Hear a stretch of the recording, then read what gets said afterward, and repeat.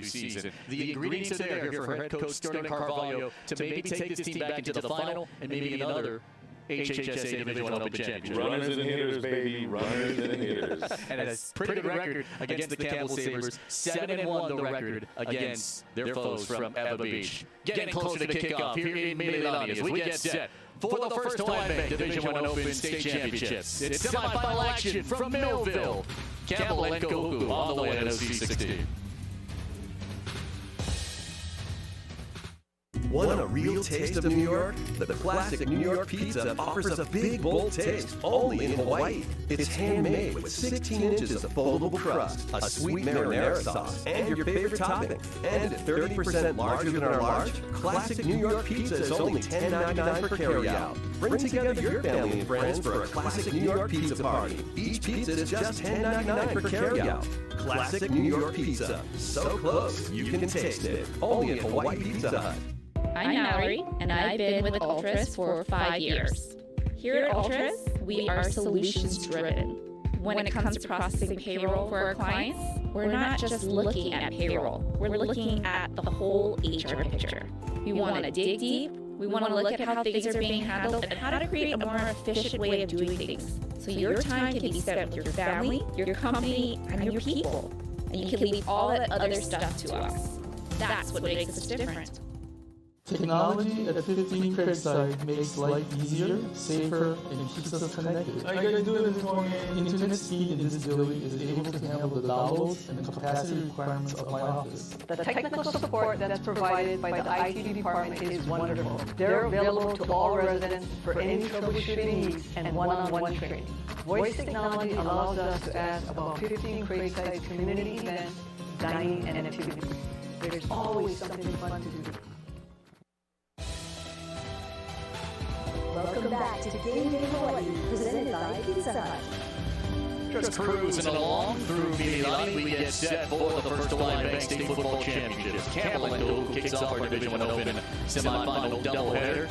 We're at this stage of the tournament, and thus for the third state tournament, we have replay reviews. So each team's going to get 2 challenges per game with the use of a timeout. If they are successful, they'll get their timeout back. If both challenges are good, a third challenge is awarded. No coach's challenge in overtime if we get to it. Now, there are instances where there be rulings on the field that are automatically reviewed. There you see it on the screen right in front of you there.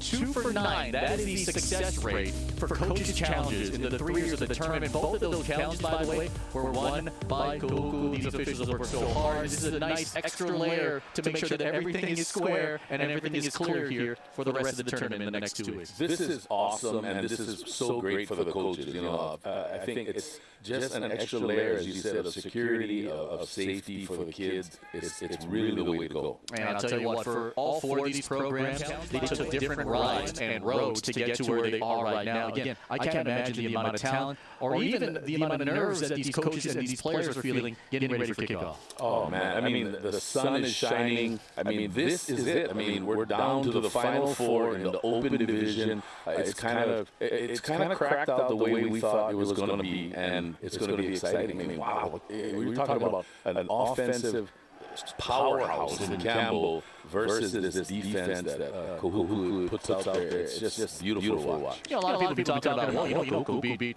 Campbell by 10, and Campbell held Kahuku just 16 points. But what they didn't take into account was the fact that there was mud and sludge out there. And keep in mind, over the next 8 weeks thereafter, these are 2 completely different teams from where they were in early September. No, they are definitely different. I really saw a maturation in Jaron Kialbe, Sangolotele throughout the season. Just a sophomore. I mean, this guy has really come alive and come on.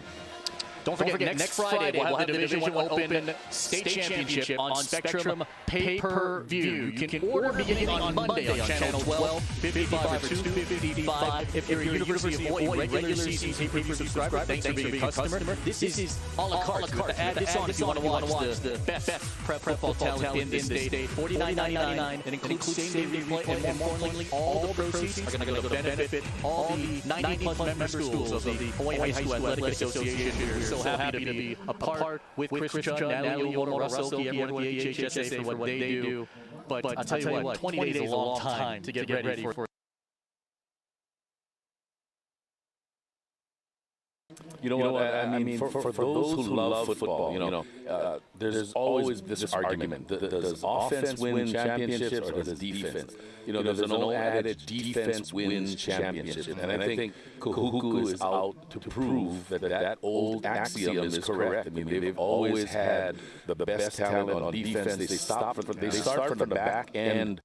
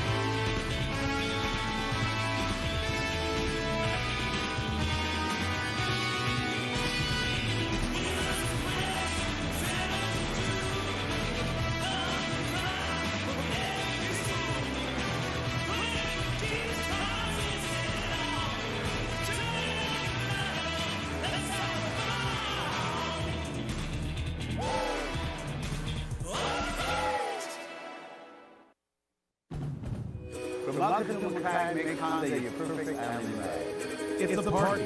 Every time you're in a fun Honda Civic or HRV. So grab your roll, hit play on Apple Music, and get the button started in style.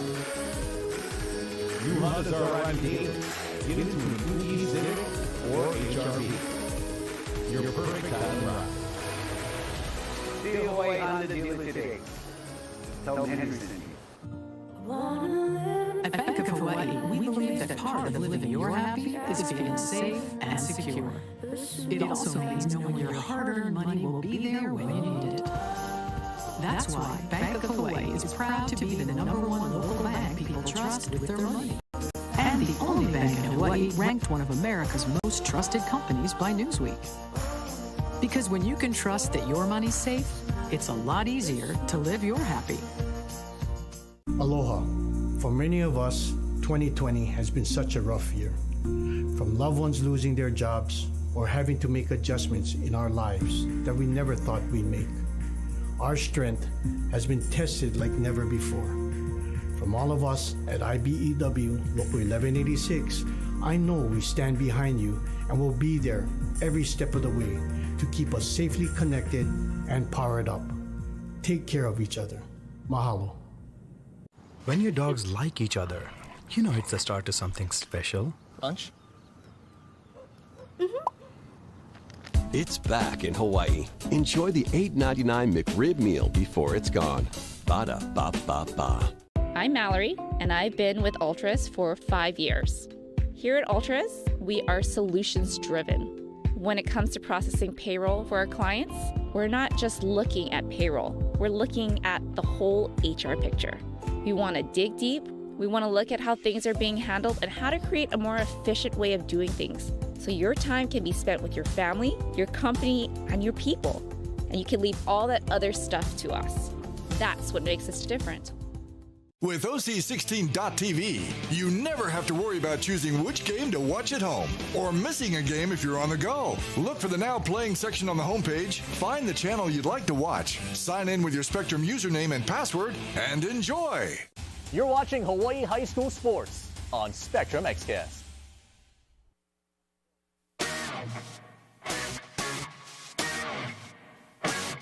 The Sabres had to scratch and claw their way for the final state berth into the state tournament. But now these Cats will have to take on the big dogs of the division, who are on a relentless chase for a repeat crown. 4 teams, 3 games, 2 weeks to crown one state champion. The first Hawaiian Bank State Tournament begins. Postseason prep football in November. The definition of heaven on earth. High above beautiful John Kauinana Stadium, the home of the Trojans for the first time ever, is now the new home of the first Hawaiian Bank State Football Championships. And what an afternoon here in Millville as we get set for the Division I Open semifinals. Game number 1 as the third place finisher in the Hawaii, Campbell, takes on the top seed in the tournament and the Hawaii champs, the Kahuku Red Raiders. The winner of this game faces either Punahou, Islands champions, or Mililani, Hawaii runners-up. That game's at 7 o'clock later today here on Spectrum OC 16. Hi, everyone. Great to have you with us. My partner is Darren Hernandez. Jimmy Bender's on the sidelines. I'm Felipe Ojastro. This is as good of a foursome that you're going to find anywhere in the state. And here we have 4 of the best offenses and defenses colliding here in a massive doubleheader. Yeah, I love how you phrase it, the big cats versus the big dogs. You know, this Campbell offense, they are so talented, deep with talent, explosive. They can score points in bunches. Going against this unbelievably talented and deep Kahuku defense. Leonga Lefau, Brock Fanoi Moana, Leonard Ayu. I mean, at every level, they're absolutely stacked with talent. They're deep. And I cannot wait to see how round number 2 will play out, considering how wet and how muddy round 1 was, where Kahuku won that one 16-6 in early September. To further set the stage, Jimmy Bender's got the New City Nissan Field Report. Jimmy. Yeah, guys, and speaking of the weather, we've had a couple of weeks of good, nice, cool kind of weather. This is the first time in a while I've been hot again. And unfortunately for the Kahuku side, they're getting the brunt of it. But speaking of that last game with all the mud, what changes this time around? What do they got to do differently on the Campbell side? Darren Johnson saying the main thing is penalties. And penalties have been a bugaboo for this team all year long, so they need to clean that up tonight in order to get this victory and move on. Over on the Kahuku side, Sterling Carvalho saying, we got to finish. And that's been a theme for him as well in other games. But that last time they played, only putting up 16 points, when Vika Crawford had a good passing game despite the mud, he said, we just got to finish when we have the opportunities. Guys, back to you. And these are 2 prideful communities, Jimmy, that say, hey, this season, it's championship or bust. One's going to turn in pads on Monday. The other advances to the Division I Open Final next Friday on Spectrum Pay-Per-View. What happens here in Mililani? It's the first Hawaiian Bank State Football Championships. Here from Mililani, Campbell Kahuku coming up on OC 16.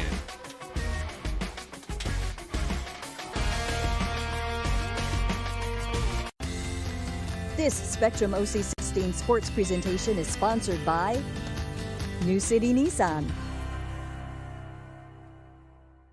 When your dogs like each other, you know it's the start to something special. Lunch? It's back in Hawaii. Enjoy the $8.99 McRib meal before it's gone. Ba-da-ba-ba-ba. Because Haumea loves to dance. Because Jaina dreams of a cancer-free future. Because Guy knows why preventive care matters. You are why we're reimagining healthcare. To give you more choices. To be there for you. To see you in new ways. Hawaii Pacific Health.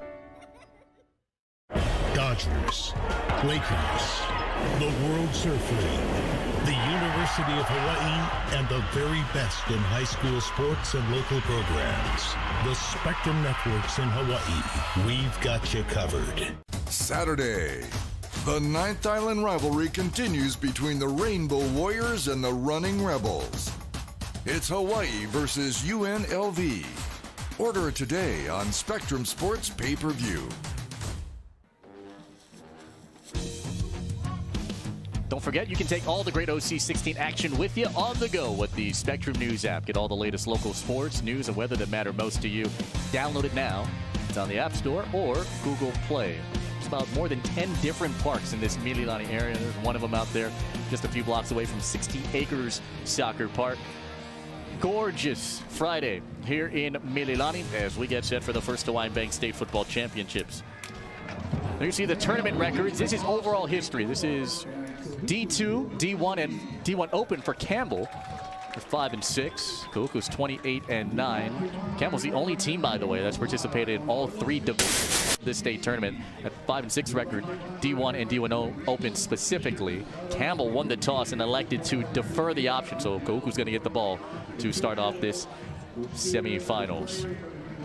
Of course, we have the best of the best officials this late into the playoffs. Of course, if you would like to become an official, join all the great women and men in the black and the white stripes, you can log on to sportshide.com, the official website of the HHSAA. Always looking for new officials. Come on and join the team, impact the youth, and give back to your community. So the weather here today, 80 degrees. It feels like 82, and that'll be a heck of a job for these 7 officials that are led by Robert Victor, mainstay in these championship tournament games. He'll get the lead assignment for this one. So much build-up and hype, and Darren Johnson saying, hey, we need to play perfect. We need to play discipline. It was a much more electric practice, if you want to say that, over the last 4 days. For Kahuku, this has been the focal point all throughout the season. Can we repeat? Can we do it? This is a generational program, and they feel like that this is theirs for the taking. They're 2 wins away from a 10th HHSAA championship. Kai Carvalho back onto the field along with his brother Mana Carvalho. Those two have been excellent. And the kicker is Sehuthia Makamaile. Good heavy leg. Winner to take on either Puno or Mililani. The chase for the championship begins. Off we go from Mililani. Kai Carvalho pulls it down from around the 4. Carvalho, who led the state last year in kick returns for a touchdown, is nearly in the clear. And he's brought down all the way to the 40. Diamond Hanohano Patashin saves the day for the Sabres. My goodness, what more can we say about this guy? He was out most of the season with an injury. Last year, the player of the year. And I don't think he's 100% yet, because 100% Kai takes that to the house. 54 yards. What a way to break open this game for the offense. He had 5 kick returns for touchdown a year ago. Nearly took that one back. And so Kahuku sets up shop at the 41. Here's Malai Fonoti, one of the best running back scores in the state. Gets a gain of about 4. As we swing in, the Zippies starting lineups offensively. That line does not get enough credit than they deserve. Milo Ross, Tinka Moyai, Piliva'a Saluni, Braden Milo, Robek Rupp, all of them excellent all throughout the season. Mana Carvalho, he is a speed demon for a 10th grader. And also has a couple of collegiate offers. Manulele Ayu, a great speed there. But Kai Carvalho has been one of the main offensive weapons as you take a look at Filiva'a Saluni off the first play, being tended to by the athletic trainers.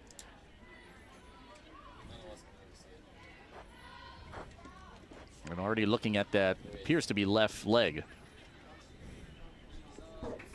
And he's not putting any weight on that left leg. In fact, he's hopping. And so, that Saluni is okay. And the amount of beef up front here for Kahuku, Coach, they can ill afford to lose any of those vital pieces to block for this great rush attack. Yeah, but they have so much depth. I mean, Saluni at 6'5", 255, a junior, one of those guys who comes in and rotates in. They've got about 7 or 8 guys that can really play. So they have a lot of depth on the O-line. So he'll be tended to by the ATs.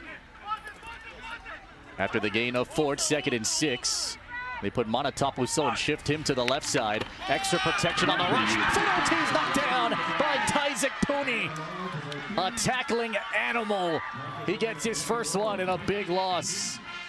Let's give you the Zippy starting lineups. I'll tell you what, Coach, Tyzik Puni, he's been excellent these last couple of seasons. He has been amazing to watch. I think he's the tone setter, no doubt, for this Campbell defense. Puni, who says we just got to do our job. He packs a punch for his size, an Eva Sabre product. He said alignment, assignment, adjustment. That's been really his mentality, emerging as a leader in that secondary. Crawford, top 5 in pass yards this season, throws his first pass to Manulele Ayu. And Campbell does a good job to pinch him and keep him short of the line to gain to the 28-yard line. Make it a 33-yard, excuse me. As Akela Moore and Shane Kubayama Hayashi able to make the tackle. Yeah, watch Ayu, though. I love the fight in this young man. He catches the ball, and watch him just fight for another 3 yards to bring up a 4th and 3 now. Look, in these fourth and short situations, they usually muscle their way through.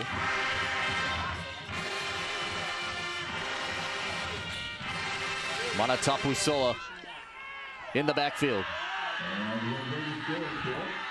They're going for it. Crawford, short route, threw it right behind Mana Carvalho. Incomplete, and Campbell's defense bends a little on special teams, does not break, and a good motivator here early on for the Sabres. And that was a total miscommunication between the quarterback and the receiver on that one. Let's give you the zippy starting lineups offensively here for the Campbell Sabres. Jaren Kiave Sangapolu-Tele, the state's leader in pass yards. 9 away from 3,300 for the season. 31 touchdowns. He says heading into this season, he wanted to prove his doubters wrong, have that dog mentality. Check that box and check that other box, because he has really shined the spotlight on a Sabre program that has become one of the best offenses in the state, averaging 40 a game, surrounded by Tana Tavoi and Mason Muau, D1 caliber talent. The game opens with a Chauncey Lopez run. And he gets a very good gain of about 8.5. Maximum Fanoi Moana and Fale Atuaya is able to make the tackle for a Kahuku defense that stacks up very, very well. There you see the passing touchdown average. Every score of the 31 touchdowns, 27 yards. Best among all 4 quarterbacks here in the Division I Open tournament. And that 8-yard gain, very surprising from a team that is so pass heavy and only averages 43 yards per game on the ground. One more time, gets a first down run. Lopez able to lean forward past the 45-yard line. Leonga Lefau able to make the tackle. So the Texas commit able to lead the zippy starting defensive lineups here. Sean Niu Jr. and Aiden Monotai, those two guys can be really put to the test in the secondary against the likes of Mason Moau and Tana Tavui. If Hiram Moores gets great pressure up front, could be a long night for the offense. Fresh set of downs from the 47-yard line of Campbell.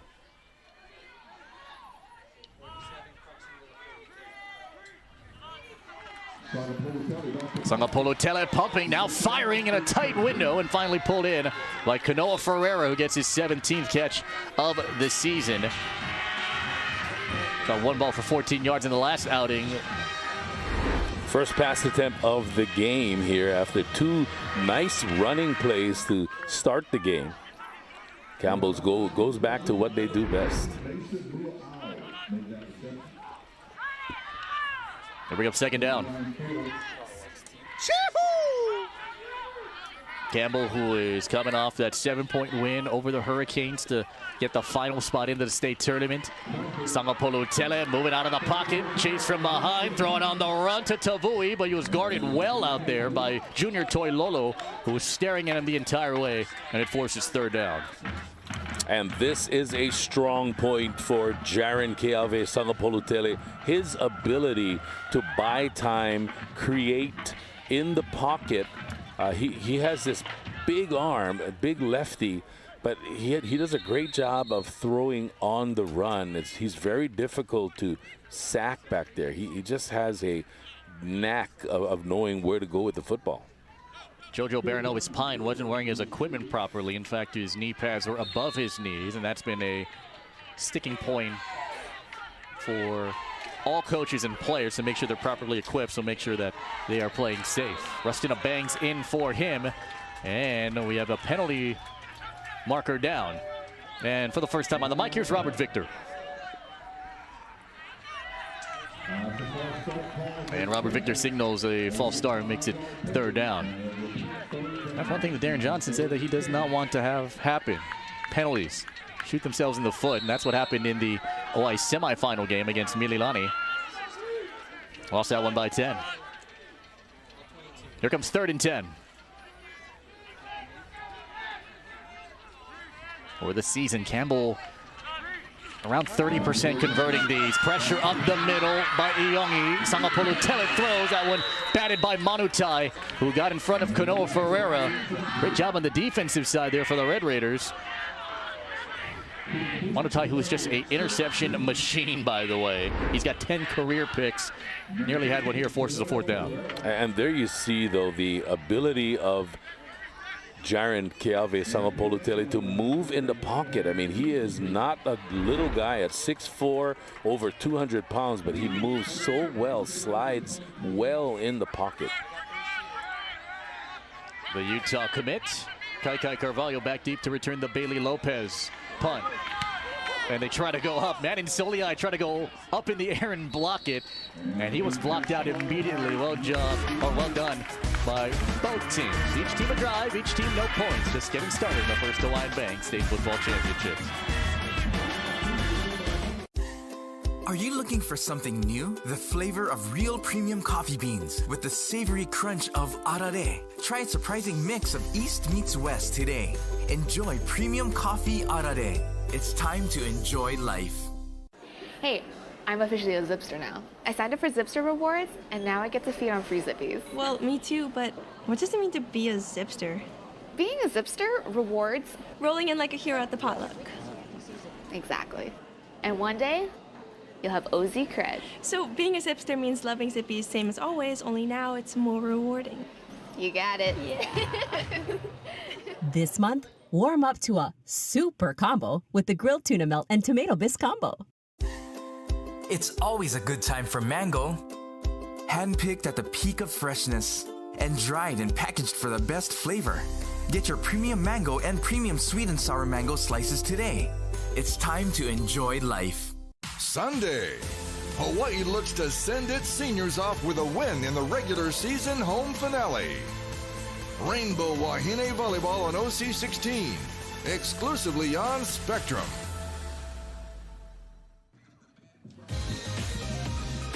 Mike's Engraving and Trophies, the official trophy provider for Spectrum OC16 Sports. For all your special achievements, call Ryan. Mike's Engraving and Trophies. They're located in Aiea. It is roughly 16 acres. That's that great park. That's about 5 blocks away from where we are right now, John Kauinana Stadium. That's where the Mililani girls soccer team is practicing for now. This field will be redone in early December, which is roughly about half of the soccer season. And it should be ready to go by next fall. Kahuku's second drive begins at the 26. Crawford over the top for Carvalho! And he lost it all the way down. Kella Moore broke it up. What an effort by both guys. Carvalho, okay, now when you teach your receivers, you teach them to high point the ball, meaning go up and get it. Don't let the defensive back get it. And this was just an amazing play. Both guys going high point for the football. Carvalho almost coming down with it. Oh, and Kella Moore, well done. Look at the hand throw in there, and Mana Carvalho couldn't get his 55th catch of the season. This passing attack for Kahuku has evolved nicely over the last few years thanks to the 7-on-7 tournaments. Crawford trying to attack the middle. It's caught Manulele Ayu over the middle, right to the 35. The gain was 9. 3rd and 1 coming up after Shane Kubayama Hayashi, who grew up in Mililani in this area, go to a lot of the youth camps here, makes the tackle. You talked about this passing game. Vika Crawford, pinpoint accuracy.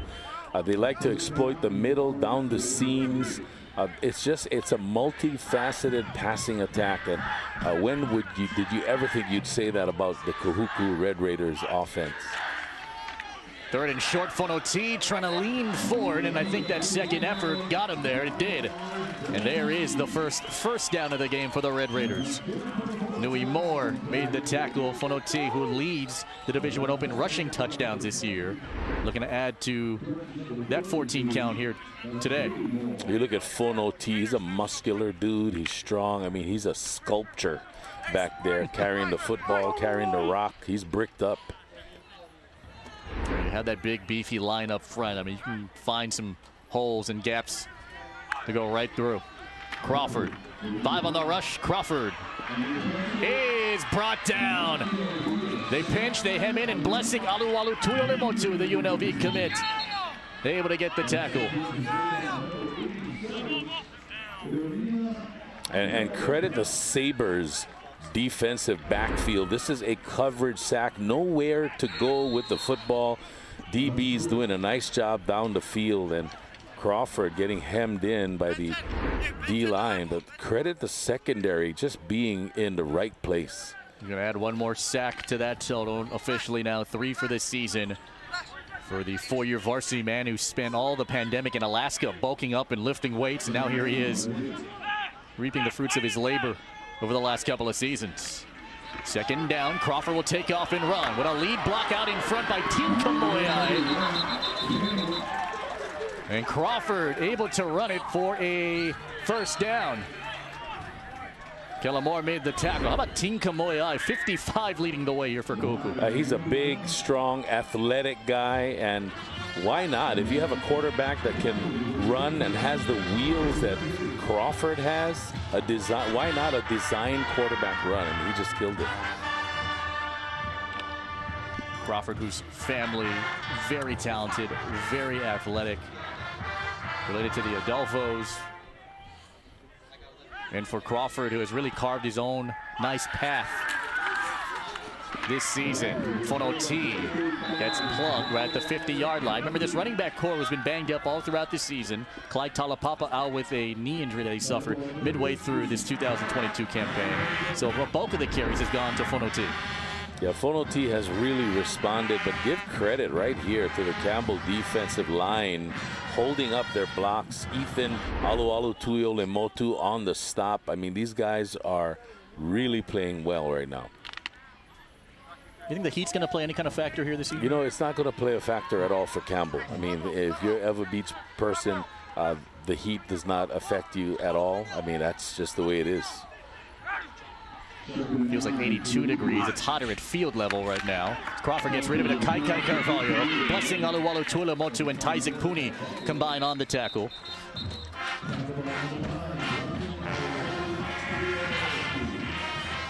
And that takes it to around the 44-yard line. Gain of 6. And this has been a very even game here this afternoon. So the officials are doing a great job of making sure that players are properly equipped, because helmets are coming off, so players, almost like hockey line changes, have to switch off from the sidelines. And well done so far. 3rd and 2 coming up for the Red Raiders. Tapusoa's the fullback in this formation. He'll protect Fonoti. Fonoti tries to backpedal with a marker down. Gonna be stopped for a loss. Blessing Alualu-Tuilemotu was there. Alualu-Tuilemotu, a 6'2", 220-pound senior linebacker, heart and soul of that defense. Now, if this is on Kahuku, it might be wise to decline it and make it 4th down, maybe. It'll be a low block against Campbell. And we have seen this before. Now, for those of you at home wondering, how can a defender be called for a low block? It's basically a defender will chop block an offensive lineman. Yep. And there you see it right there. And they do that to kind of level the field and create openings for their linebackers. But problem with that is illegal. You just cannot chop block an old lineman. You see so many football players, especially linemen, with knee injuries.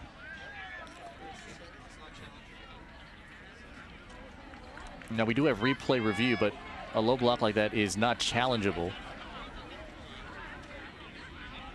So we have a whistle here, and we're going to get officially called a timeout.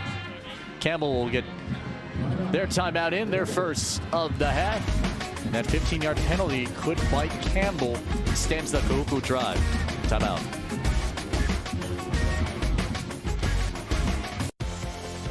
This Spectrum OC16 sports presentation is sponsored by Pizza Hut and Taco Bell.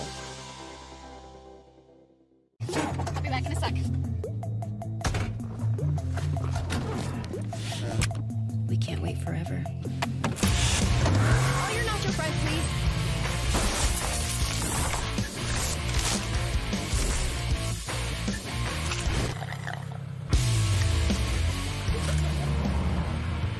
Can't be mad. We got you nacho fries. Made with Mexican spices. Made for nacho cheese sauce. Only at Taco Bell.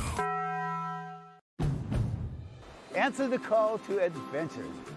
Holo Holo Anywhere. in a tough all-wheel drive Passport Trail Sport or Ridgeline. Rugged, loaded with tech, both part of the most fuel-efficient full-line automaker, and ready for your wildest adventures. New Hondas are arriving daily. Get into your perfect island ride. See a Hawaii Honda dealer today. Just tell them Henry sent me. Well, now Darren Johnson's getting an explanation from referee Robert Victor on the call of the low block. If you're just joining us, this is what he's angry about here, Coach. Yeah, you know, so you see Tapusoa, the fullback here, and there's a chop block by the defender, and that's Puni. Again, that is illegal. You cannot upend an offensive player basically to level the field so your backer can make a play in the backfield, and that is, again, not a call that can be challenged either. Of course, there are replay reviews and challenges that are allowed at this point in the tournament. It'll happen in this round and then in all 3 championship games, which we'll have for you on Spectrum pay-per-view and on OC16 Friday and Saturday, respectively. Long conversation here. Well, and especially for the people at home, they're wondering, well, if the offensive guy can do that to the defensive guy, yes and no. He can do it inside the tackle box. If there's a ghost tight end there right off the side of the tackle, if it's an initial charge, yes, they can do that. But anytime it's in an open field situation, that's going to be a no-no. Fresh set of downs, 1st and 10. It is a flip right back to Manulele Ayu. Manulele Ayu inside the 20, inside the 10, in for the touchdown.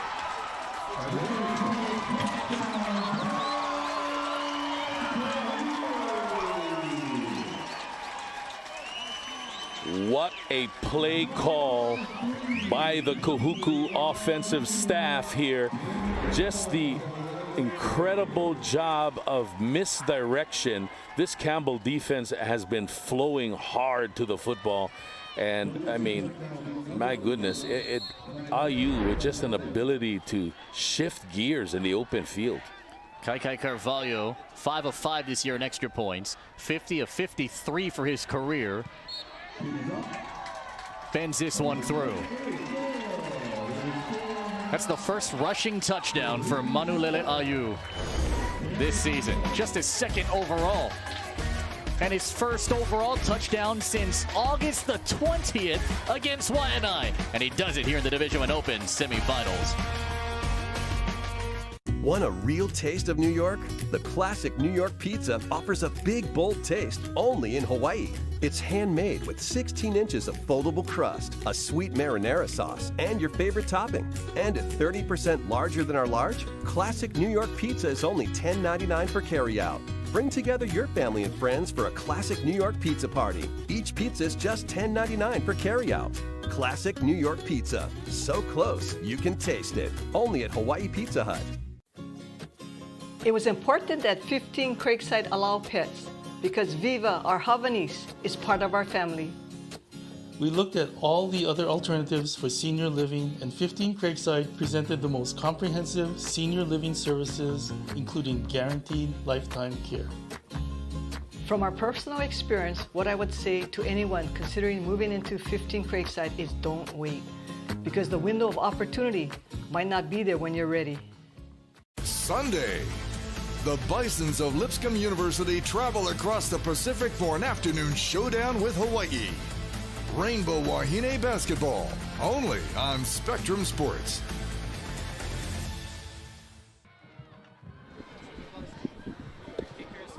The scoring drive for Kahuku, aided by that low block penalty called on Campbell. And immediately thereafter, Manulele Ayu, the son of the great Kingsley Ayu, the grandson of the great Junior Ayu, so versatile on this team. He is our lightning guy, according to head coach Sterling Carvalho, in a stable of backs. 3rd and 4th year speed explodes for the game's opening touchdown, and it's 7-0 here, Coach. I like that. Thunder. Are you talking thunder and lightning a little bit? Yeah, a little bit, yeah. All right. Malik Jackson back deep to return along with Miles Parlett. And Brock Fonoi Moana really inserted into the place kicking role. Another versatile guy this season. All right, Campbell, what you got? Parlett bobbled. from the 13-yard line. Gotta beat a couple of Red Raiders. Got the edge, and Fonoy Moana was there, and 2 flags are out. As Brock Fonoy Moana, the kicker, able to make the tackle right at around the 35. The return was 22. 2 flags. I think one of them was a hold.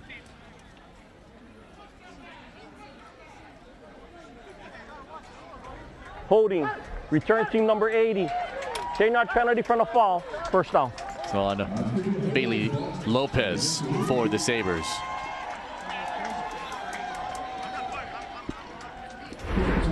Parlett is a tough return man in his own right. He has a 80-plus yard touchdown. But yeah, that was I thought he was going to pants him. I mean, that was such holding. I mean, I thought he had a jersey, he had his pants. Holy moly.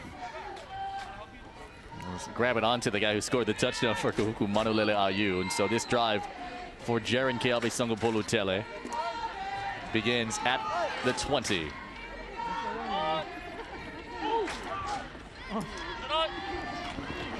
And Sangapolutele over the top for Bukau. Sean Neal Jr. got in the way. Bukau so underrated in this receiving core as well. He's averaging nearly 20 a grab this season. Yeah, Bukau is a talent. 810 yards, 6 touchdowns, very explosive, good protection here. Look, Jaren Keawe Sangapolutele has had a season, and he just lets it fly, and he has such a great deep ball. Campbell's expecting to run the ball a little bit more effectively than they did in the first meeting because they're anticipating Kahuku to play the pass, so things should open up. Throw it down the middle. It's Tavui in a ton of red traffic. Junior Toilolo tagged him. It's a gain of about 5 to the guy who's approaching 10 Division I offers. He's got 8 right now. You talk about heavy traffic. This is like the H1 freeway right here at rush hour. There's a bunch of red shirts there. It's the Punahou bottleneck. Right in that area. Movement. Flag down. Offense 44. 5 yards penalty, 3rd down. And they put Zechariah Alualu-Tuliamotu back there as a better blocking back to try and give Jaren Keawe Sangapolutele some extra protection. They put Chauncey Lopez to switch him in now.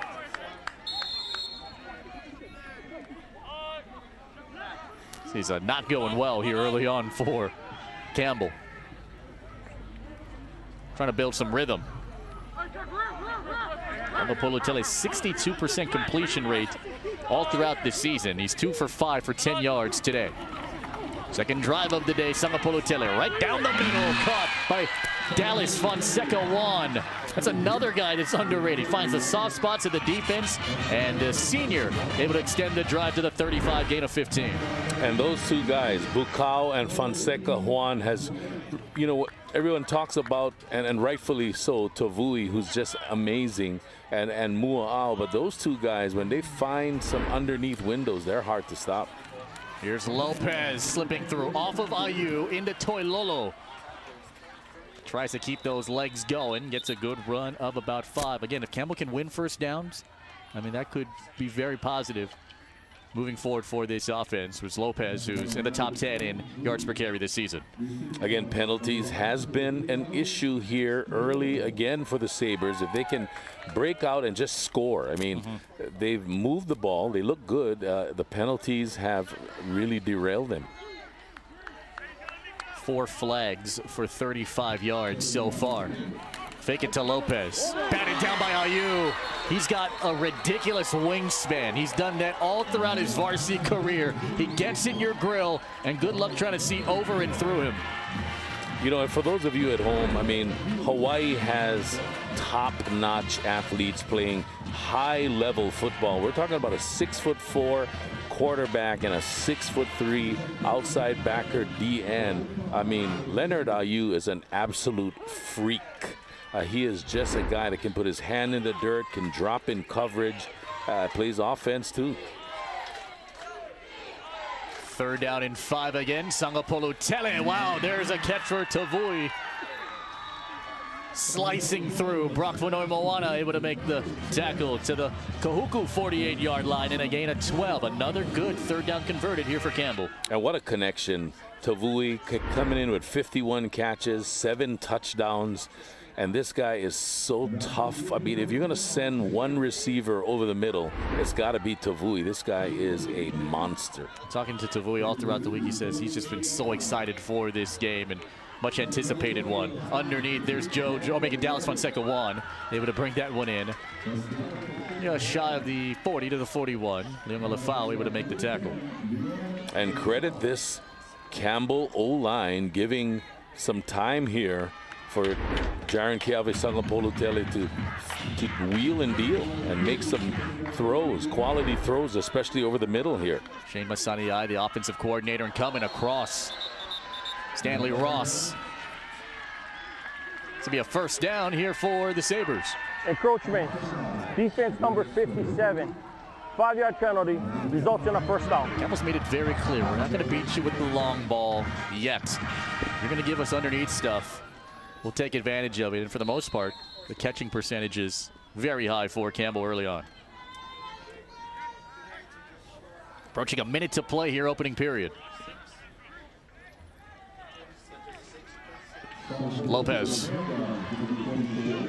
It's a good bite of about 4. Leonga Lefau able to make the tackle here for the Red Raiders. And the most surprising thing for fans at home has to be the ability of the Sabres to run the football effectively on first down. Jaron Keawe Sangapolutele, who started playing for the Eva Sabres. During his youth days, they needed a quarterback, and he only had 2.5 weeks of prep time to do so. Being coached by the great Dave Lutu. Now here he is, one of the best quarterbacks in the state. This pass is right behind Rowan Bukau. Brings up third down. That's a rare errant pass.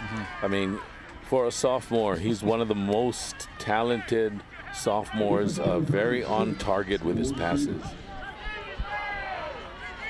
Another third down. Campbell 2 for 3 in this department.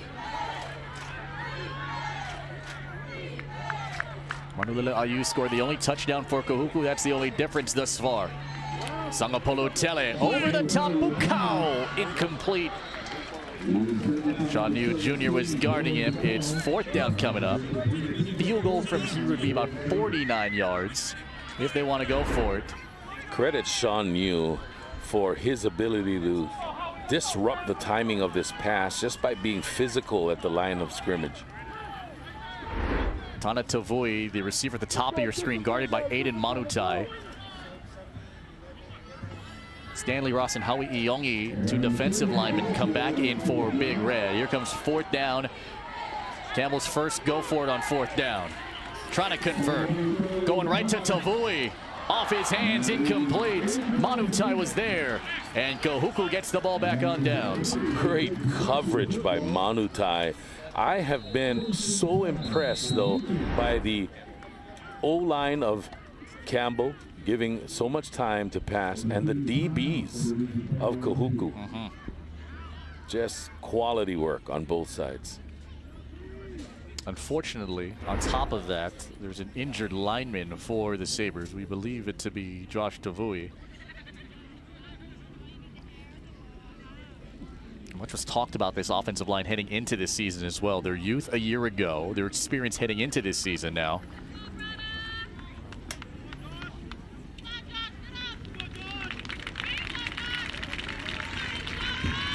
They're the unsung heroes of football games. Offensive linemen. We've seen one injury to both groups on both sides now.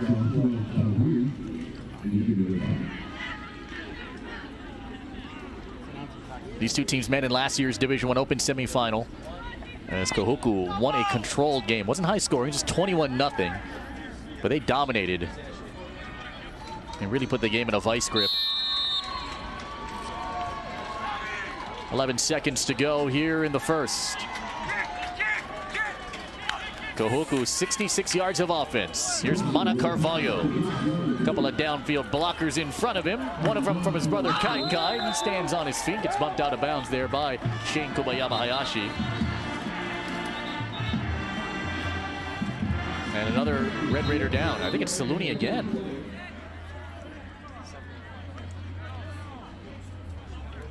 Yeah, so we saw Saluni banged up. We already saw him banged up. You see the wrap on his hand, and then he didn't put any weight on his left leg, and now this is tough. That's a big dude. Our hardest workers in practice. You know, I see him in practice. Even the sleds are scared. They go up against him. He's that darn good. And his effort has been excellent this season, but let's see how he gets hurt. 71 for Kahuku. Upper middle portion of your screen is his right side now. Now he's limping and then he goes down as he falls out of frame.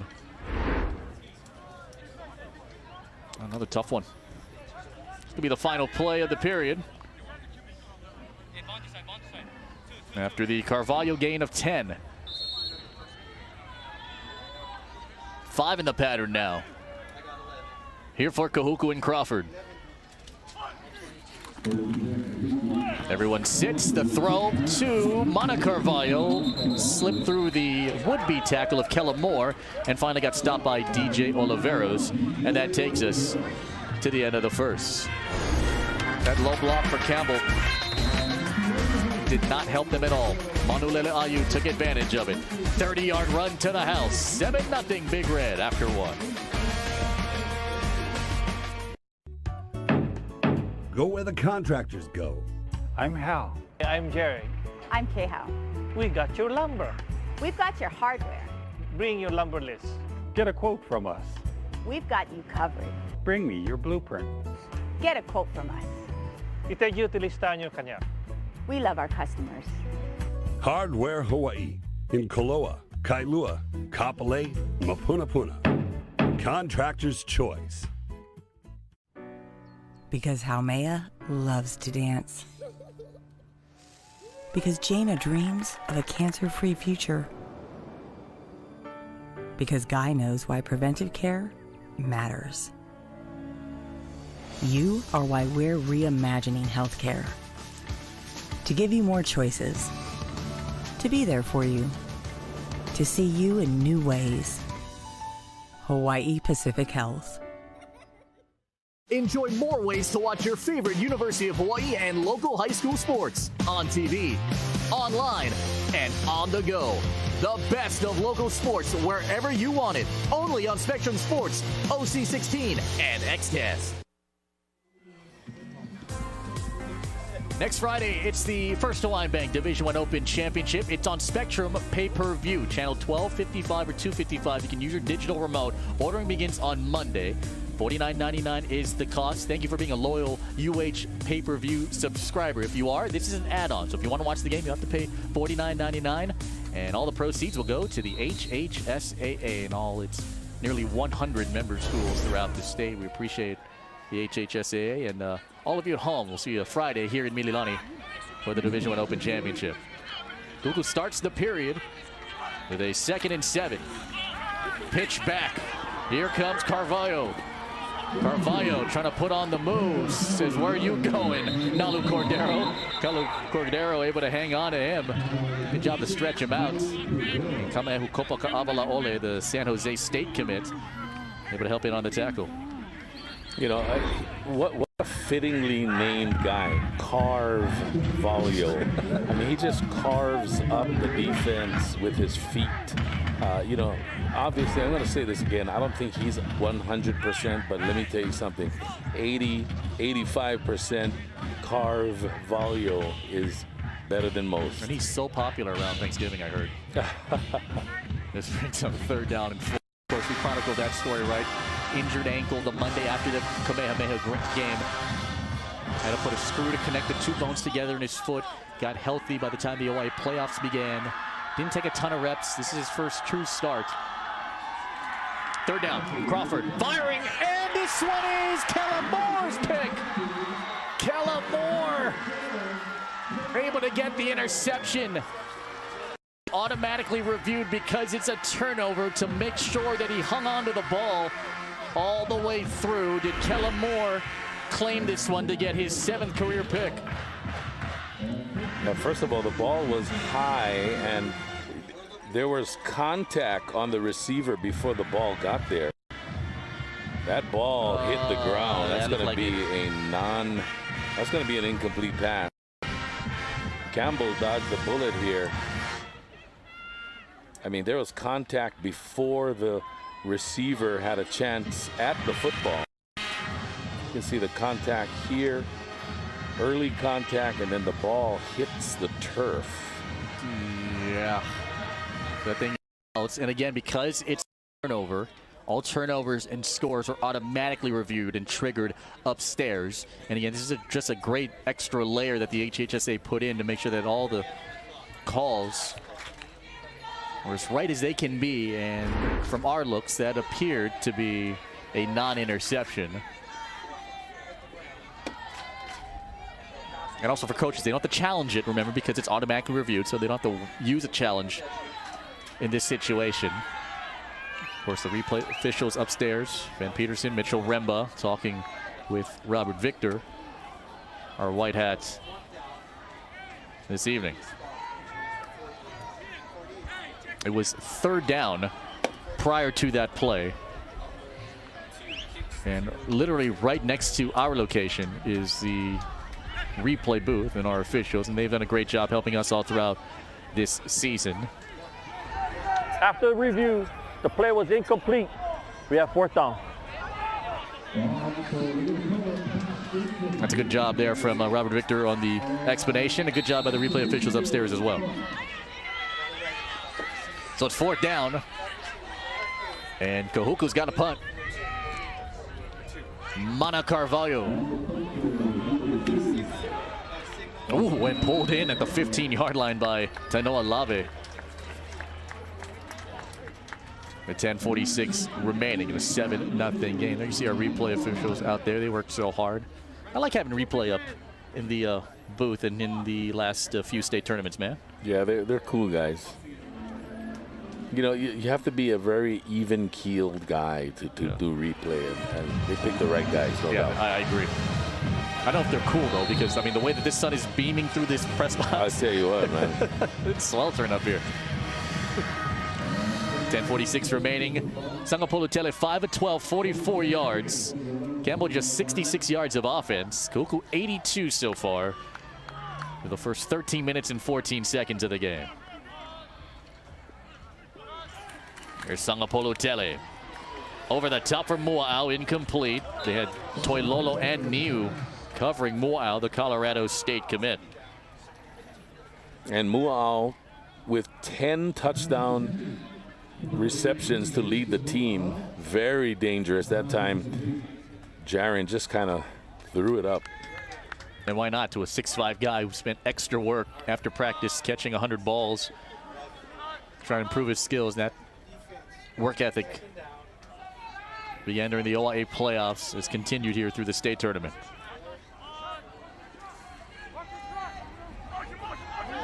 Second down, more movement here, and this one is against Campbell. Ball start. Offense 62 and 77.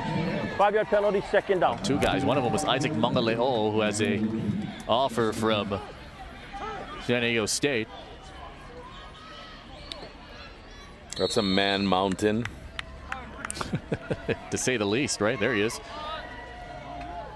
Transfer from Florida, had a couple of knee injuries during his high school career. Healthy, good to go this season.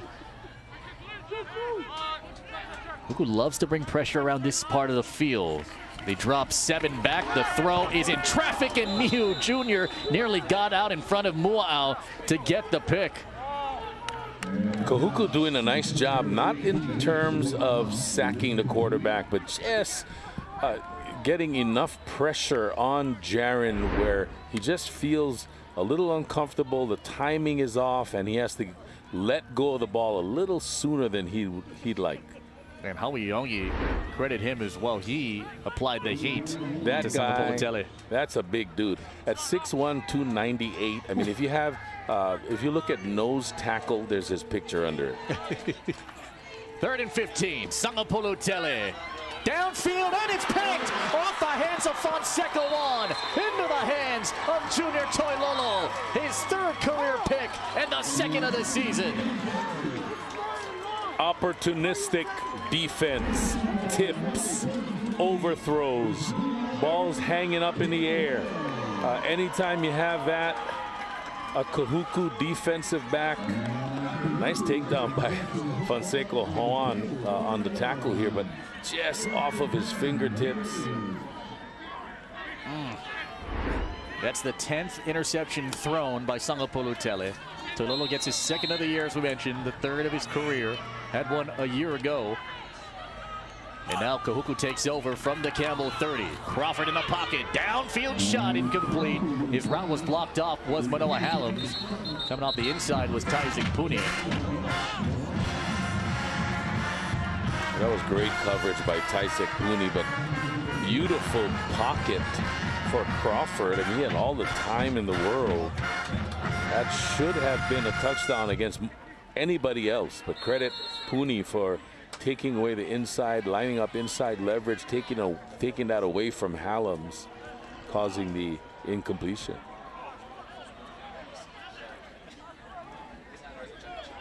Crawford, who was one of the Sammamish 5, those 5 players that played in Sammamish Washington prior to the 2021 season, with Leon Alifao, Zealand Matangi, Leonard, and Zion Ayu at that point. Crawford really worked hard over the last 3 years to earn this spot. This job is his now. 5 in the pattern, 4 in the rush, underneath incomplete. Intended there for Manulele Ayu coming across. Blessing Alualu Tulimontu did a good job to ease up on that hit. Well done. You know, not sure what the call was here. It's obviously a drag route, but Alualu Tuilemotu, who's a tough and agile middle linebacker, and I'd add smart as he led up here. It could have been a flag, but kudos to him for playing it smart. 3rd and 10. Fonoti's the running back. He pass protects for Crawford to run. Crawford's got to get 10. Crawford sticks the head down, gets knocked down by Nalu Cordero. We're going to mark him out. Looks like a couple yards shy of the 1st down to the 22, gain of 8. Designed run, quarterback draw, good job blocking at the point of attack. I mean, the defensive linemen have no shot at taking him down. He just outran them, but great job by the defensive backs coming up and making the stop here.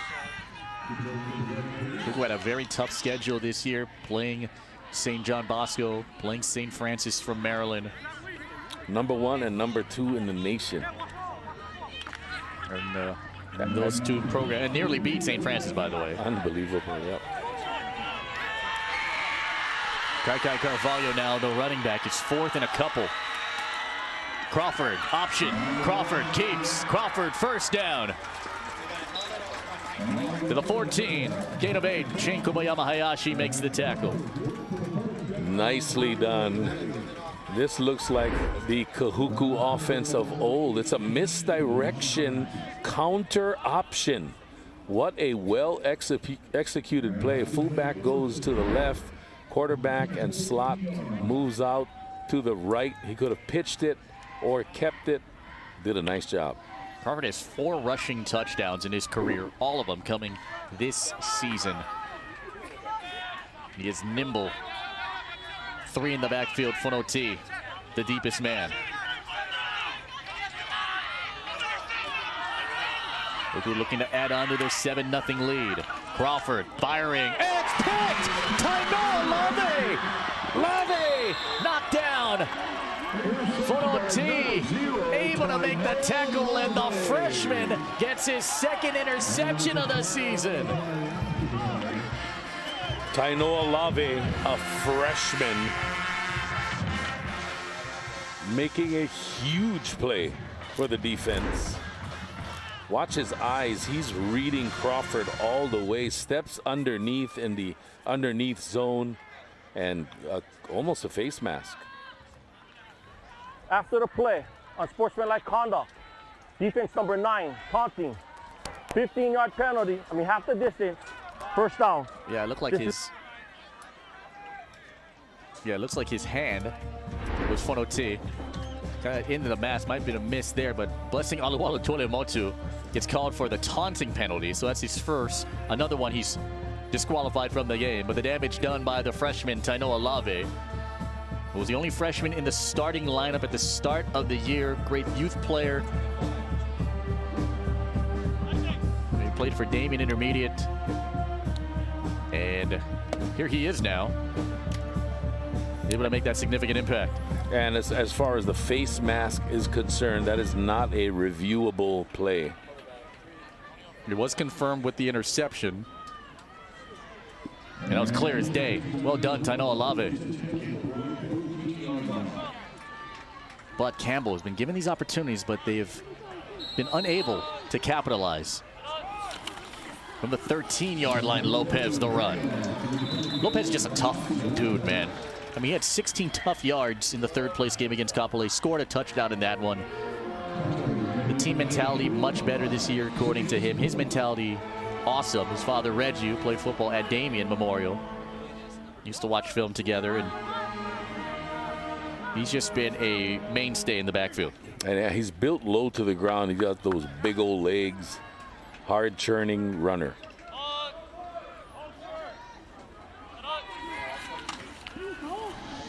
Sangapolo Tellis throws incomplete. Aiden Manutai was guarding Rowan Bukau. Manutai, who's familiar with this area. Remember, he played last year at where? Mililani. Yeah. Wearing different colored jersey. 5 interceptions each of those 2 years in his freshman campaign, and here in his sophomore campaign in the red and the white. 3rd down and 10.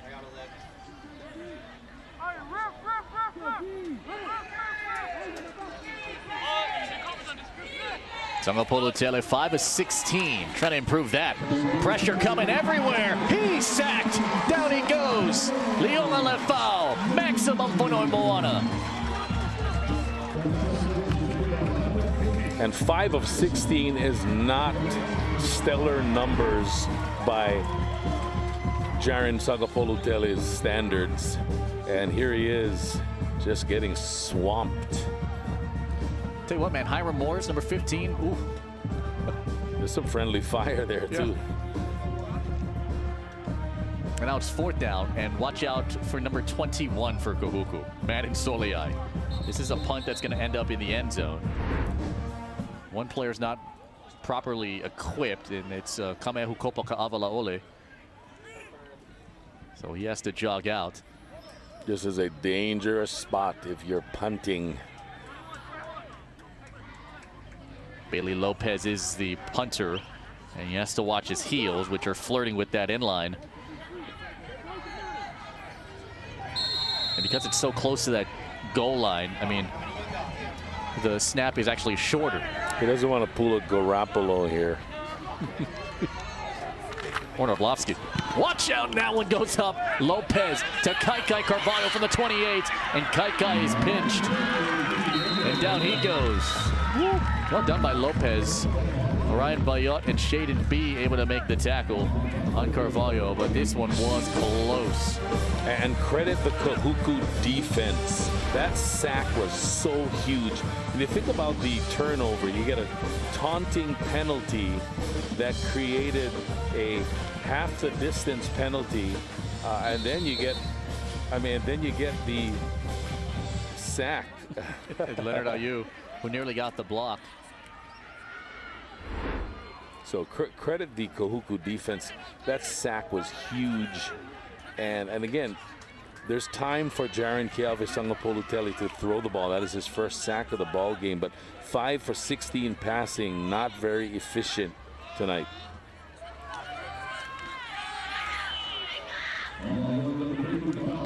A sack for each as Fonoti is able to get that carry just shy of the 20-yard line. The feeling of this game is very similar to when it was last year in the semifinals in a game played at Farrington. It was relatively low scoring early on. Kahuku controlled the clock. They controlled between the 20s. And they took advantage of turnovers.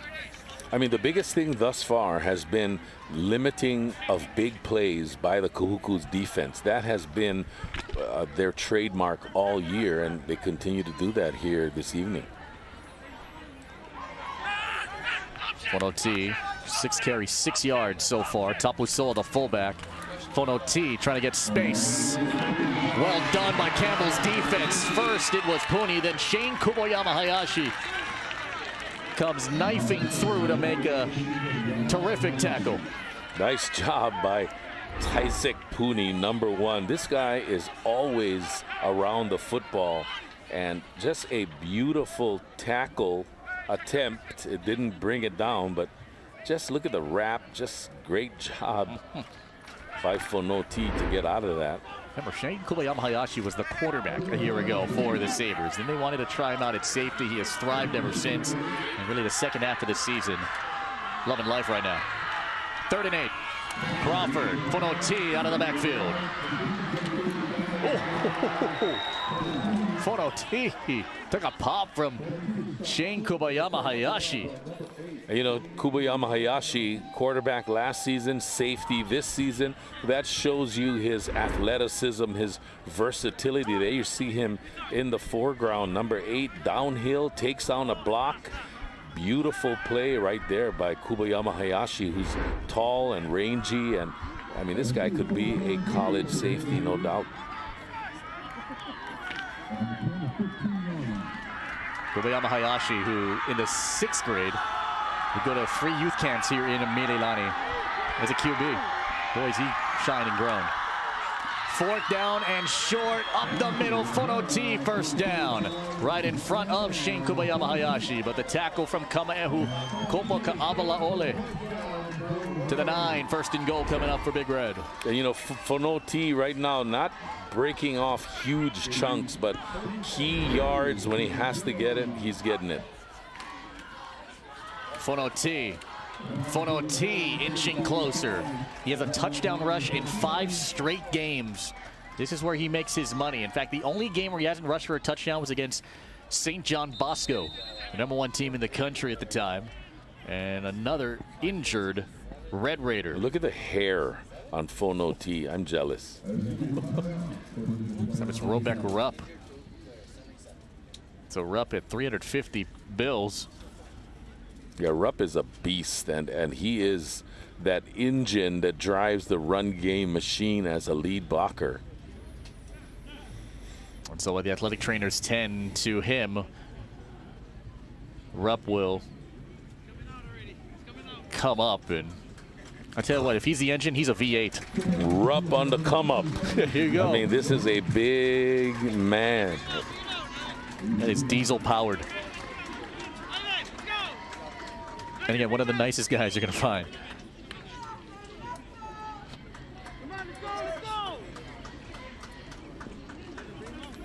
Kahuku in the red zone, led by Malai Fonoti and his power through, and he's had that here all throughout the season. It's in playoff mode, that hair, I think, at this point. Yeah, that is amazing. And like, there's 2 of the strands that are blonder than the rest. That's pretty cool. We'll get a timeout. We're going to Google some wigs, and we'll be back. 7-0 Kahuku. Aloha. For many of us, 2020 has been such a rough year. From loved ones losing their jobs or having to make adjustments in our lives that we never thought we'd make. Our strength has been tested like never before. From all of us at IBEW Local 1186, I know we stand behind you and will be there every step of the way to keep us safely connected and powered up. Take care of each other. Mahalo. Hey, I'm officially a Zipster now. I signed up for Zipster rewards, and now I get to feed on free Zippies. Well, me too, but what does it mean to be a Zipster? Being a Zipster rewards rolling in like a hero at the potluck. Exactly. And one day, you'll have OZ cred. So being a Zipster means loving Zippy's same as always, only now it's more rewarding. You got it. Yeah. This month, warm up to a super combo with the grilled tuna melt and tomato bisque combo.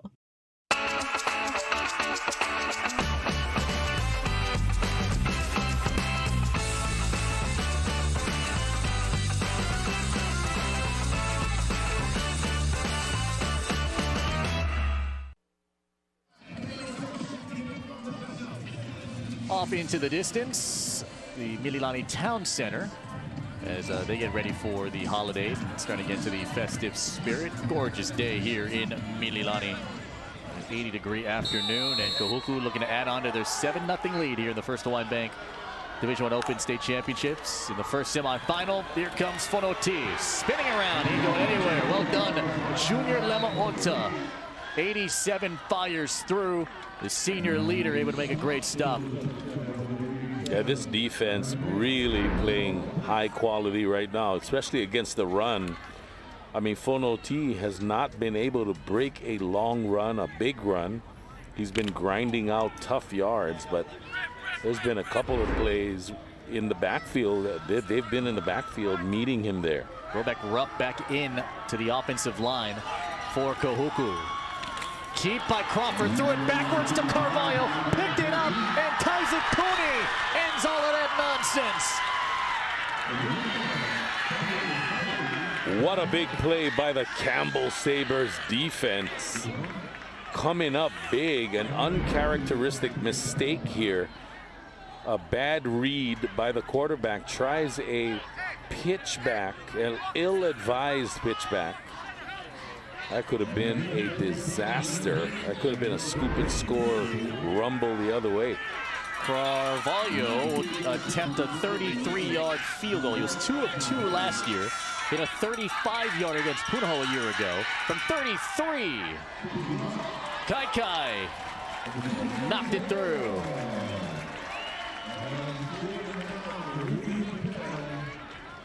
I think that leg's all right.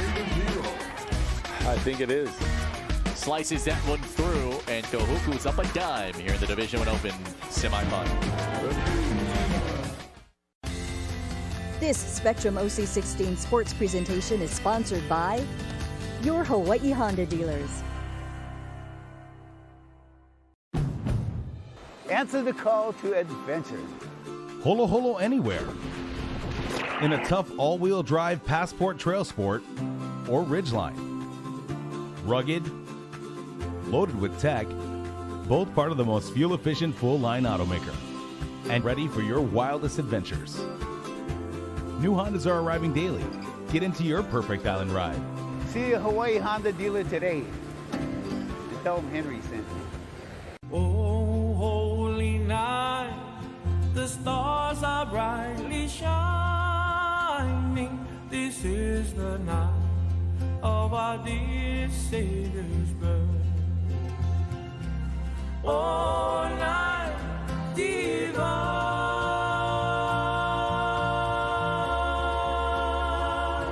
oh, holy night.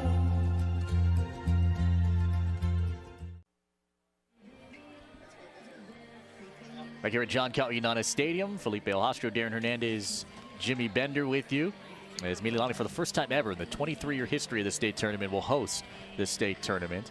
And I'm sure all of you at home, let's get this out of the way real quick. Well, why isn't this game at UH? Well, because of logistical issues, couldn't really line things up in a perfect format. And so it moves here, which is the largest public high school venue that can host the most fans. And Joy Matsuka, appreciate you hosting the state tournament these next couple of weeks. 10-0 Kahuku on top.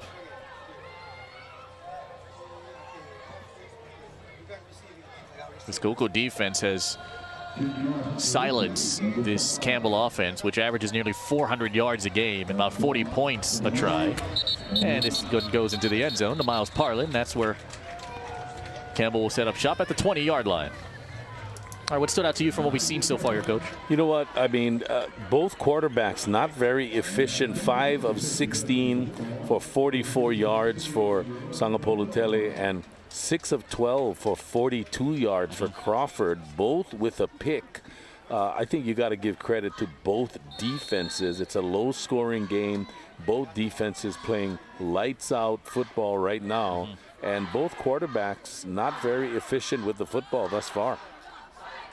The Sabres' self-inflicted wounds have hurt them with their penalties and the turnovers. Sangapolo Tele going to throw right to Mason Moa'au. Moa'au brought down by Sean Niu Jr. Good game for a first down to 33. Pick up a 13 there for the Colorado State commit, former Crusader, and the proud Nanakuli guy. That's the longest completion. Second longest, 17 to Tavui, but they're going to need a bunch more strung together like that. Out of the backfield. Oh, this one is out. It is a flag down in the backfield as Sangapolo Tele took a shot. Sean Niu Jr. hit Chauncey Lopez, and a roughing the passer call is going to be called against Kahuku. 2 big hits, one on the quarterback, which was the penalty, one on the intended receiver, Lopez, and that's way late. Good call. That's also one of the situations that's not challengeable. They took a shot from behind, did Sangapolo Tele. Always trying to protect the quarterbacks. It's Hawa Iyongi right through. 298 pounds. Getting hit by a Pepsi machine. Sangapolo Tele pop right back up. Fake the run, throw it. It's a catch here for Dallas Fonseca Juan as Brock Fonoimoana able to make the tackle at the 45-yard line. Points of any variety, massive here for the Sabres if they can pull it off on this drive with 3 minutes to go in the half. And what a nice job by Jaren Kiave, Sangapolo Tele. The sidearm delivery right past the defender. You see good blocking on the perimeter by the Sabre receivers, helping out their brother. Again, this time it's Tavui. Tavui trying to get a Moa'au block to set him up, but they stretch him out. Junior Toilolo that time. Tavui, those quick, nimble feet. Take him out at the 40-yard line. And this is the guy that has to make a big play because he's so explosive. That's Tavui.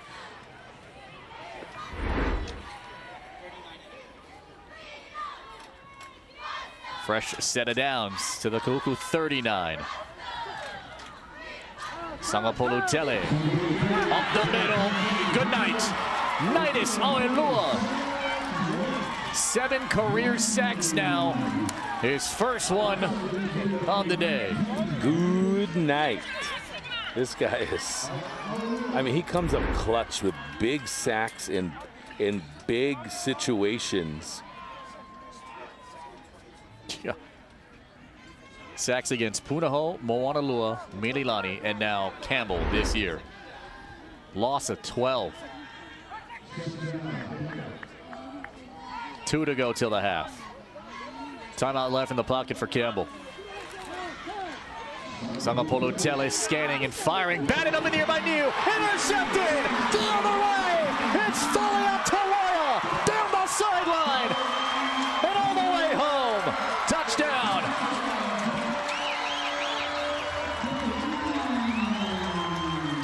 Sangapolo Tele is down and hurt.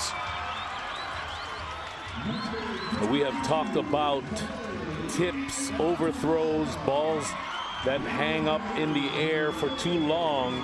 We talked about this earlier. Concern now for Sangapolo Tele as he gets absolutely walloped here. But great defensive play there by Niu, and then Fale Atuaya, Johnny on the spot, just super. I mean, look at his laser focus on the football. That's just amazing. And this is what they do at Kahuku. They make you pay, whether it's special teams or defense or returns. They do some stuff. Leonard Ayu and Hiram Morris came into sandwich Sangapolo Tele, who it's a great sign to see that he's walking under his own strength. With a pick 6 from Fale Atuaya, the 10th grader, second interception of the year, the first since the St. Francis game. Remember, he had a great diving interception, that one, at Carlton E. Weimer Field. to build momentum at the top for the Red Raiders. Well, he builds some momentum here tonight. And Kahuku up 16.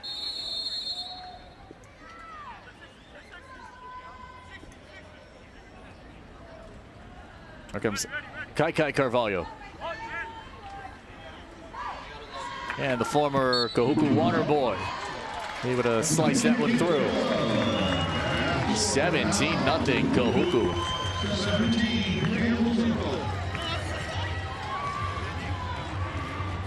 You know, for Fale Atawaya, you know that last name if you live in Kahuku, right? So many guys. Right, there's so many Atawayas, all of them excellent.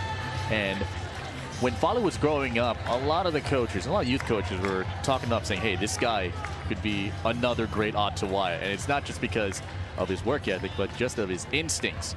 And that youth has really fueled this Kahuku team the last couple of years, in part because of Atawaya.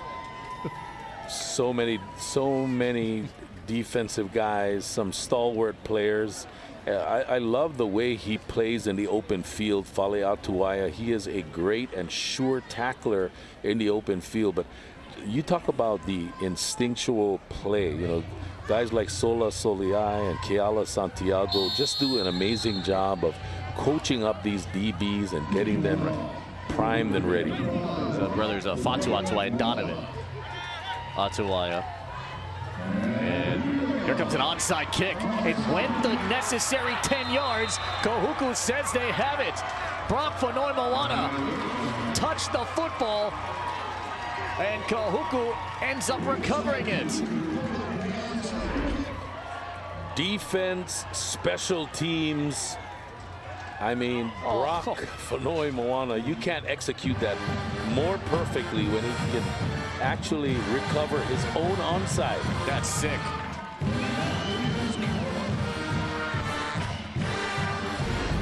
Wow. What a play. Boy, they're going to miss him when he graduates. That is something that's like in basketball, I guess. It's like throwing an alley-oop pass to yourself. Right out the window, yeah. And we're going to see him for basketball season at Kahuku. Cordero able to take down the Cash Io, who makes his first catch of the day. You know, we've seen other kickers attempt to do this. Very few are successful at it. I mean, it just has to have a perfect bounce.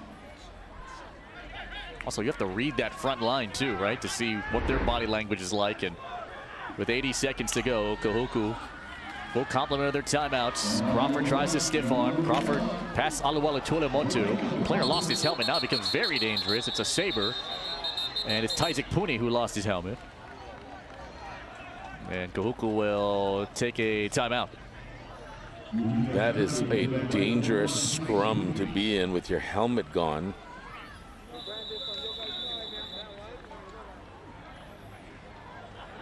And you know, for those of you at home, you see the helmet. It is fastened at 4 points with a chin strap, yet during the collision, you still get the helmet popping off. There's a Mason Fo'oa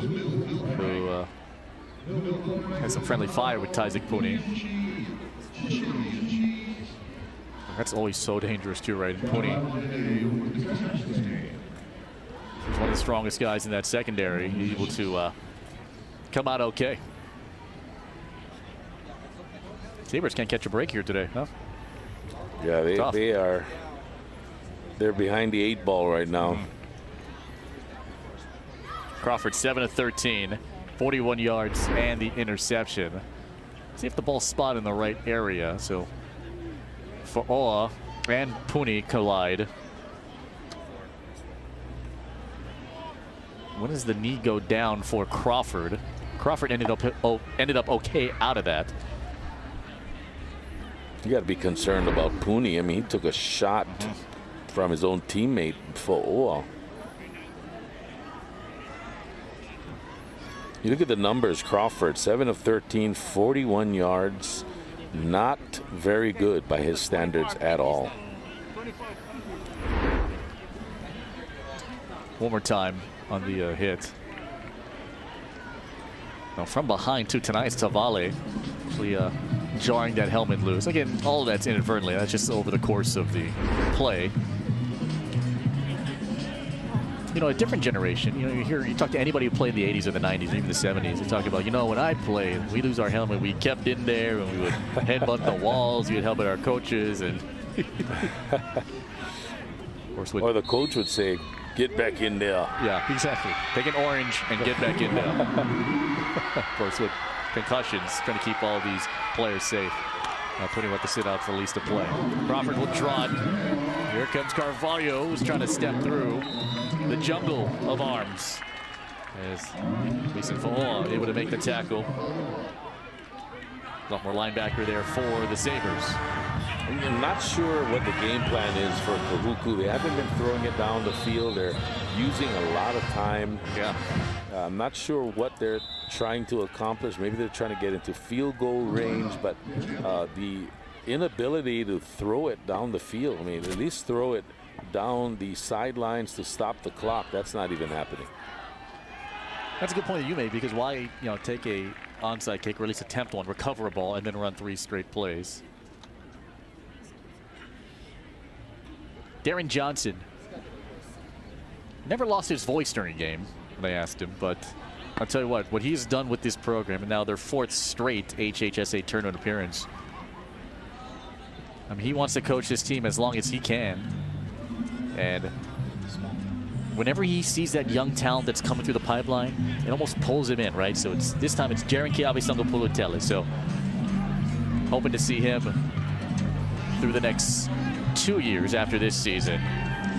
By the time Jaren Kiawe-Sangapulutele graduates, but his son, Kave Johnson, the TMF, that speed and quickness, I mean, who hasn't he trained? Their talent. Kave Johnson, he was just ridiculous as a player, the slime mongoose. There you go. But Darren Johnson was, in his own right, a great option quarterback at Kahuku. He was a boss soap to tackle. I mean, he ran the option really well.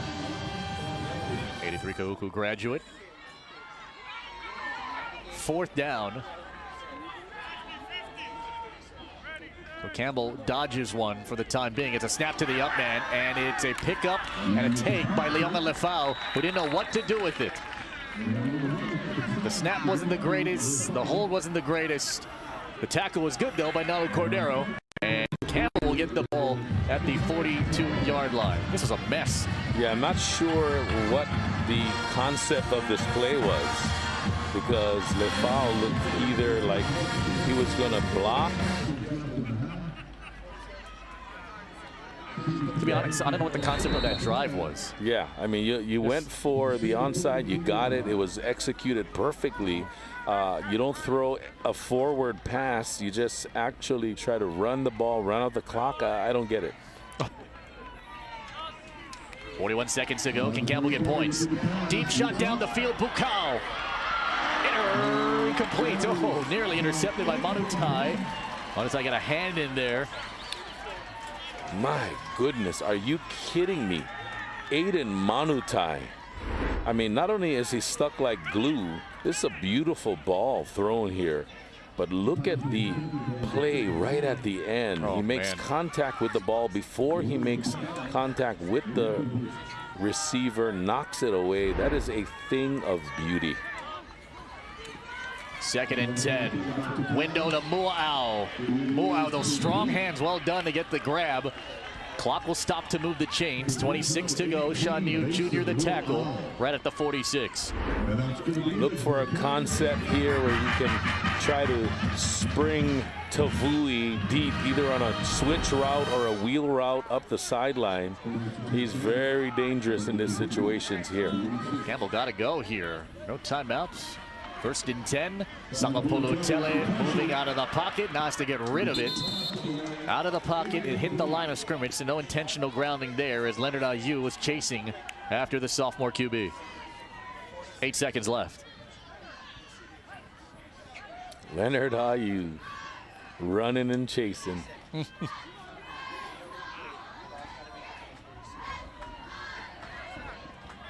17-0. Campbell does get the ball back to start the 2nd half.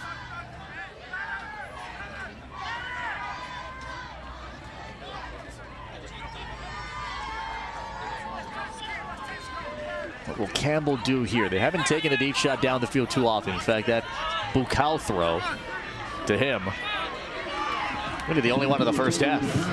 Here's one to Bukau. Flip it back to Tavui. Tavui tries to get to the sideline. Tavui will run out the clock as Brock Winomoana chased him out of bounds. And that takes us to the end of the first half. Kahuku, 110 yards of offense. The emotion, the passion, the energy, the excitement that only November can bring in Hawaii. It's the first Hawaiian Bank State Football Championships, and Kahuku's on top 17-0 on OC 16.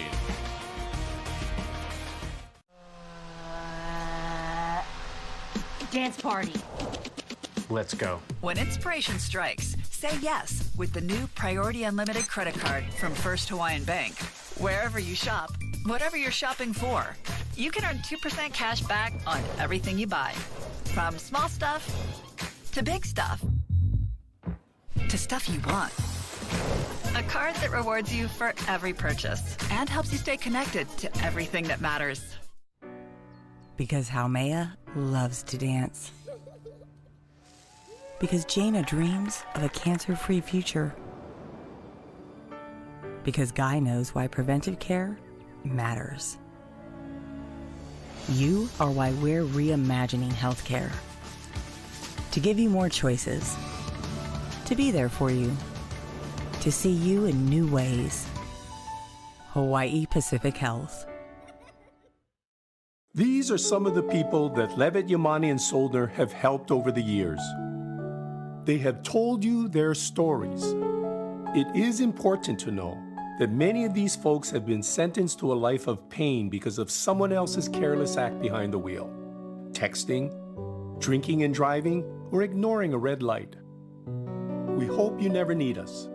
But if you do, Levitt, Yamani, and Soldner will be there to help put the pieces back together. Aloha. For many of us, 2020 has been such a rough year. From loved ones losing their jobs or having to make adjustments in our lives that we never thought we'd make. Our strength has been tested like never before.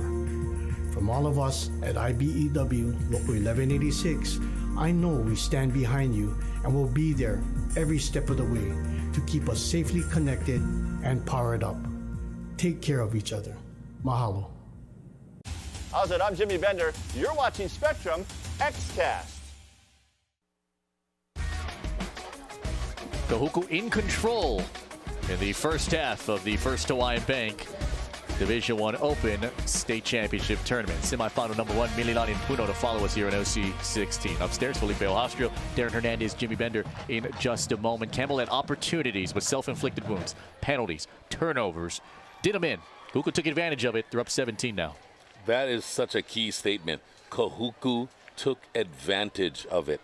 They are a team that does that. I mean, as I've said before on previous broadcasts, Kahuku is a team that can morph into any type of game you want to play. You want to get down and dirty and run the ball and play tough defense. You want to throw the ball. Whatever it is, they're going to come and they're going to be ready for any type of game. And always with special teams, with interceptions, they're always well coached in that area. Just amazing. Kahuku has 4 pass breakups and 3 quarterback hurries, which made it very difficult here for Jaren Keawe Sangapolutele to get into that offensive rhythm. He led the state heading into this one with 291 rushing yards, and pass yards, I should say. So far, just 97 through the first 2 quarters of play. On 10 of 24 passing and only and 2 interceptions. So not the kind of night that Coach Johnston was expecting from his quarterback. So what do you want to see from him in this second half as he moves forward? Look, it has to begin and end with Tavui. Yep. You know, Tana Tavui is the most dynamic player on your offense. Get him the ball. Target the ball to this young man. Get him the ball, whether it's a screen, an end around, whatever you got to do. I mean, he has to be the most heavily targeted player in the second half for Campbell to have a shot. Meantime, for Vika Crawford, not the sexiest of numbers, right? But the way that he has handled and managed the moments after the turnovers, after the change of possessions, done a much better job, and the big reason why they're up by 17 at this point. Yeah, and sometimes your quarterback, it's not going to be sexy. Sometimes it's just going to be grinding it out. I mean, aside from that last head-scratching offensive series after the onside, he did a good job of managing the ball. You know, he did have a pick, Taino Alavi with a nice interception. But look, they look a little disjointed themselves offensively. Credit the Campbell defense. 7 of 13, 41 yards, 1 interception here for Vika Crawford. Kahuku leads it by 17, 1/2 away from the Division I Open final. Home. It's where you live, you're happy. At Bank of Hawaii, we want to help you live it even more. So to help you do more with today's record high home values, we've increased the amount you can access of your hard-earned equity to up to $400,000 without an appraisal. You can even lock in a low fixed rate for the first 5 years. Apply with Simplify by Bank of Hawaii. It's the fast, easy way to get more cash, more peace of mind, and just plain more happy. Did I mention the Kia Niro Hybrid only at Aloha Kia? Yes, you did, but you can tell me again. Well, the Kia Niro Hybrid offers the comfort and capability of a crossover with an electric experience. Did you know the Kia Niro Hybrid comes with 63.7 cubic feet of cargo room? It's high-end design meets high-tech. It's kind of like you. Let's take it for a test drive. Anything with you, Doggy V. Leased a 2023 Kia Niro for $348 a month with $2,750 due at signing for 36 months. I'm Mallory, and I've been with Ultras for 5 years. Here at Ultras, we are solutions-driven. When it comes to processing payroll for our clients, we're not just looking at payroll. We're looking at the whole HR picture. We want to dig deep. We want to look at how things are being handled and how to create a more efficient way of doing things, so your time can be spent with your family, your company, and your people. And you can leave all that other stuff to us. That's what makes us different. Want a real taste of New York? The classic New York pizza offers a big, bold taste only in Hawaii. It's handmade with 16 inches of foldable crust, a sweet marinara sauce, and your favorite topping. And at 30% larger than our large, classic New York pizza is only $10.99 for carryout. Bring together your family and friends for a classic New York pizza party. Each pizza is just $10.99 for carryout. Classic New York pizza. So close, you can taste it. Only at Hawaii Pizza Hut. Flying through the Ville here in Mililani as John County United Stadium is the host of the first Hawaiian Bank State Football Championships. Kahuku's on top 17-0. If you are just joining us, let's get you all caught up how we got to this 17-point lead. Well, towards the end of the first quarter, I'm going to flip around for Manulele Aliu. 30-yard rushing touchdown, his first of the season. On the ground, made it 7-0 just like that on a 9-play drive. Then Kaikai Carvalho bangs one from 33 yards out, second longest field goal of his career, 10-0 Big Red. And then it's Atawaya. Finally Atawaya off the deflection of Sean Niu Jr. Runs this one back, 55 yards for the pick six, 17-0 just like that. And these are the Jack in the Box halftime stats. 110 offensive yards, just 95 here for Campbell. And remember now, the opening kickoff taken 54 yards by Kaikai Carvalho. Put Kahuku in business. They did not score. So it could have been worse. So credit this Campbell defense. 6 tackles for loss and a sack and an interception. But this Kahuku defense, man, they are filling up the stat sheet in every category. We talked about the interceptions, the 2 sacks, the tackles for loss. They're flying around. Campbell needs to clean up the penalties. They need to get a good start in the third period to have any kind of shot to make it to their first Division I Open final. Vika Crawford, can he punch his team's ticket to the title game? 17-0 here at the half. Be back in a sec.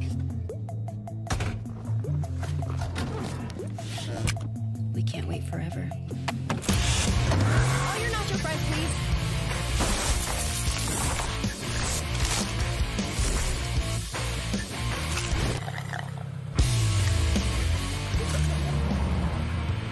Can't be mad. We got you nacho fries. Made with Mexican spices. Made for nacho cheese sauce. Only at Taco Bell. From Maka to Makai, make Honda your perfect island ride. It's a party every time you're in a fun Honda Civic or HRV. So grab your Aloha, hit play on Apple Music, and get the patina started in style. New Hondas are arriving daily. Get into an UE Civic or HRV. Your perfect island ride. See a Hawaii Honda dealer today. Tell them Henry sent you. Because Haumea loves to dance. Because Jaina dreams of a cancer-free future. Because Guy knows why preventive care matters.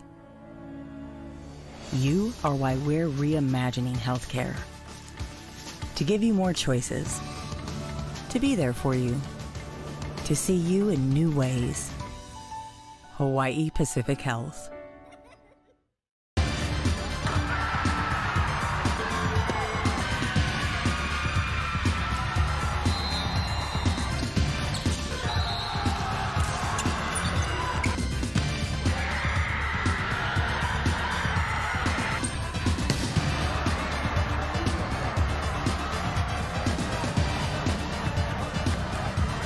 Mike's Engraving and Trophies, the official provider for Spectrum OC16 and Spectrum XCast. There's always something new on the Joy of Crafting show, Sunday 6:30 p.m. on Spectrum OC16. On the next episode, I'm going to show you how to use a size zip card to make all year long gifts. Then we have Marissa, who's going to show us how to make a beautiful ribbon swag. And lastly, I'm going to show you how to use a stamping technique to expand your stamping possibilities. So don't forget the Joy of Crafting show, Sunday 6:30 p.m. and throughout the week, only on Spectrum OC16. In next week's episode of Ultimate Japan, we'll be going to the Hakodate morning market, doing some squid fishing, and of course, eating some delicious seafoods. 綺麗な大穂沼公園にも行ってきました。子供たちもいっぱい遊んで大喜びでした。And finally, we'll be eating again fried chicken, pizza. Ooh, the food was so good. So remember, follow me so you can experience Japan like you've never done before. You're watching Spectrum XCast, all high school sports, all the time.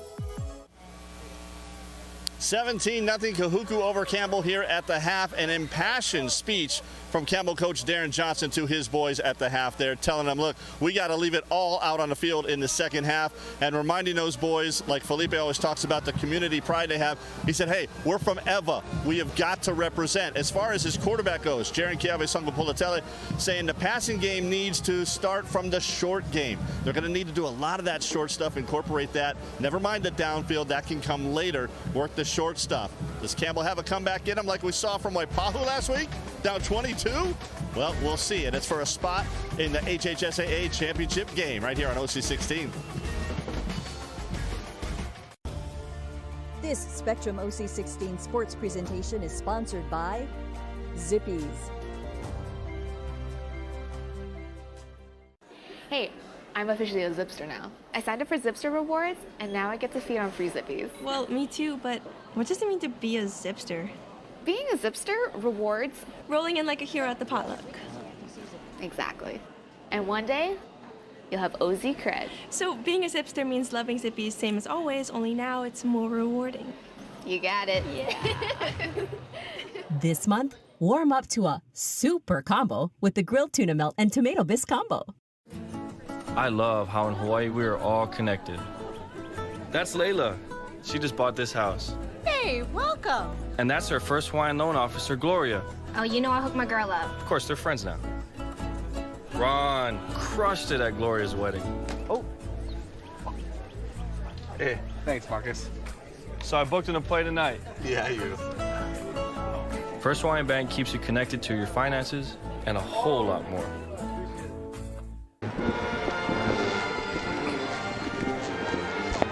Pretty good crowd here. Game one of our semifinal doubleheader in the first Hawaiian Bank State Football Championships as Kahuku leads it 17-0.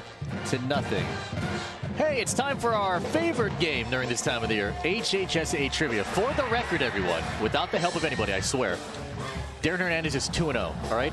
This one might be up your alley. We'll see. An all-star as a receiver, and a defensive back. This speedy senior scored the first ever touchdown for Campbell in HHSAA tournament play versus the Red Raiders in 2004. Who is he? A hint?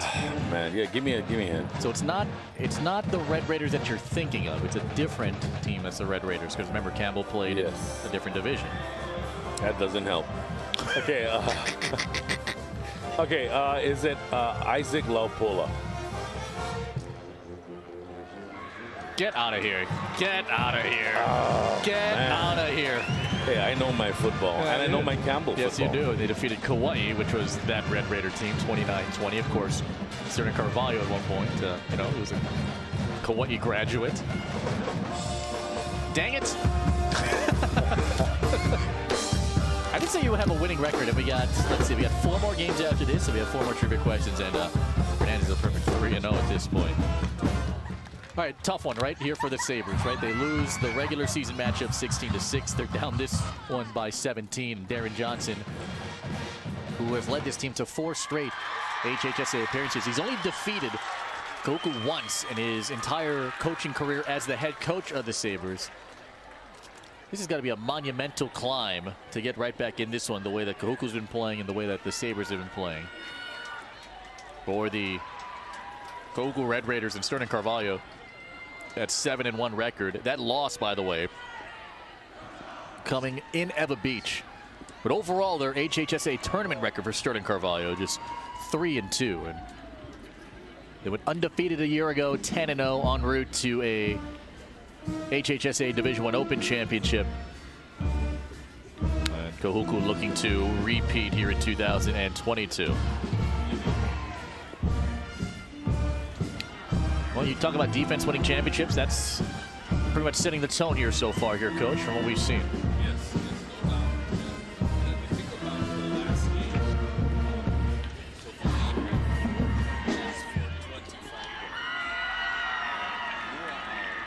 I'll tell you what, we'll start in Carvalho here. Hold on, Coach, for a second. Excuse me for a second. We're going to fix your microphone there.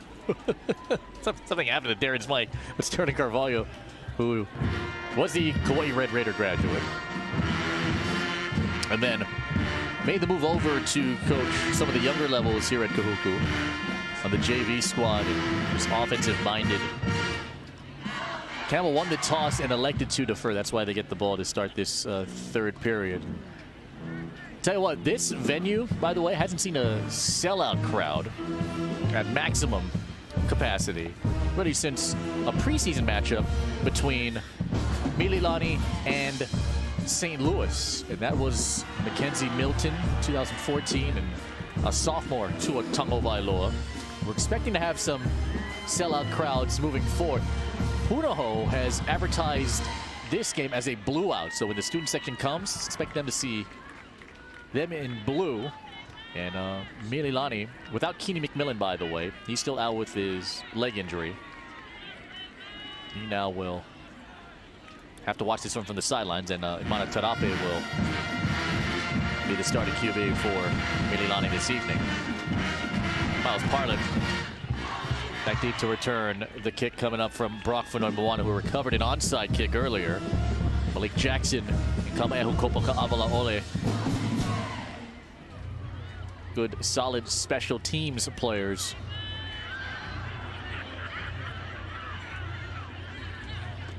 Who can get a 10th HHSAA title by the end of the month.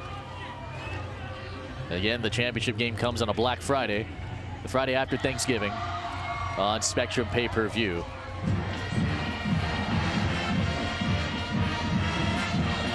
Campbell with just 95 yards of offense in the first half.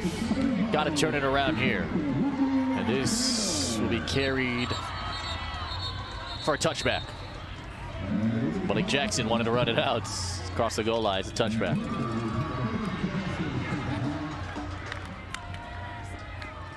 I'm back. There you go. Okay. Yeah, now we get to see the Sabres offense, Coach.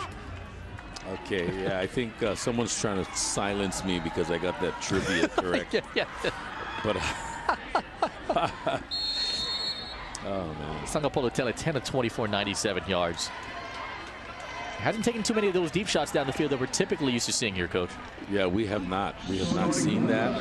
It's been one of those nights where he's been under pressure and just the timing is off. Opening drive of the second half begins with a Lopez run, and Lopez going to get back to the line of scrimmage. Leon Lefau able to make the tackle. That's his 5th of the night.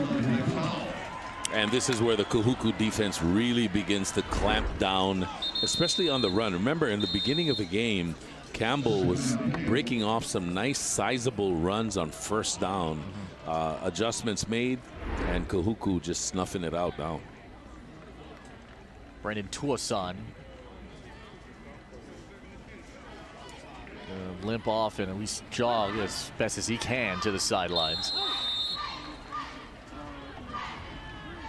He's the main center for Campbell's offensive line. Tana Tavui, 3 catches, 27 yards. Mason Muau, 2 catches, 24 yards in the first half. Over the middle, Muau. Into the arms of Junior Toilolo and Leon Lefau. It's a very good gain again. Got to the 35 and a big of a 15 first down yards. This is such a huge series for the Sabres. Remember, coming up empty and then getting the ball here to start. Down 17-0. Still not the end of the world here, but they got to get something going. Jaren Keawe-Sangapolutelu quickly built a tight bond once he stepped onto campus during the summer, during the workouts. This kid who grew up in Eva Beach, the lefty just has to brace for impact. Goes down to the ground and folds after Leon Lefau in the rain. Makes it rain in the pocket. Well, obviously, we saw Jaren Keawe-Sangapolutelu go down with an apparent injury earlier, and he just does not have the same mobility he had in the first half when he was able to roll out, scramble, and throw on the run. So it looks like he may be limited with a lower leg injury possibly. 3rd sack of the season for Lefau, the 2nd against the Sabres this year. 2nd down and long, Sangapolutelu for Muau. That one broken up by Sean Niu Jr. Tell you what, Sean Niu Jr. has been great the last 4 games. Remember, he gave up a big pass against Punahou in September. Since then, he's worked hard in the film room and in practice. Timed this one perfectly. I mean, he's 6'1", 180 pounds, giving up 4 inches to Muau, but doing a great job of anticipating where the ball is and just high point that ball. And just, I mean, you can't coach it up any better than that. 3rd and 20. Just threw it up for Muau, who got bumped on his route by Toilolo. And a flag is out. Yeah, there was separation with Muau and Toilolo. And Toilolo tagged him a bit, or make it a Tavui. And LeBron Williams applied the pressure.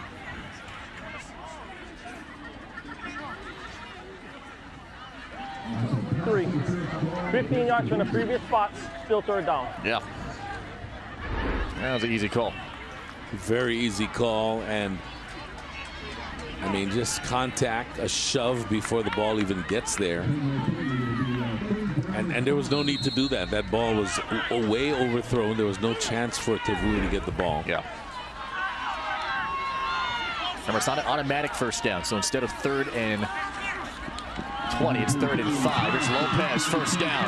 Oh, Lopez right into Manutai. Gonna run him through to the 48, gain of 8. Chains move. It's a positive sign. That's a well-designed play on 3rd down. Back out of the backfield, and no one picks him up. Delivers a shot at the end.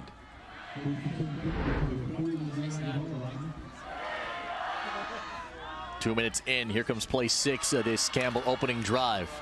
Lopez found some daylight, but was tripped up underneath by Kitioni Nakao City.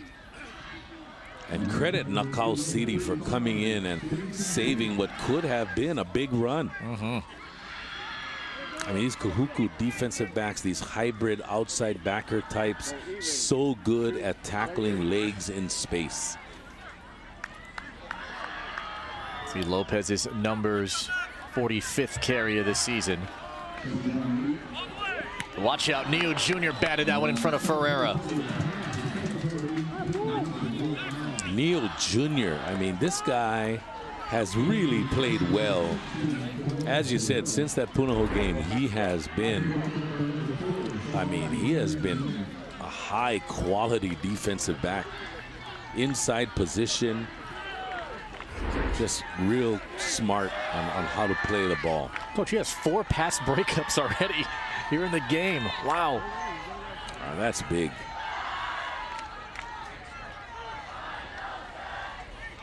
Campbell 3 of 7 on 3rd downs. 3rd and 8 movement.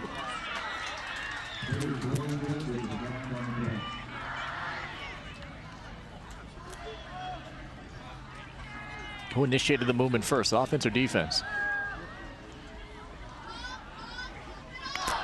Ball start. Offense number 11. 5-yard penalty. 3rd down. Was the receiver Dallas Fonseca Juan.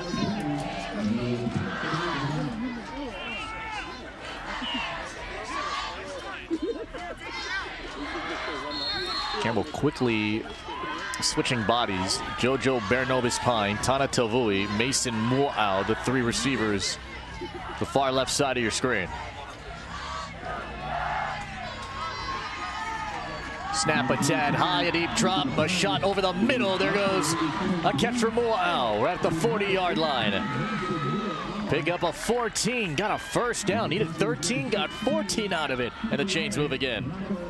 6'5". This is what they're targeting. Basically a stick route where you run past the sticks, find a window. 4 catches, 53 yards now for the big man. 9 minutes here to go in the 3rd. Sangapolo Tele works it short. This one collected in front of Leona Lefau as Jojo Bernovis Pine able to pull that one down. Jojo, Dallas Fonseca Juan, Rustin Abang, Rowan Bukau. Those are the 4 receivers in that secondary group that have really helped elevate everyone else's game because they become threats on their own. And good senior heavy class this season trying to lead the way. They bunch 3 to the right. Sangapolo Tele looks that way, but he's going back. Guess who? Hiram Moores. He gets the sack. Man, Hiram Moores also in there. Big 57. Ross, the boss. Just great push. Hiram Moores. And we saw him play a great game against St. Francis, number 2 team in the nation. Nice plays behind the line of scrimmage in that game. 4 sacks now this season. The first one tonight. 3rd down and long. And Furamona chasing. The pass is incomplete. Rowan Bukal the target. Manutai the defender. It brings up 4th down.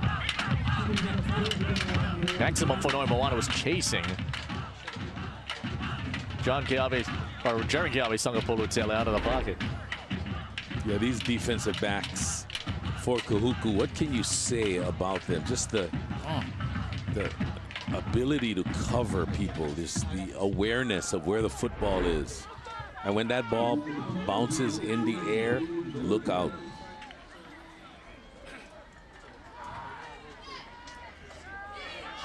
Lopez to punt. Kahuku's been coming after him. Blake Jackson rolls out. 3 on the rush. This one up in the air, and a flag is out after Lopez went down. Mana Carvalho made some contact on him. This ball bounces at the 20.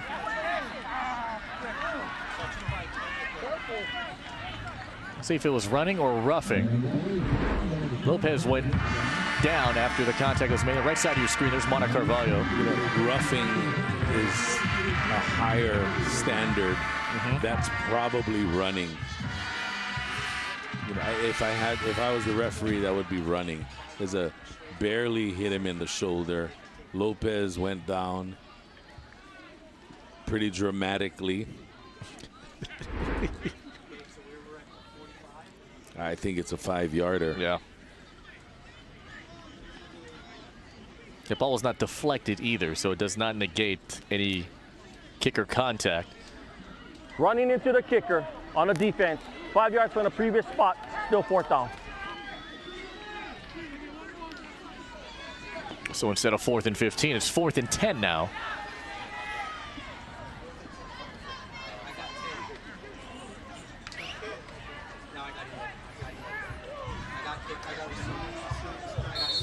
So here comes Lopez.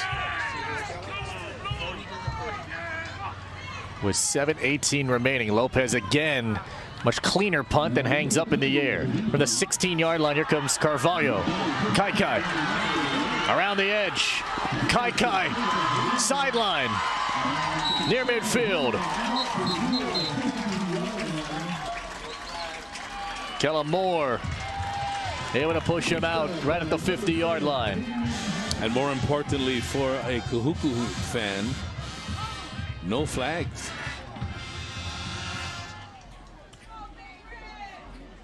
Look who's here, Coach. Pete Carroll.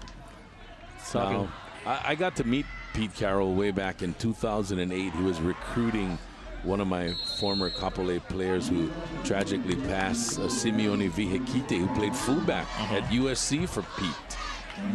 Throw out to Kai Carvalho as it starts at the 50-yard line. He gets taken down after a gain of 5. Now Cordero is there. We were expecting to see at least a couple of college recruits and national coaches as well come through the state tournament. Whereas before, we've seen Marshawn Lynch frequent this area. Strong connections to the Mililani coaching staff. And it's nice to see Pete Carroll. I've never seen Pete Carroll at a high school game before.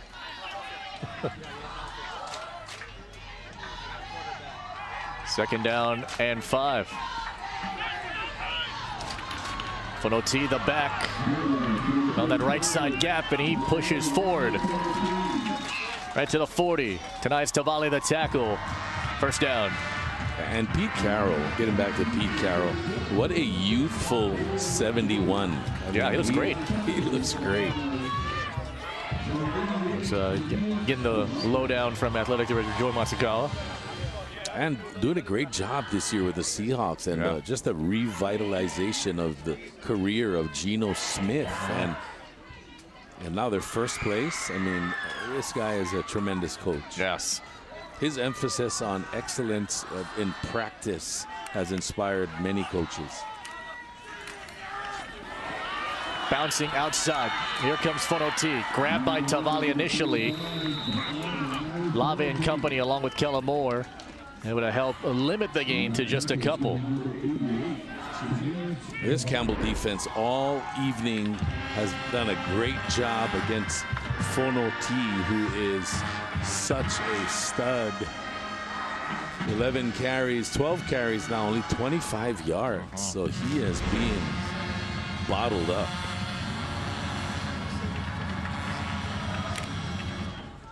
Fonoti was frequented a lot of other schools' high school games because of just his connections and his friendships. We've seen him at the Waipahu OI championship game a couple of weeks ago as they took on Aiea.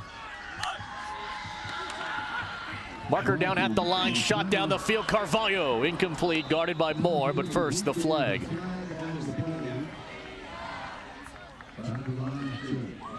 Came right at the snap, and on the near sideline, the flag flew.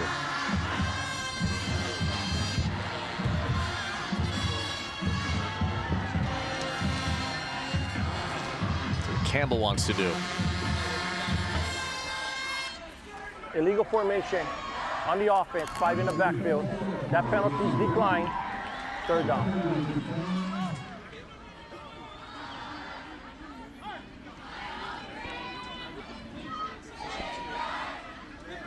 Crawford, 8 of 15, only 46 yards. Ooh. That is not the type of passing performance Coach Carvalho had in mind going into halfway through the third quarter here. Crawford's 111 passing yards away from 3,000 for his career. Faces a 3rd and 8. Crawford right down the middle. Tight window, incomplete. Blessing Aluwalu Tuilamotu and Mason Fa'oa deflect that away from Manulele Ayu. Yeah, that was a rope he threw to Ayu. You know, he had to let it fly in a tight window. That's a tough ball to catch. Oh, hit him in the shoulder, too. Just couldn't pull it in. And now it's 4th and 8. So each team with a fairly long opening drive to start the half. Well, they're going to end up punting.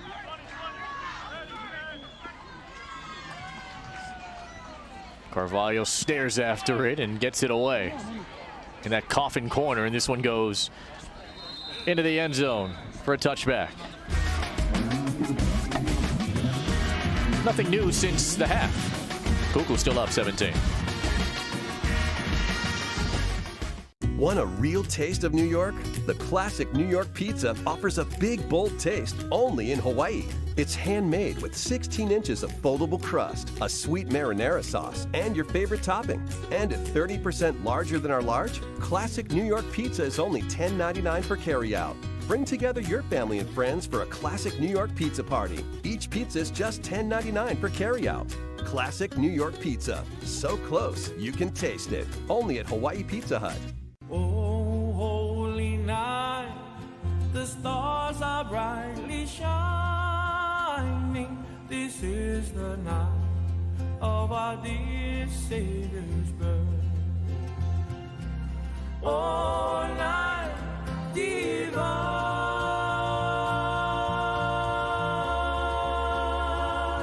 oh, holy night. Saturday, the Ninth Island rivalry continues between the Rainbow Warriors and the Running Rebels. It's Hawaii versus UNLV. Order it today on Spectrum Sports pay-per-view.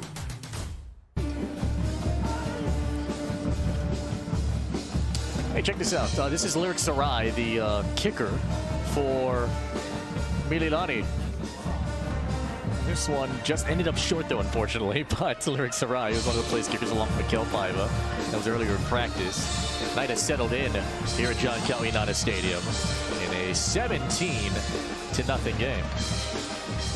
Campbell takes over from their own 20. Here comes Tavui. Oh, Tavui.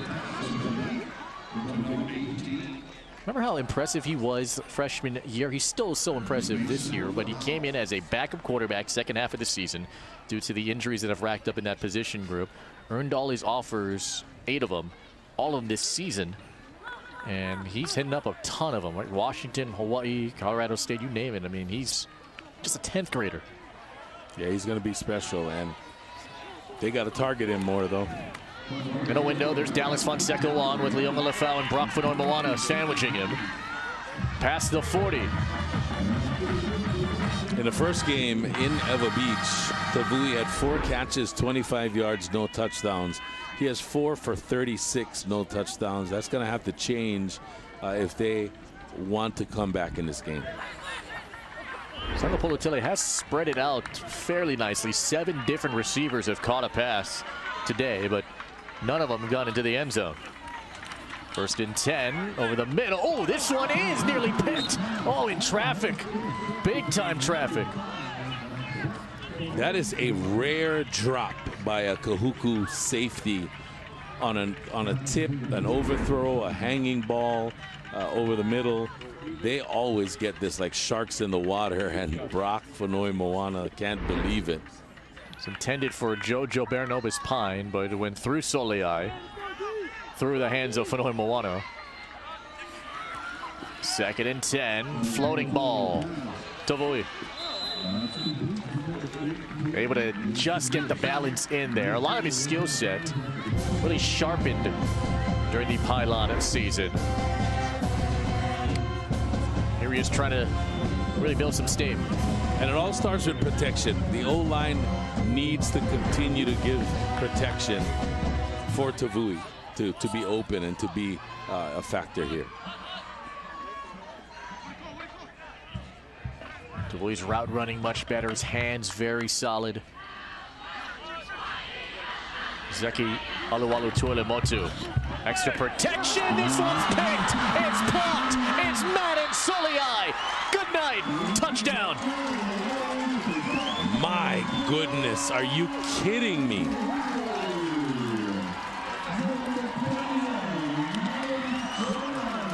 This is a freshman.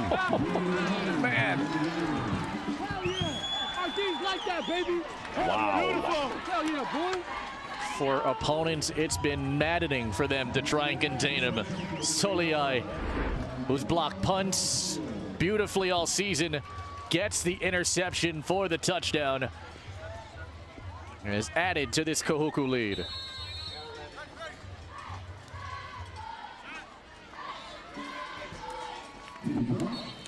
The son of Sola Soliai, the assistant coach, gets the pick six. The extra point is good.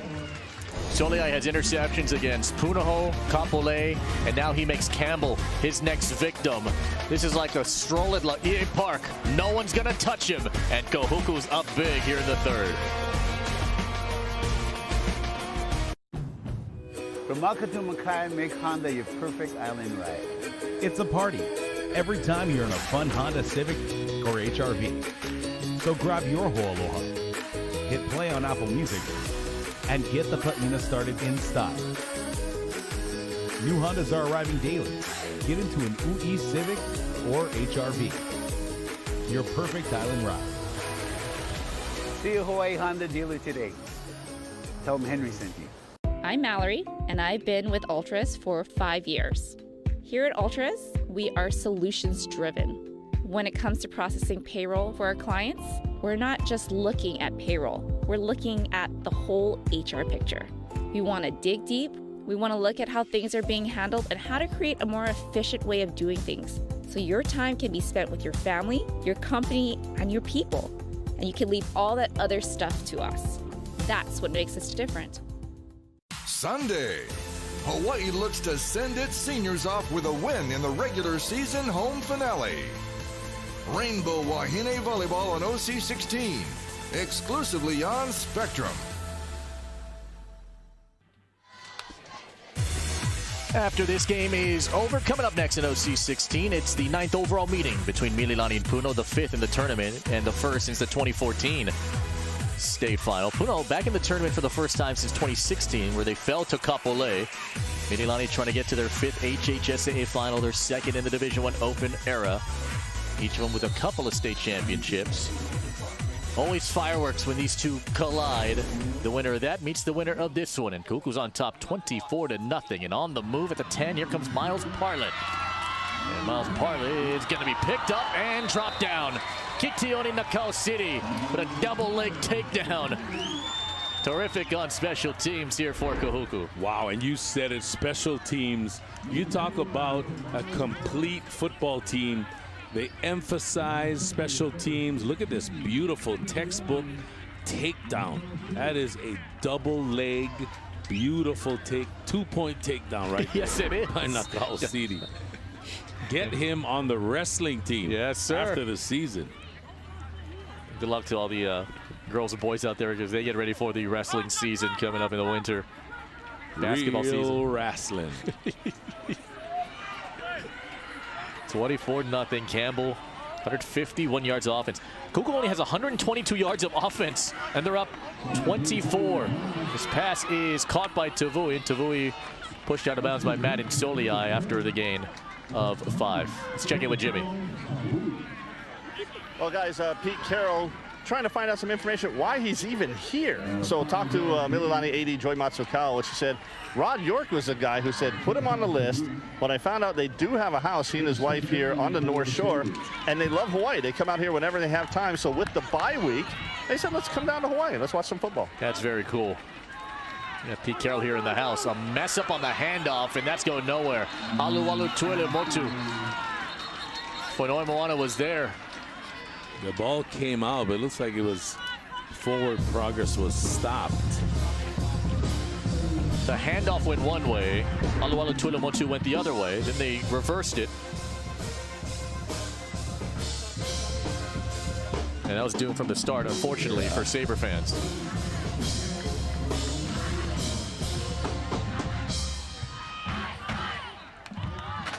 Now makes it 3rd and 10.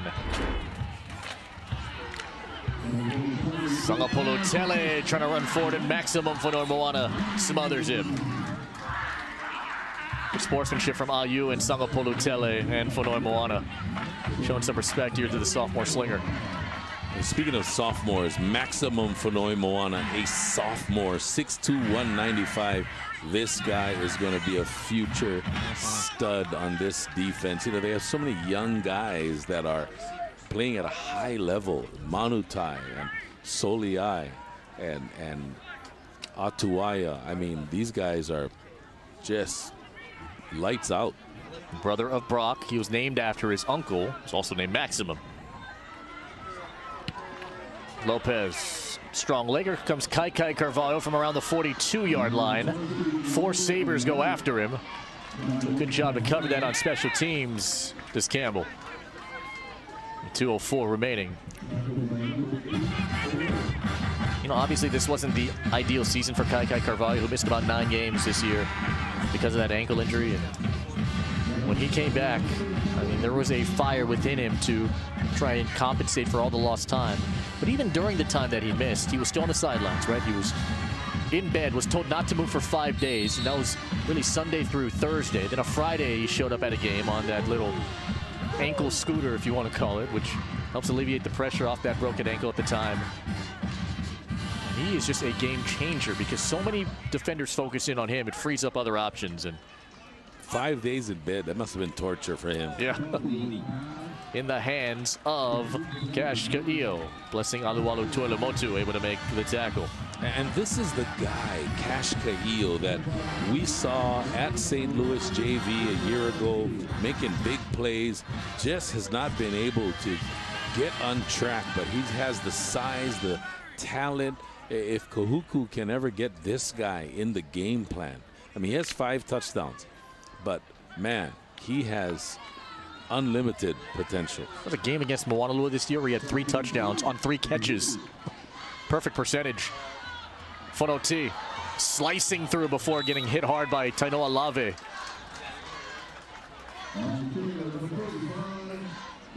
Those chains here for Kahuku at the 40-yard line.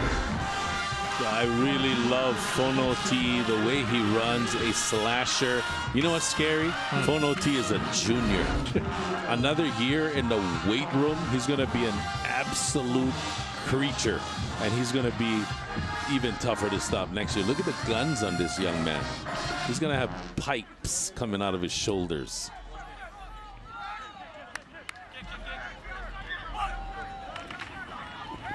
Crawford throws. Mana Carvalho now. Mana Carvalho tackled forward there by Kameahu Kopa Ka'abalaole. It's another first down at the 30-yard line. And Mana Carvalho, also a sophomore. I mean, you talk about youth and a youth movement. And Mana Carvalho with 54 catches coming in to lead the team as a sophomore. 3 catches tonight for 23 yards, which puts his total over 700 receiving yards this season. And one of the best receivers in the division, 2022. 1st and 10 for the 30. Crawford, deep ball. Incomplete, overthrew Mana Carvalho, guarded by Nalu Cordero.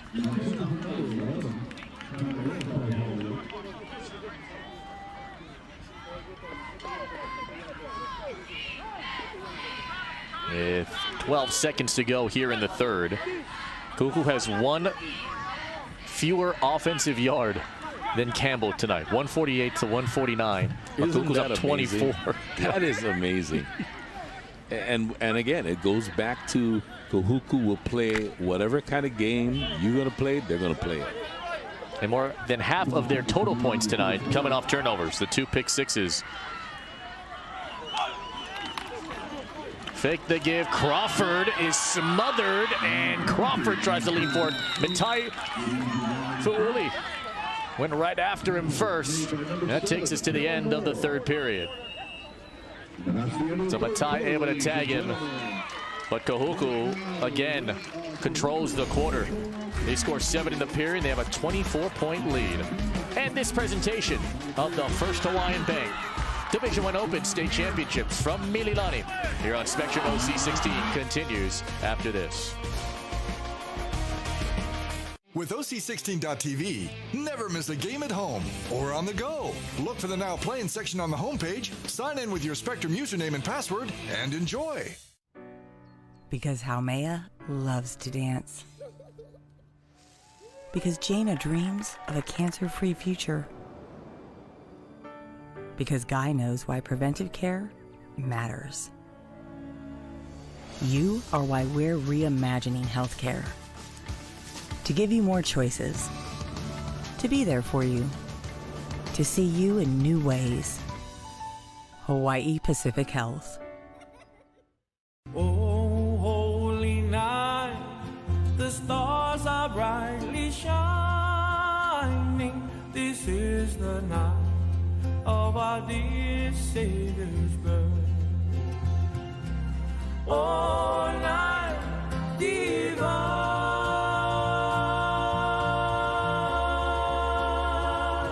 oh, holy night.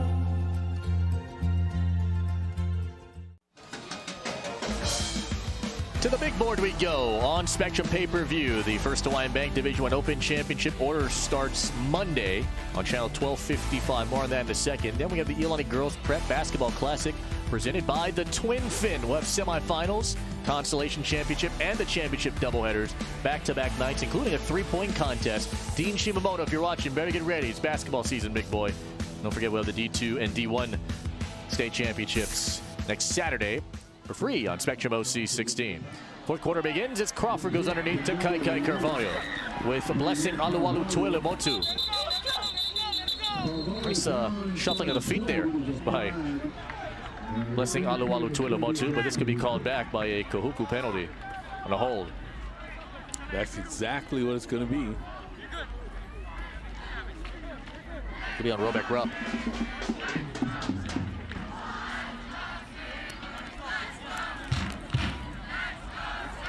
Holding, offense 77, 10-yard penalty, third down. Officials done a terrific job this evening. Let's see if we can find the hole on the right side. 77, Robek Rupp. Oh yes, I would consider that a hold. Yeah. And takedown. So cold. Nicely done in MMA.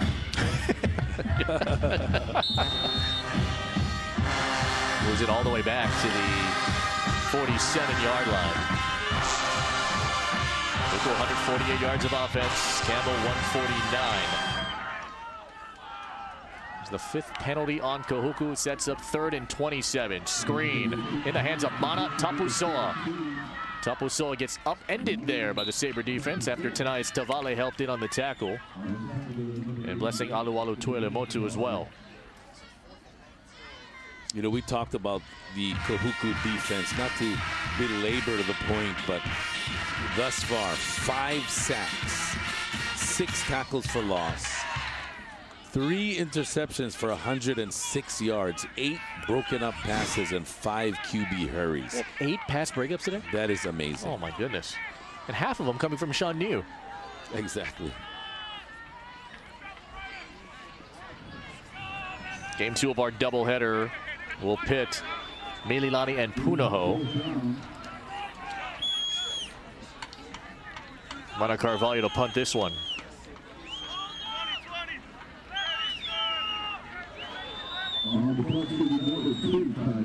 Mana gets this one away. And pulled in at around the 15-yard line by Tanoa Lave. You know, heading into the semifinals of this Division I Open tournament, right? Storylines abound, right? Kahuku's chase for a repeat title. Could we potentially get brother versus brother in the final with Punahou and Campbell? Could Mililani get a third crack at Kahuku or Campbell if they got to the final? And then Punahou put on what arguably might be the game of the year, but against Kahuku up north. Kahuku won that one. And Kahuku and Punahou have been wanting to see each other. Punahou's been desperately needing to get that rematch against Kahuku, trying to avenge what happened in the regular season. Just been a phenomenal performance from all four quarterbacks that are remaining in the tournament. Here's Tavui. Got by Ayu. Left foul, able to push him out of bounds. Get a penalty flag down. It'll be a Campbell hold.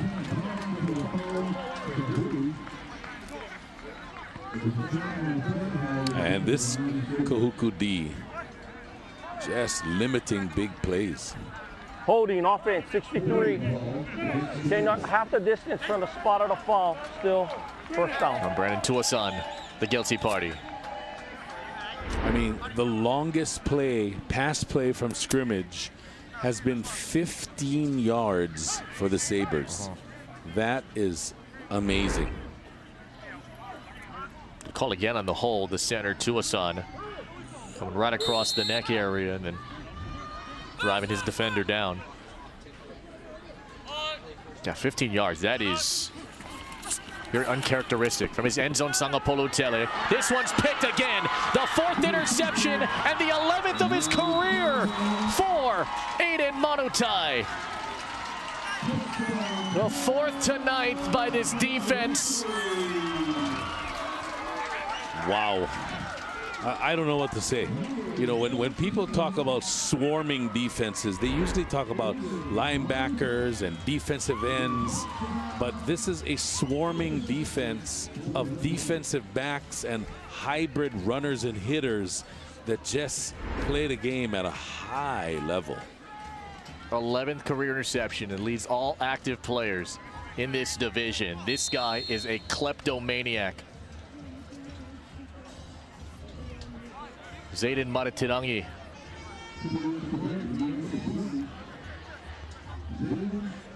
Who took over the kicking duties after Kaikai Carvalho got injured. Now he gets a chance to add on the extra. And it's a rush for Mana Carvalho. In for the conversion.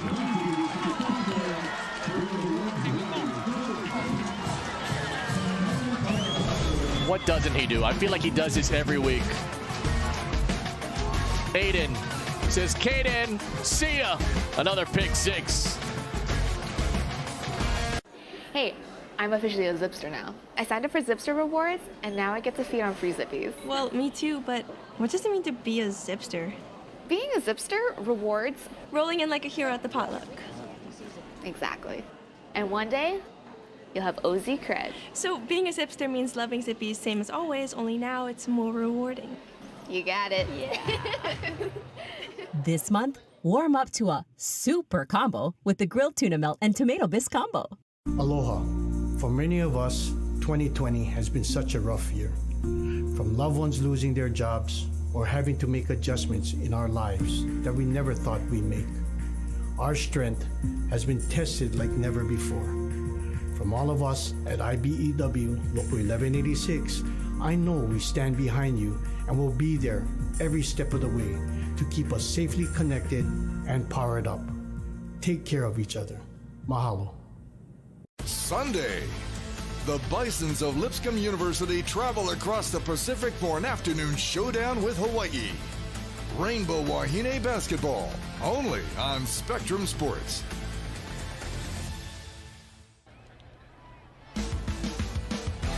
Next Friday here in Mililani, it is the first Hawaiian Bank Division I Open, the state championship, exclusively on Spectrum pay-per-view.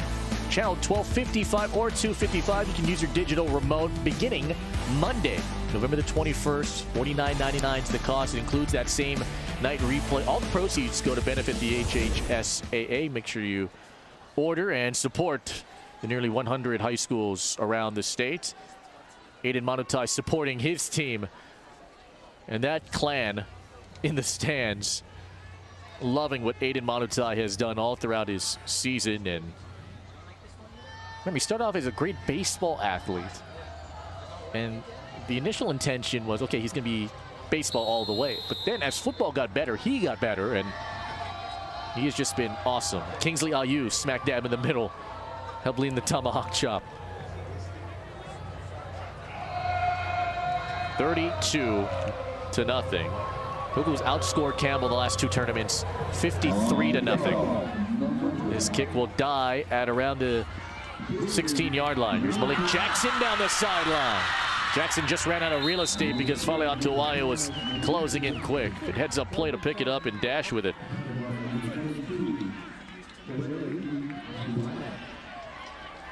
.17 here to go in the game. Hey, you know, there's a lot of time, but if you're the Sabres, your quarterback now has thrown 4 interceptions, and it's not because the offensive line is not blocking, as you see Jackson on a nice return. They've done a pretty good job of keeping him well protected, even despite the sacks. A lot of the sacks have been coverage sacks, but it's been really just the defensive backfield of Kahuku that's been amazing. 4 on the rush. Here comes a catch right to Rowan Bukau. Bukau gets brought down to the ground by Keapoipoi Kalahiki. So some of the reserves are in now here for Kahuku to try and give them some playing time. Mixed in with the usual starting lineups. Tyson Rodriguez also onto the field as a DB. Kalahiki, one of about 35 seniors in this Kahuku lineup. Sangapolo Tele pumping, looking for Moao. He's covered heavily by Manutai. And coming forward is Atuaia. Went right after him. He gets the sack. Again, a coverage sack. There's no way that the quarterback, I mean, he's going to find someone open after 5 seconds of rolling out. That's all on the DBs, the amazing DBs. Tonight, and all season, they've been top-notch.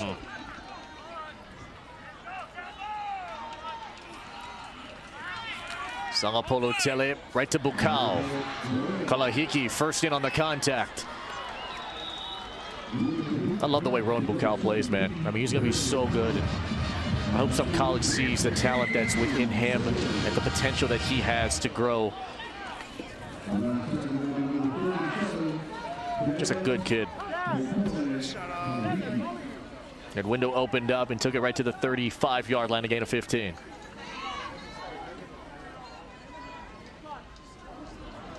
Sangapolo Tele, clean pocket. The crosser is Tavui. Oh, man, underneath there is Sean Niu Jr. You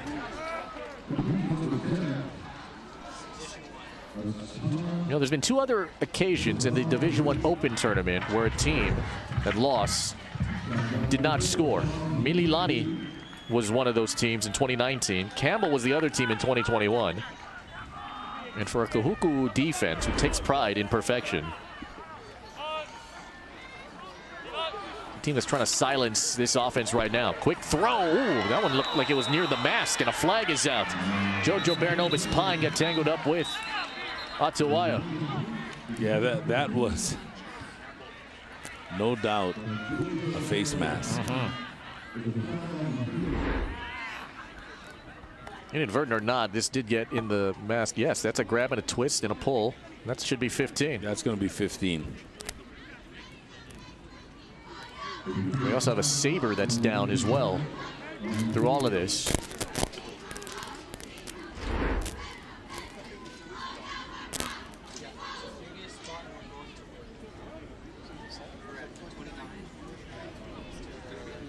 The athletic trainer is him. Face mask. Defense number 22. Half the distance from the previous spot. Results of the foul is a first down. Yeah, easy call there. Be one of the linemen that are down and hurt and injured.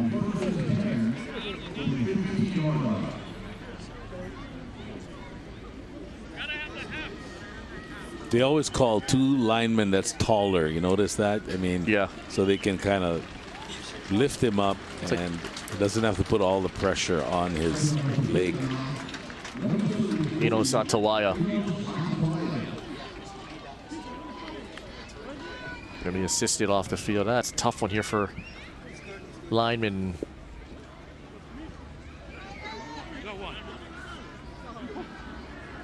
You never want to see any injuries, no matter when they occur, especially though in the tournament, which is really used as a celebration of a team's efforts and their hard work over a brutal 15-week season prior to this. And everyone trying to get to the championship game next week Friday on Spectrum pay-per-view. First and 10. Quick throw. Niu Jr. was guarding Tavui. How about that fun matchup, huh? Monotai guards Mua'au. Niu guards Tavui, and for the most part, locked in on nicely. Yeah, Niu has done a great job. I mean, Tavui, the top receiver, longest catch, only 12 yards, and Niu with 4 pass breakups. Second and 10. Sangapolutele going to be chased out, and he's brought down. It's Kitioni Nakao City. Like a heat-seeking missile, gets the sack. Not the biggest guy, a 5'8" outside backer, but I love the motor on Nakao City and just the closing speed.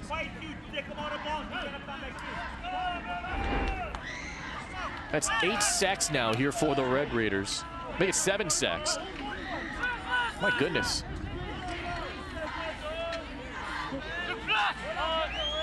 First down available at the 4. 3rd and 15. Sangapolutele underneath through the hands of Rustin Abang. His first target tonight. And it's 4th down.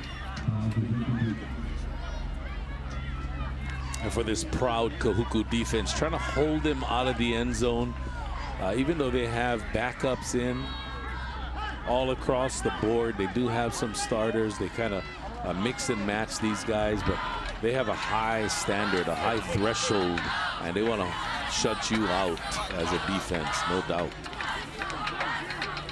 Forthcoming will be the 380th pass attempt of the season for Jaren Keawe Sangapolutele. 21 of 43, 208, but 4 interceptions. Pass 380 is a pick and a drop by Kitioni Nakao City. Had it in his hands, it would have been the first of the season, and Kahuku's offense takes over. Yeah, this back 7 has done a great job. I mean, talk about complementary football. You get 7 sacks, many of them coverage sacks, but you have this back 7 of just runners and hitters that just fly around, make plays. Fun to watch. New quarterback in Sitani Sumatoranga.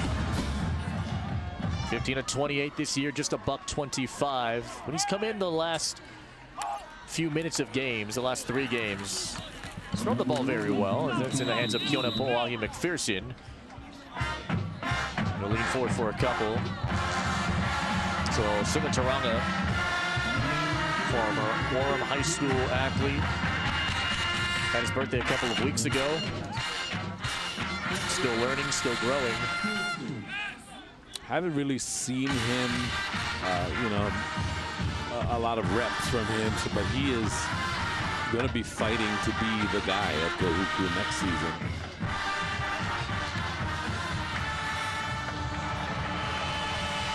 Second down and 7 coming up. In a game where Kahuku controlled. Scored in every single quarter.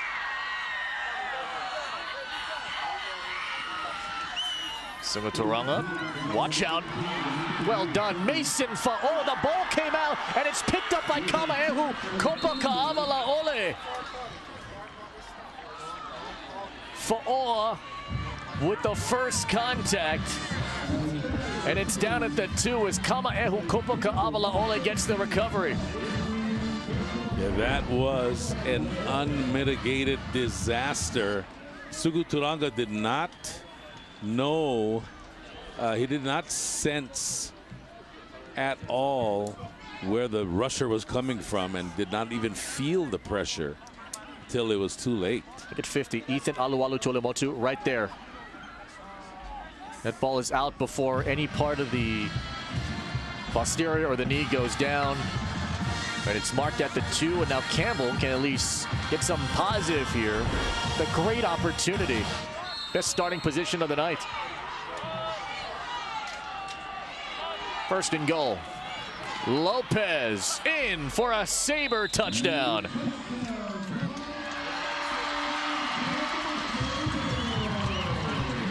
His 5th of the season.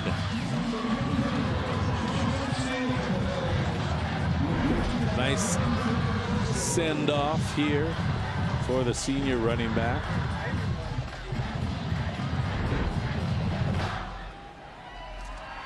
He rushed for 63 yards the last outing against Kahuku. Tonight, Lopez 26 yards of rushing efforts, and Campbell's first touchdown.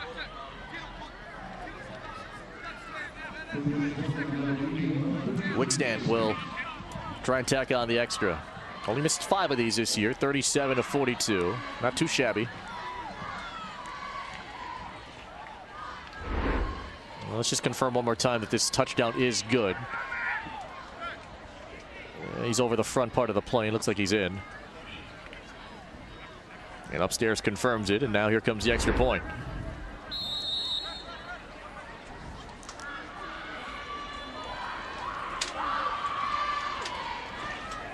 Campbell can eliminate the goose egg that would have been in the record book had that score stayed, as Wickstand twirls that one through.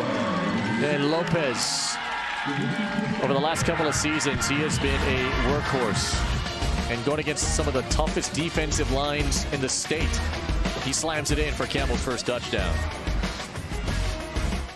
When your dogs like each other, you know it's the start to something special. Lunch? It's back in Hawaii. Enjoy the $8.99 McRib meal before it's gone. Ba-da-ba-ba-ba. I wanna live and feel life, chase my dreams in the sky, oh, in my pursuit of happiness.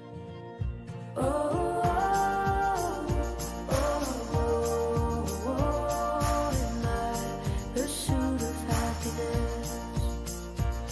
At Bank of Hawaii, nothing means more to us than helping you pursue your happiness. Bank of Hawaii, live your happy. With OC16.TV, you never have to worry about choosing which game to watch at home or missing a game if you're on the go. Look for the Now Playing section on the homepage, find the channel you'd like to watch, sign in with your Spectrum username and password, and enjoy. Basketball delivers memorable moments, like a high-flying dunk, a no-look pass, or an unexpected block shot. New moments are waiting for you of the Rainbow Warriors and the Rainbow Wahine, only on Spectrum Sports. Hey, we got all kind of all-stars in the house, right? So we saw Pete Carroll earlier in the night, and now University of Hawaii Rainbow Warrior football coach Timmy Chang. Here taking in the sights and the sounds of this First Hawaiian Bank Division I Open semifinal after the fumble recovery from Kahuku Kopaka-Avalaole. Right after, Chauncey Lopez puts it into the end zone. Kahuku up 25. Kahuku trying to get back to the final. And this one will go out of bounds. Just a few yards shy of a touchback, but Kahuku has the option to take it 35 if they want.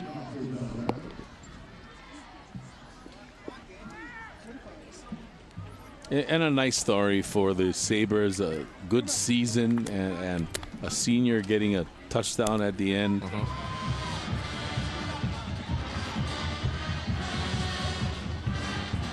But if you're Kahuku, looking forward to the title game, you got to look at your offensive production, and they cannot be happy. I mean, their leading rusher, Fonoti, with 2.6 yards per carry, 13 carries, 34 yards. Crawford, 11 of 20, 71 yards, an interception, no touchdowns. Not good. Tapusoa able to run this one through. Great energy when he steps onto the field, but runs it right to the 40 after the gain of 5. So for Coach Sterling Carvalho, he's going to be very happy with his defense and his special teams. But for his offense, he cannot be happy with those numbers. Going into a D1 title game, they're going to have to really do some deep thinking on how to make some adjustments here. Kiona Po'ahi McPherson runs it forward for a first down. Gets about 7 on that one. So it's 156 yards of offense now for Kahuku. Well below their average of 315. Yeah, they have not been able to run the football. Credit the Sabres front. They have been very physical, keeping the rushing attempts to under like 3 yards a pop. Only able to make the tackle. Here's Tapusoa, chased from behind by Junior Lemaota. Nicely done. He tagged him. You know, for some, the end of the football season is heartbreak. For some, it's a relief, right? Because you put so much emotions into it, but the season goes by so fast. I mean, Coach, you and I exchange text messages all the time, and it almost seemed like, gosh, a week ago they were just like, hey, it's the summer, we're almost there, right? And then 17 weeks later. That's why you got to just enjoy every moment. If you're a student athlete, you're a coach, enjoy every moment. Ooh, mess up on the mesh, and Sumatoranga's taken down. Fuoli's there. And here's the thing, yeah, Felipe, is that you can go undefeated and lose by 1 point in the championship game, and it's going to hurt, and it's going to feel like you had a disappointing season of what could have been. No, that's a great point, because then those expectations are only elevated when you have sustained success, much like a Kahuku team who is chasing after another championship. 4 minutes to play here, quarter 4. McPherson, silence for Oli and Puni and Kopaka'avala Ole. Mililani just came out from their locker room. They ended up on the field. They are getting ready to take on Punahou. That's roughly about half an hour after the conclusion of this game. And Mililani will be on the opposite sideline because during the coaches' meeting, there's usually a coin flip to determine which team will get which sideline. The press box side or the opposite side. Rod York actually deferred the option to Nate Kia, who said he'll take the near side, which is a press box side, and he'll take the opposite side. So it's going to be weird on several fronts. Also seeing them all in white at home. Yes, yeah. Also, they are pretty much hosting the state tournament, right? So it's a de facto home game for them. Carvalho. Short punt. It's got some backspin on it, and it hit a Kahuku Red Raider. Went off of Nakao City, and Lefau able to finally tag it just down in front of the 45-yard line.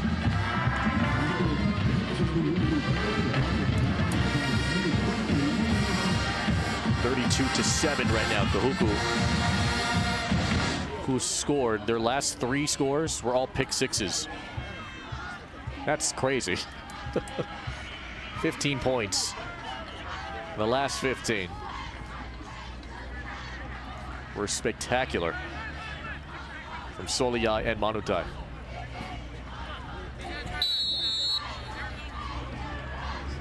It's cosmetic from here on out. Sangapolu Tele, who has 208 yards passing, chased out there by Mayava, and he just scoops out of bounds. But the crazy thing is, so Sangapolutele, right? He's going to approach, what, 3,500 passing yards? He has 208 right now, so what does he have? He has 3,499 passing yards right now. Amazing. Let's get him over 3,500, but I mean, it'll be interesting to see how he can eclipse that next year without Mason Mua'au. They will have Tana Tului back, but we'll see where that receiving core will compensate. That'll put him over 3,500 for the season. There's Ron Bukal. And the ball might have come out. Was he ruled down first? Oh, he was out. And it's Kahuku ball. The ball was ruled out. Nakao City recovered it. It's ruled a turnover. And, of course, all turnovers and scores are automatically reviewed. Let's see it here. And if this is Nakao City, you got to feel good because he did have a dropped interception on the last series. Let's see. This ball is out. That ball is out. Before the knee came down. Ball is out. Kahuku hopping on it with Nakao City. One more look at it. Does the knee hit the ground before the ball wiggles out? Tough to see there. I think the previous angle might have been the best one, but from that look, it looked like it was out. You're right, Coach. Yeah, the first look here, you can see that the ball is out. Right. Still not down. Still not down. It's out. Yep. Ball is out before the knee. In that replay, it's pretty clear. So another turnover. After review, the ruling on the field, the ball was fumbled, recovered by Kahuku. First down. Good explanation there by Robert Victor. That's the 5th turnover now here for Campbell. The 4 interceptions. And now the fumble recovered. And again, for Jaren Keave Sangapolutele, a prolific sophomore year, the second best in OIA history. I mean, Taulia Tagovailoa had 3,900 yards and 42 touchdowns as a sophomore. Who did he play for again? He played for a ball-headed guy. Okay. But at any rate, a bullet-head. Okay. At any rate, this... not that bullet-head guy. Yeah, not that one. Not that bullet-head guy. But he did play for me at Kapolei High School, yes.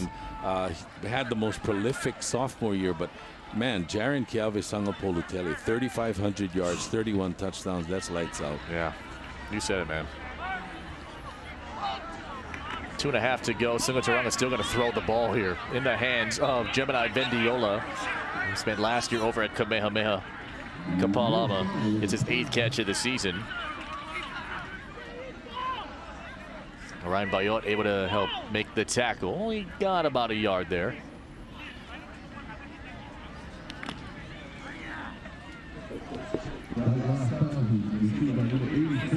So Kahuku will have 7 more days to prepare on a relatively short week. Also, it's Thanksgiving next Thursday, too. Tapusoa was leg hung onto by Jensen Tenele. Will help make the tackle.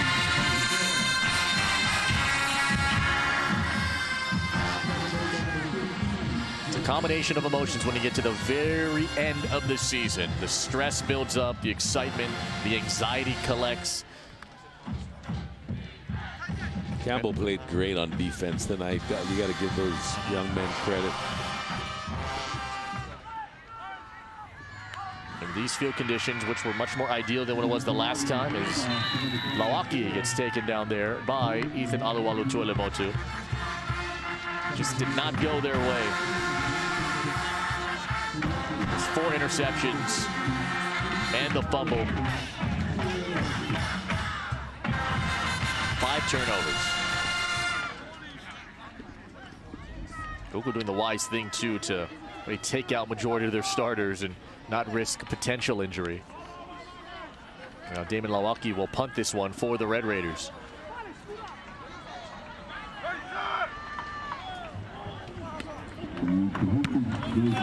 Lawaki with that heavy lefty leg. Wow, this one hung up high, right at the 30-yard line. Here's Malik Jackson.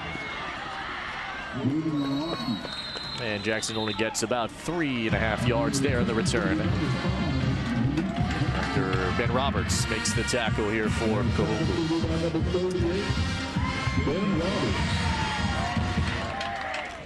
Well, this will be a learning experience, right, for everyone, including Jaren Kiabi Sangapolo-Tele, who was really the talk of the town in Eva when he made the transition over from his previous school back to his home school.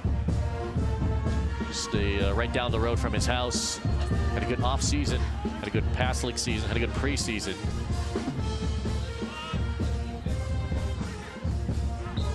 Campbell had lost a couple of heartbreakers to Mililani. Start. Offense 74. 5-yard penalty still, first down.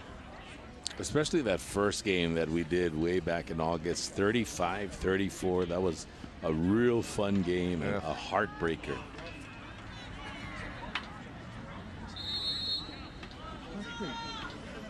Less than a minute to go now. Keep it on the ground. Here's Lopez. He gets chopped underneath. There's Devin Inessa. Maybe a couple more snaps. We'll send this one out of here. Kahuku's going to win this game by having less than 150 yards of offense and scoring 32 points. The last 22, thanks to their defense. 3 pick sixes and a converted 2-pointer.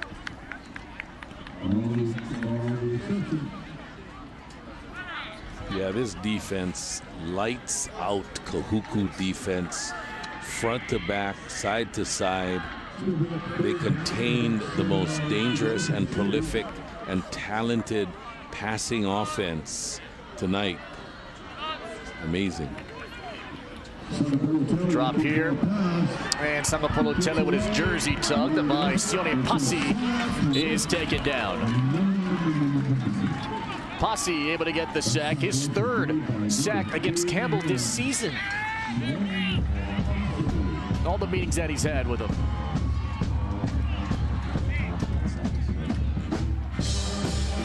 Eight sacks for Kahuku's defense. And a beatdown in the semifinals to punch their ticket to the title game. On Kahuku to the Division I Open Final.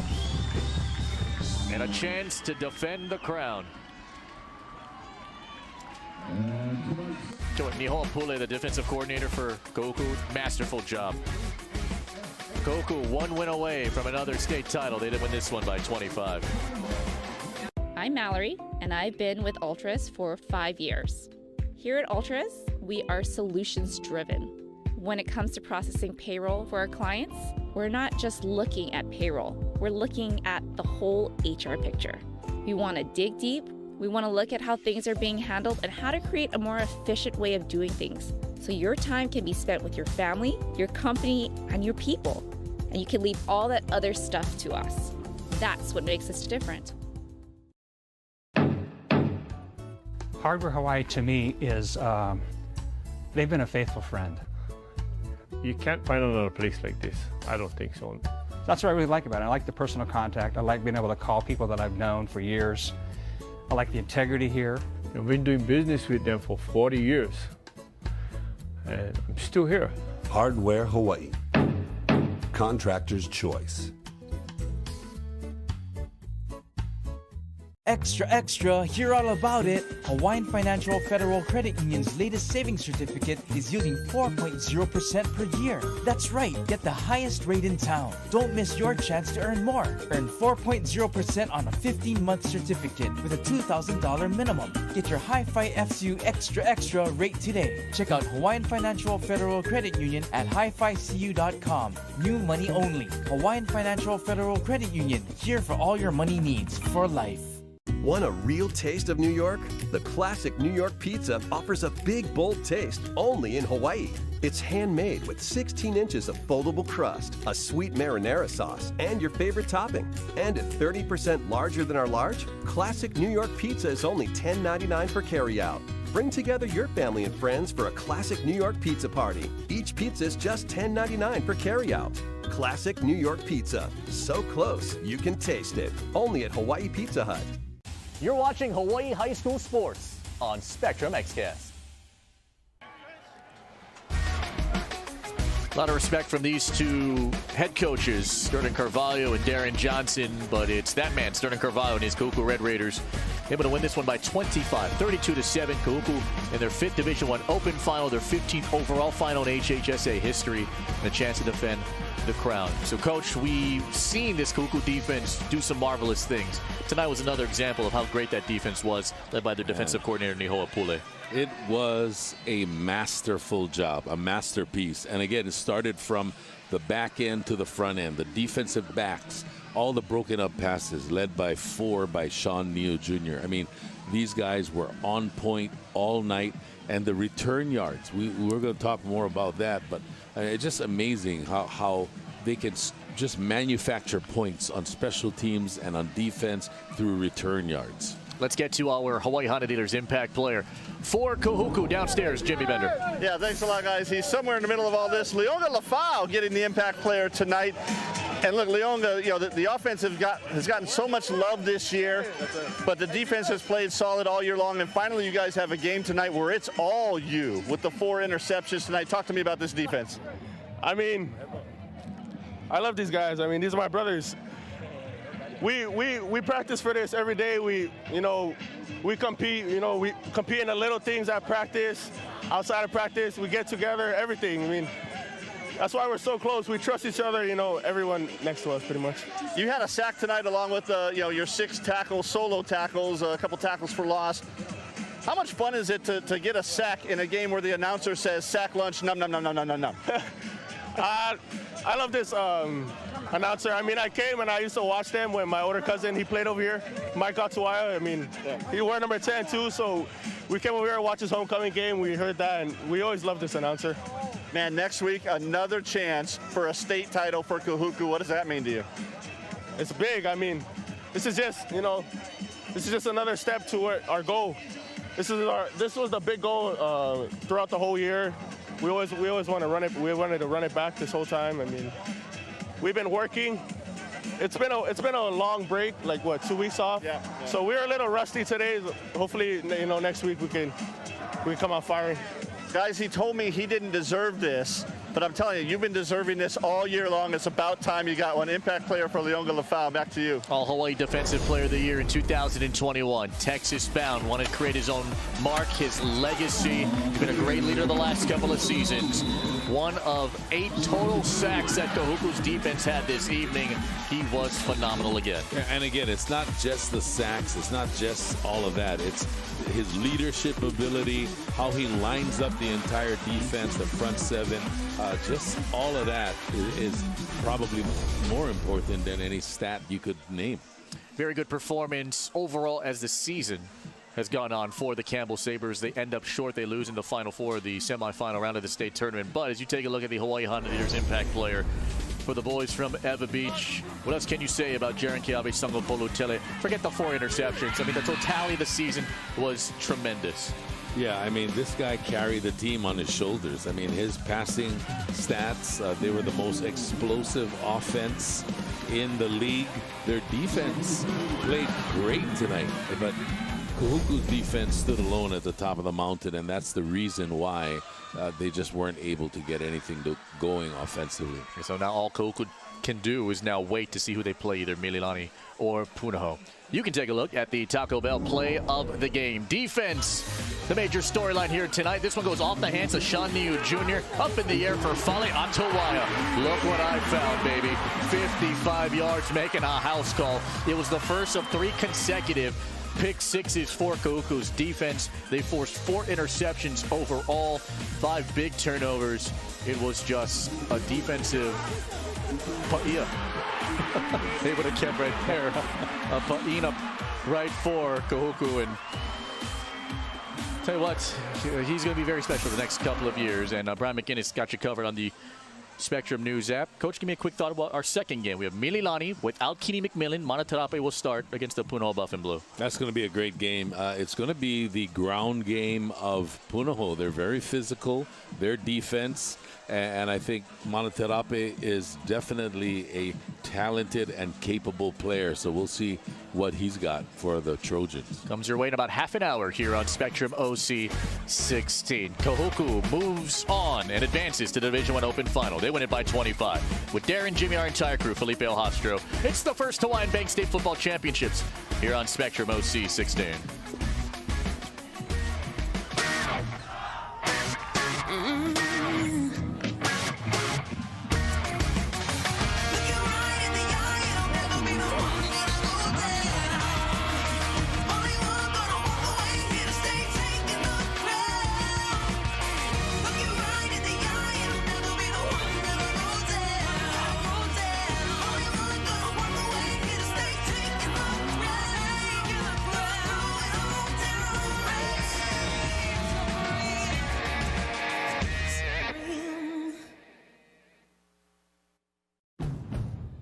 Answer the call to adventure. Holo Holo Anywhere. In a tough all-wheel drive Passport Trail Sport or Ridgeline. Rugged, loaded with tech, both part of the most fuel-efficient full-line automaker. And ready for your wildest adventures. New Hondas are arriving daily. Get into your perfect island ride. See a Hawaii Honda dealer today. Tell them Henry sent you. Because Haumea loves to dance. Because Jaina dreams of a cancer-free future. Because Guy knows why preventive care matters. You are why we're reimagining healthcare. To give you more choices. To be there for you. To see you in new ways. Hawaii Pacific Health. The stars are brightly shining. This is the night of our dear Savior's birth. Oh, night divine.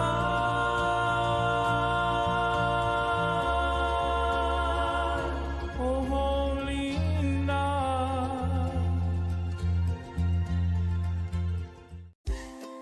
It's always a good time for mango. Handpicked at the peak of freshness and dried and packaged for the best flavor. Get your premium mango and premium sweet and sour mango slices today. It's time to enjoy life. At Spectrum News, we're striving to help inform your community, providing the latest news from journalists right here in Hawaii, the local sports you love, and now the local news and weather that matter most to you. Download the all-new Spectrum News app exclusively for Spectrum customers. Your community connection. How's it? I'm Jimmy Bender. You're watching Spectrum XCast. Welcome back, everybody, to Sports People Hawaii. It's been the year of national champions here in the 50th state. Of course, the men's volleyball team highlighting things from the University of Hawaii. But a few weeks back, another group of much younger boys returned home as national champions themselves. You can already see it. Despite the fact these kids are just 9 and 10 years old, their talent is clear. I mean, I didn't even know where these skills came from.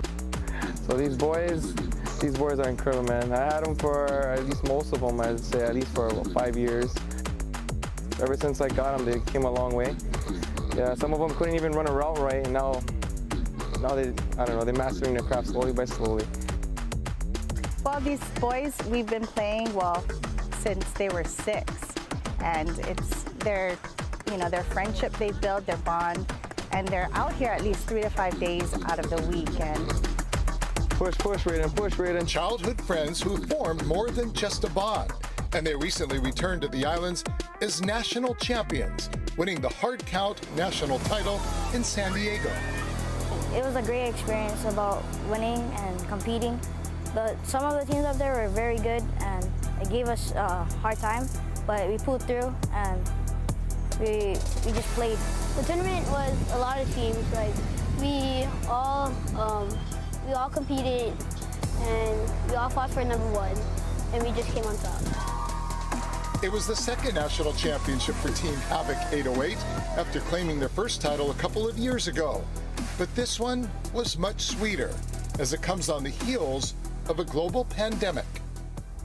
When we were around COVID, actually, parks were closed, state parks were closed. We couldn't work on any groups, so a lot of these kids had to put in their own work at home, doing some ladder drills, cone drills, playing catch with mom and dad, and just pretty much Zoom calls with the boys to keep in touch with their schemes and whatnot. So Does that kind of make this championship all the more special? yes, it actually made it a lot more special because we were cooped up for like a whole year. We couldn't really do much, no sports, no nothing. It was very hard through this COVID situation because we didn't really get time with the coach, and we struggled. So, our coach just gave us like a routine, like 50 sit-ups, 50 push-ups, and then do like a little run, and that kind of kept us in shape. So that really helped us. Working together, but separately, these young boys put in the time and the work needed to meet the moment.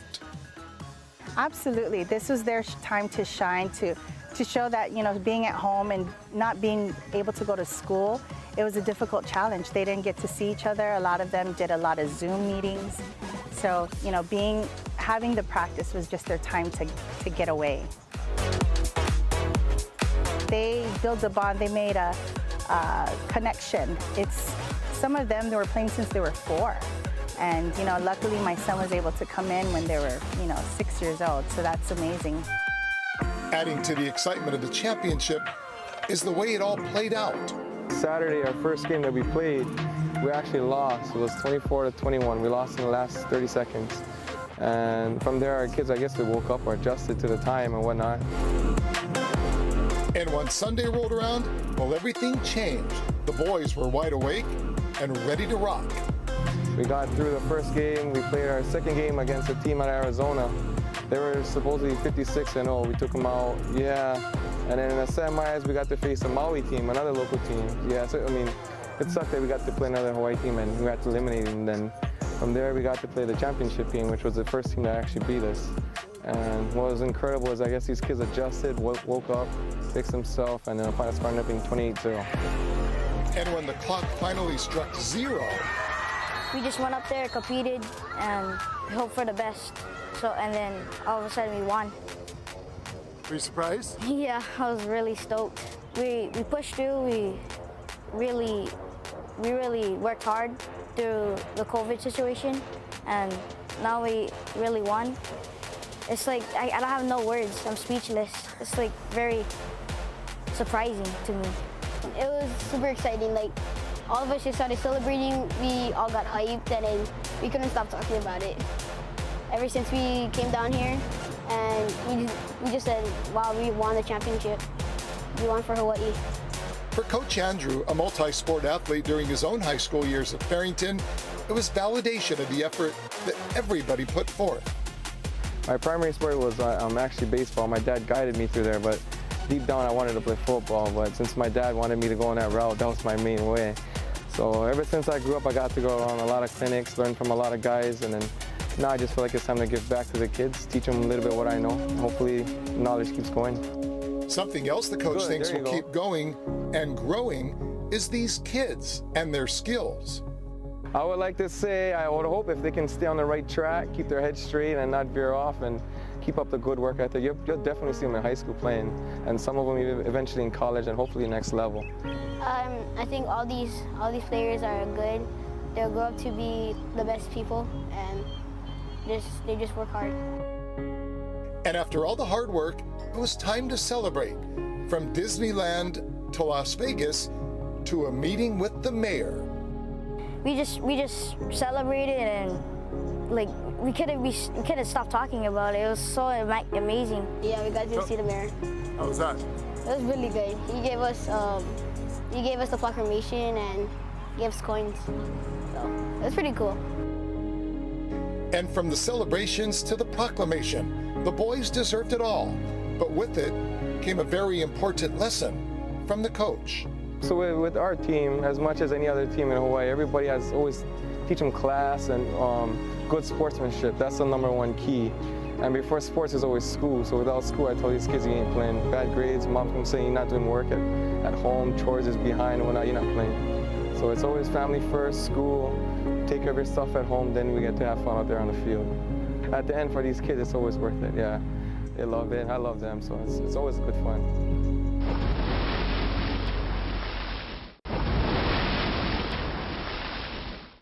Today we take an in-depth look at the popular sport of foiling. With its numerous applications, it can be applied to most water sports. So let's dive right in and find out what's turning the top watermen and women around the world to the sport.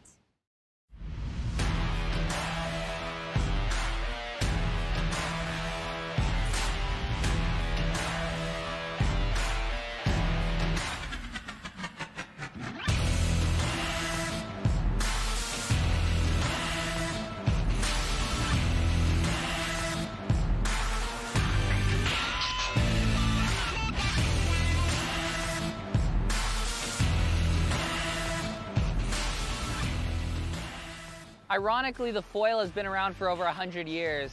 Originally developed by the military and then turned into a passion from a few others about 30 years ago. And now we're at a point where it's a giant revolution in the sport of surfing and stand-up paddling, and you know, the ability to do things at such a high level in such mediocre conditions.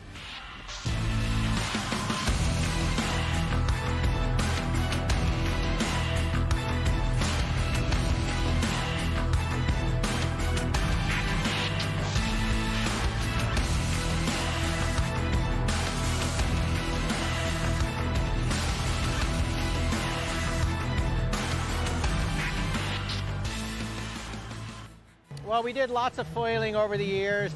Laird, Hamilton, and Dave Kalama and all these guys did what we call the tow surf foiling. So I got into kite foils probably about 10 years ago and then made all kinds of kite foils. And we originally got into what we currently know as foiling about 3 years ago. Kai had asked me originally to make something for his stand-up board. And he goes, well, the foil didn't have enough lift and it was kind of dangerous. So I told him, you know, I'll try it again and we'll see what happens. And then, of course, within about an hour or two, he's doing crazy stuff like you see nowadays where guys are, the peak's not even there anymore and he's foiling over here somewhere, and then he goes back across the whitewater, he's foiling over there somewhere, and we're looking at him going, what the heck is he doing?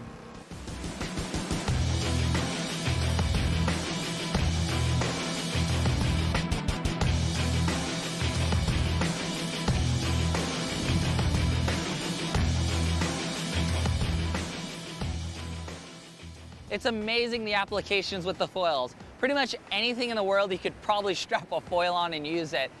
Just add water most of the time. But my favorite applications for the foil is pretty much everything I do, from windsurfing to kite surfing to SUP to just traditional surfing. There's really limitless applications you can do with it. It's gonna give surfers the ultimate tool on surf trips when the surf is crummy and you have nothing to do. You have perfect waves always, and 95% of the world has bad surf. So if you think about that, even Hawaii doesn't get great surf all the time. And now we can go out always and have a lot of fun.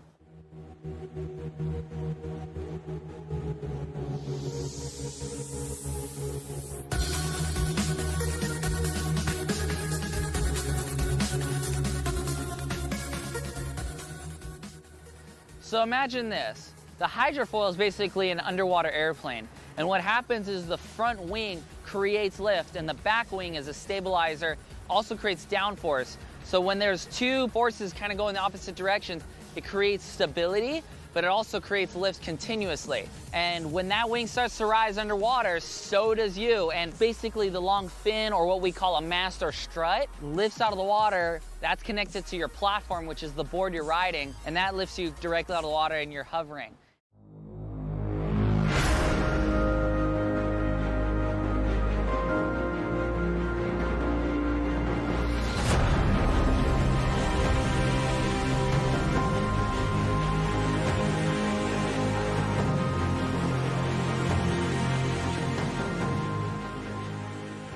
The foils, it's going to revolutionize all these races around the world for downwind paddling. And eventually it'll do it for flat water entirely. I don't think any top professional won't have a hydrofoil underneath them. And, you know, all these other sports, if you're not doing the foil in some sort of racing format, you're not going to win.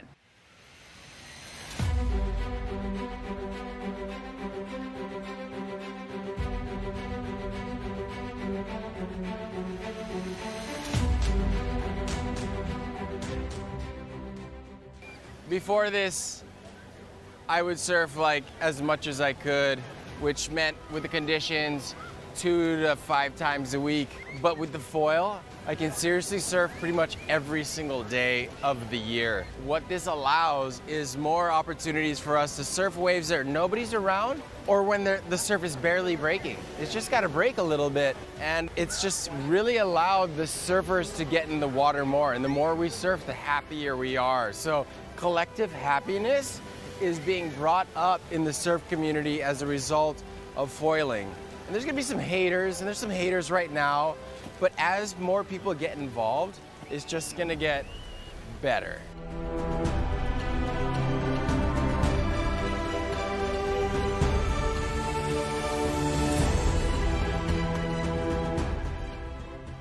You know, if you have the passion for what you do and you're really into getting better at surfing as well as stand-up and all these things, it's the next step once you already know how to do these sports. And the best part about the whole thing is you don't ever have to be by people. I really wanted to make it not only because I wanted to solve that conundrum of poor surf, poor riding, you know, I wanted to be able to ride the best I can, but I also wanted to avoid all the crowds in the islands in the world and going out in the middle of the ocean doing open ocean, you know, downwind foiling or riding the tiny bumps somewhere. I can avoid all that. But the coolest thing is anybody can do it, but it's just like something you gotta put time in.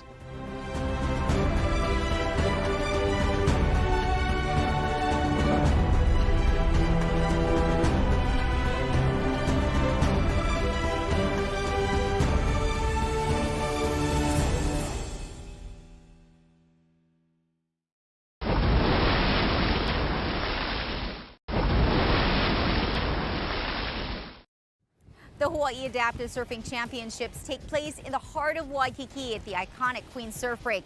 The event has truly become the World Championships, attracting surfers from all over the world to mingle and battle it out in the Hawaiian surf.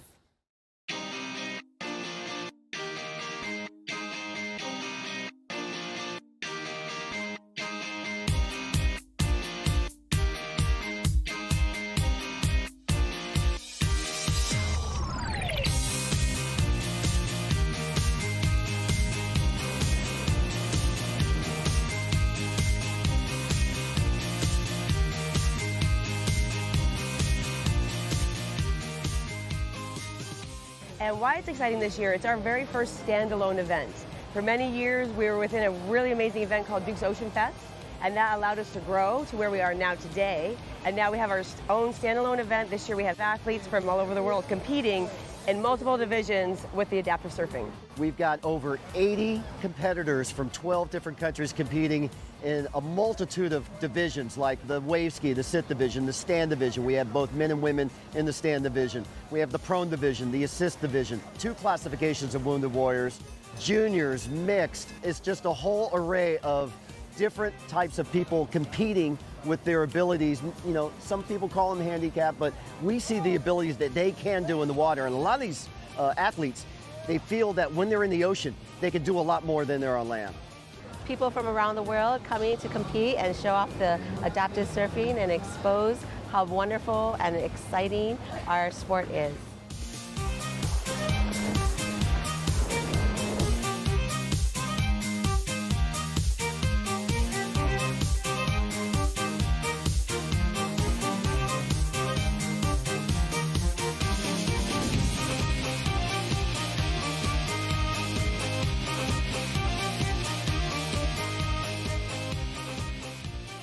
Everybody is stoked, everybody's excited, and it's just smiles for miles. I mean, really, this is a competition, and these are athletes, and everybody is here to really compete, but at the core, it's like aloha and joy. A lot of people that come to the islands have one impression of what it's like, but when they're here to experience it and to feel the mana that's here in the ocean and with the people, it's just an experience that no one else in the world has. We love spreading the aloha, and you guys can see it today and, you know, throughout the whole week, it's going to be like that.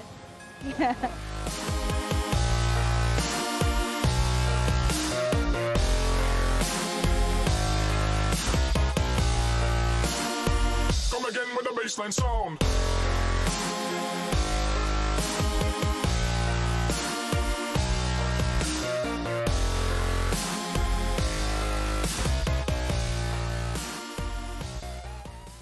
This is actually our 12th year of competition. We've been building up 12 years for this one event to be standalone. But we've got these 75, 76 athletes here from all over the world of every different type of ability and body type and challenge you could imagine. So no matter what someone's physical abilities and limitations may be, we have surf styles that they fit within. And so we've got 7 different competitive divisions here today. And it's really fun seeing how everyone has adapted their equipment. There's a lot of duct tape, a lot of foam padding, and a lot of great advice from all of the competitors learning from each other.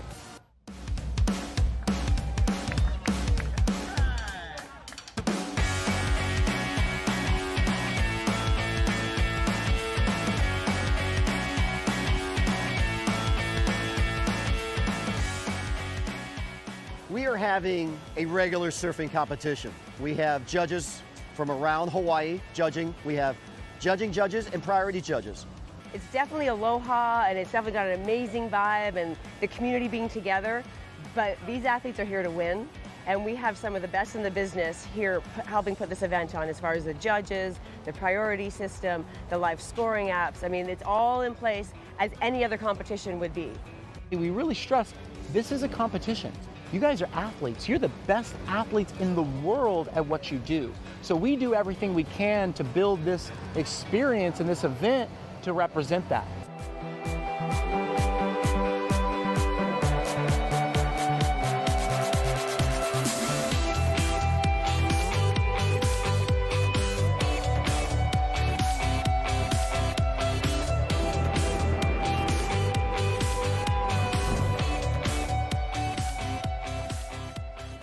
The thing about what we hear all the time from the surfers is when you're on the water, there is no disability, you know, and that's empowering. That's what it's all about. So when you go out there, Mother Nature doesn't look at your disability, doesn't know you have a disability. If you get caught on the inside and it's heavy out there, it's, you know, you got to handle, you know what I mean? And that's how it is. She treats you equally, and that's the real great thing about this sport is it's an even playing field out there, and the people that are surfing with you, they look at you and see you charging, and they're like, yeah, right on, bro. That was a sick one, you know?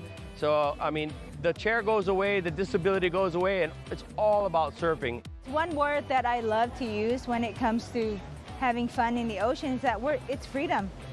You know, you get to be in there and you don't have to hold your cane, you don't have to wheel your wheelchair, you're in something that makes you feel comfortable, and it's freedom. You don't have to worry about people looking at how you walk, looking at you rolling your wheelchair down. It's an amazing feeling. Everybody's one in the ocean, and that's how we should be anywhere. You know, we should be one whether we're in the ocean, in the bus, you know, on the train, on the airplane, on land, wherever. It has to be, you know, we have to be equal.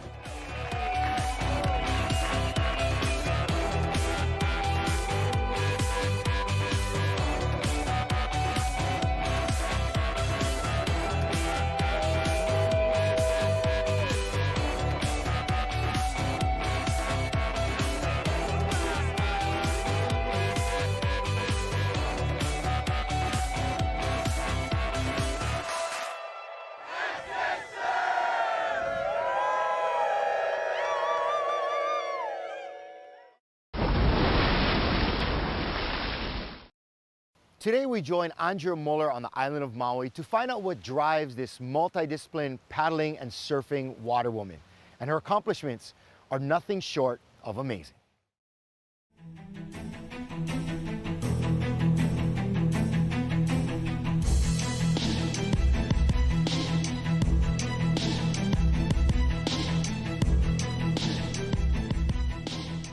Andrea Muller, I met her in Maui on a Maliko run. Stand-up was still new then, and this girl was in front of me the entire race.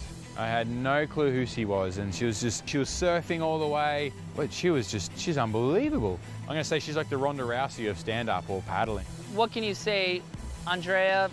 Her actions speak louder than words. She's a super nice person, and on top of it all, just an animal out in the water. You know, besides all she does in the water, being a water woman from paddling to regular surfing, big wave surfing, towing in, she's just a great all-around person.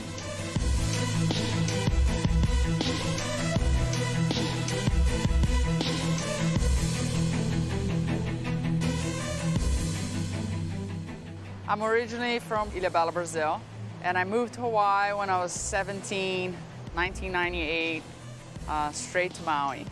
I think before I moved here, I kind of had a feeling, Hawaii is the mecca of all the sports, but I didn't realize how radical, the ocean is and how extreme everything is, or how much I would get involved and fall in love for all the sports. I didn't know paddling before, I just knew windsurfing. So then it turned into surfing big waves, paddling, windsurfing, everything.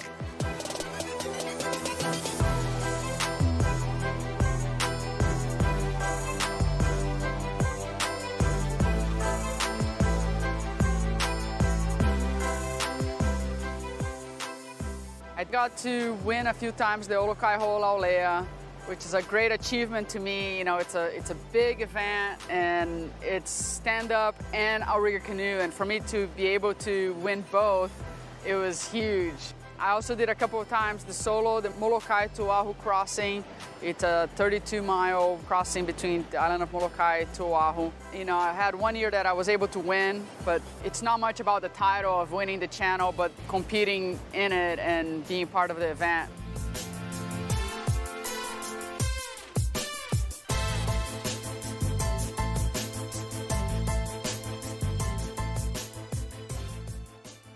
The ocean brought a lot of relationships to me. It's not just my own relationship with my spirituality with the ocean, but the community that is surrounded by the activities in the ocean. The paddling community became my family. Fortunately, for the past, I believe, 8 years now, I've been with Team Bradley. We're fortunate to win Nawahine o Kekai, I believe, 7 or 8 times now. But I think for us, it's beyond winning or it's beyond a title. Definitely about putting everything you have, bleed for each other, and we're not afraid to give it all.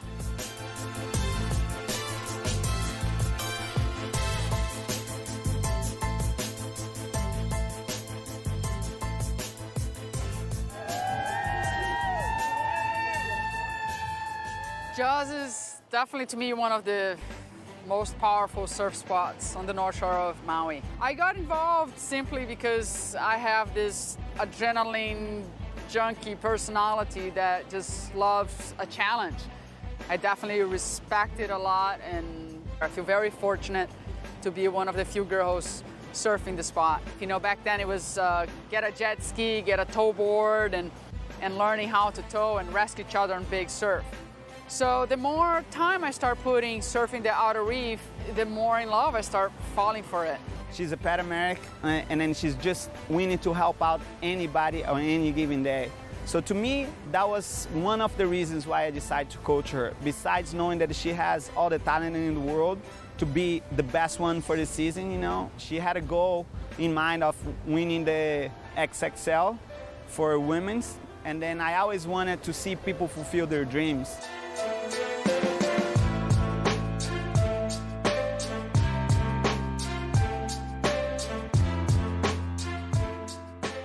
So the WXL, the Big Wave Awards, now it's part of the WSL. It basically nominates 5 women out of the whole world, from everywhere that you have big waves. So I was just fortunate to be picked. I'm very thankful for winning the WSL.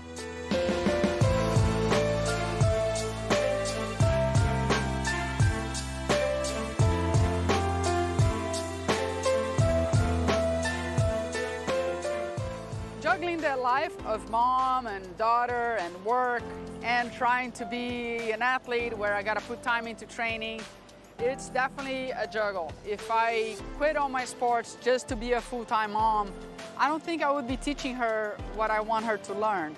She's learning that if she puts time into something that she loves, she will achieve. I have to follow my heart in order to teach my daughter how to follow her heart.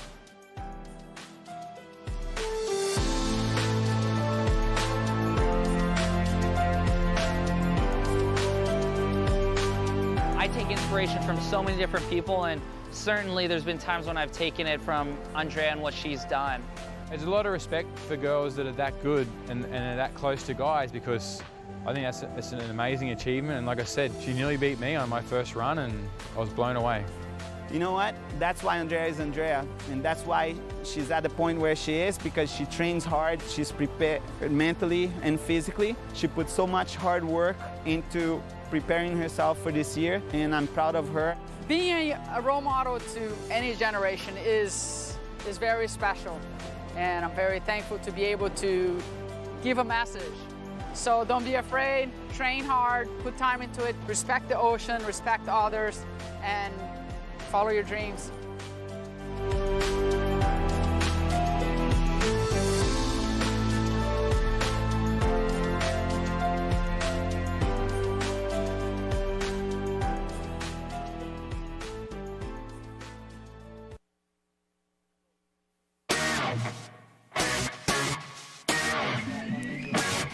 8 years ago, one team felt the exhilaration of a historic first state championship, but it came at the expense of this team. And now Buff Nation, into the state tournament for the first time in 6 years, are looking to get to the final. Mililani Punahou in the first Hawaiian Bank State Semis.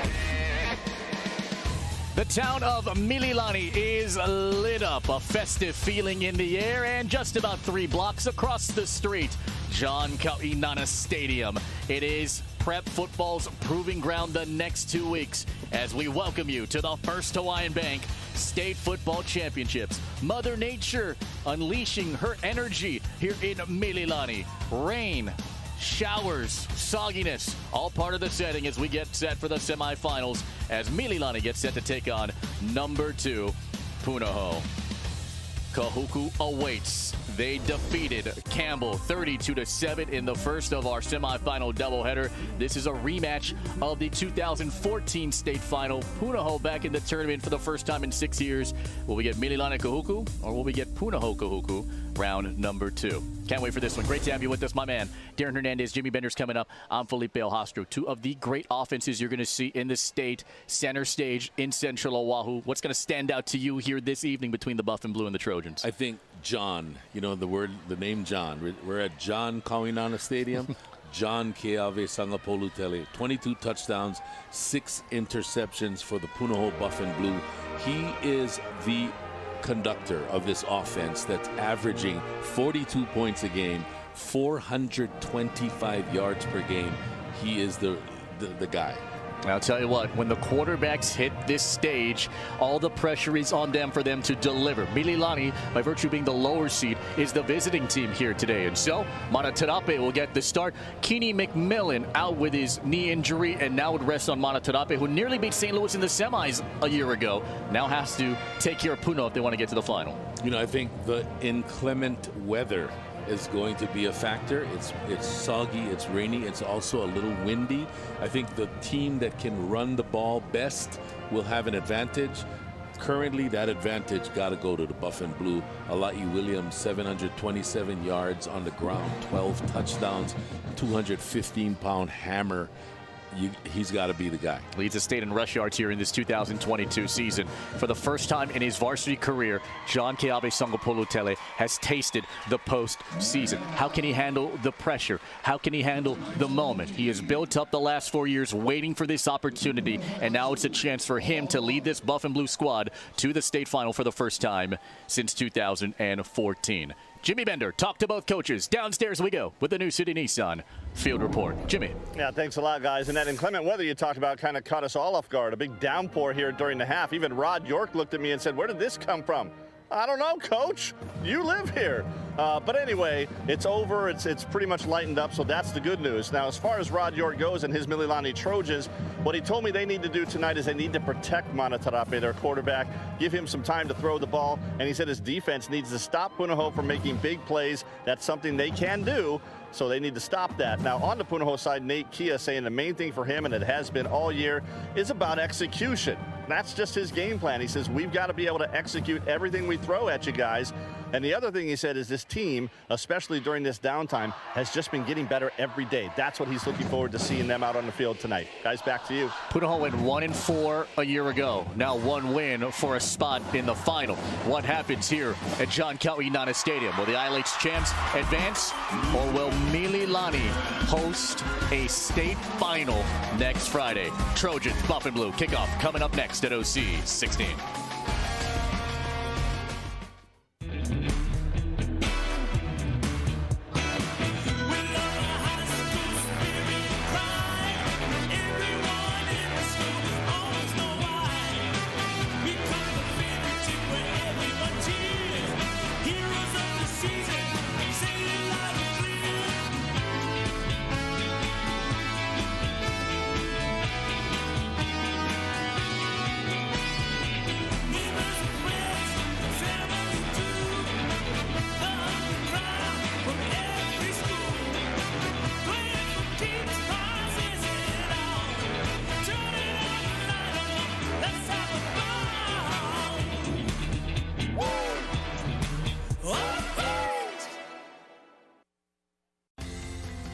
This Spectrum OC16 sports presentation is sponsored by New City Nissan.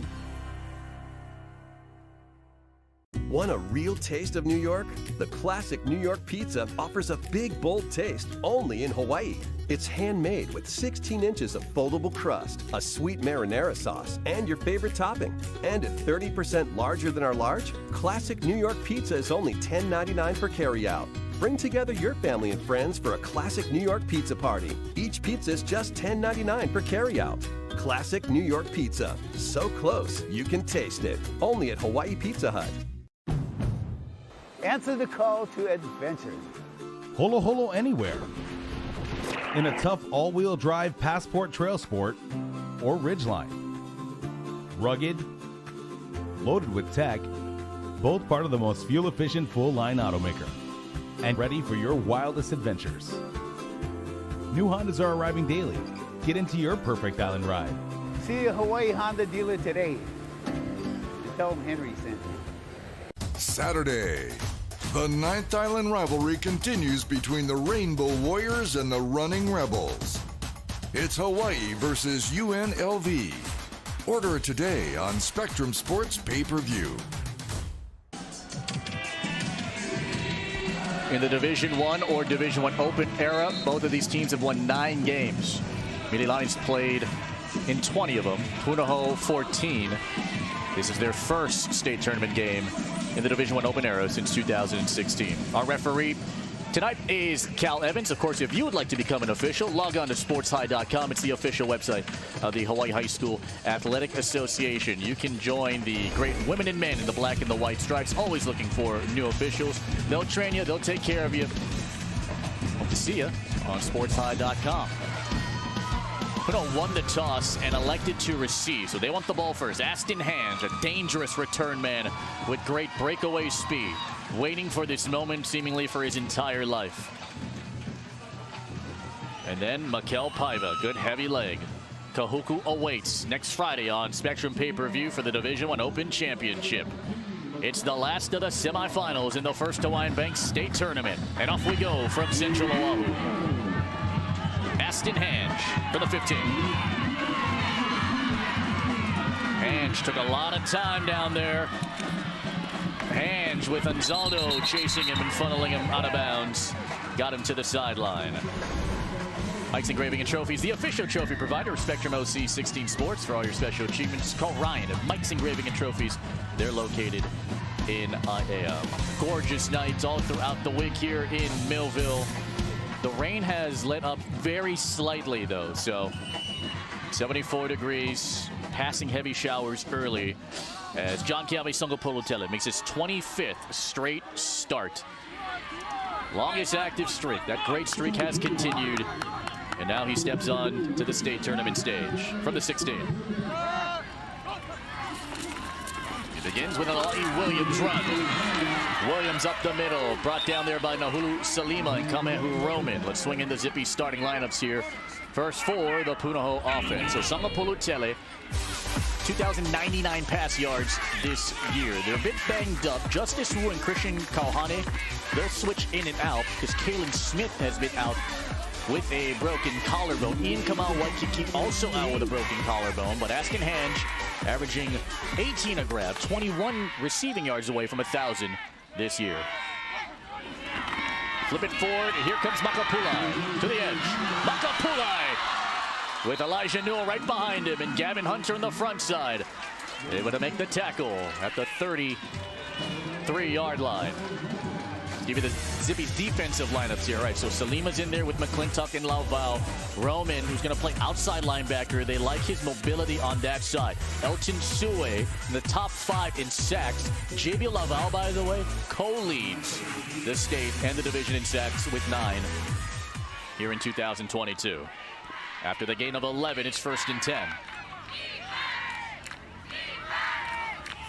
Sepa Lyman pass protects. John Keawe Songopolutele over the top. This one is intercepted! Taken out by Ezekiel Rodriguez, who just got an offer from Pacific a couple days ago.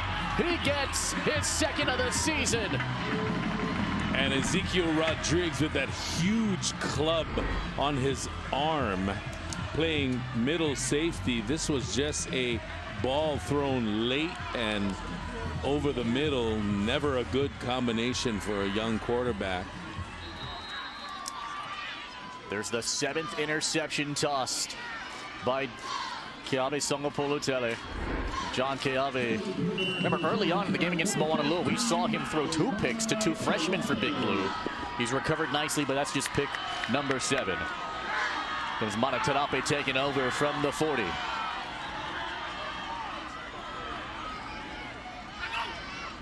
Coming across, Punahou.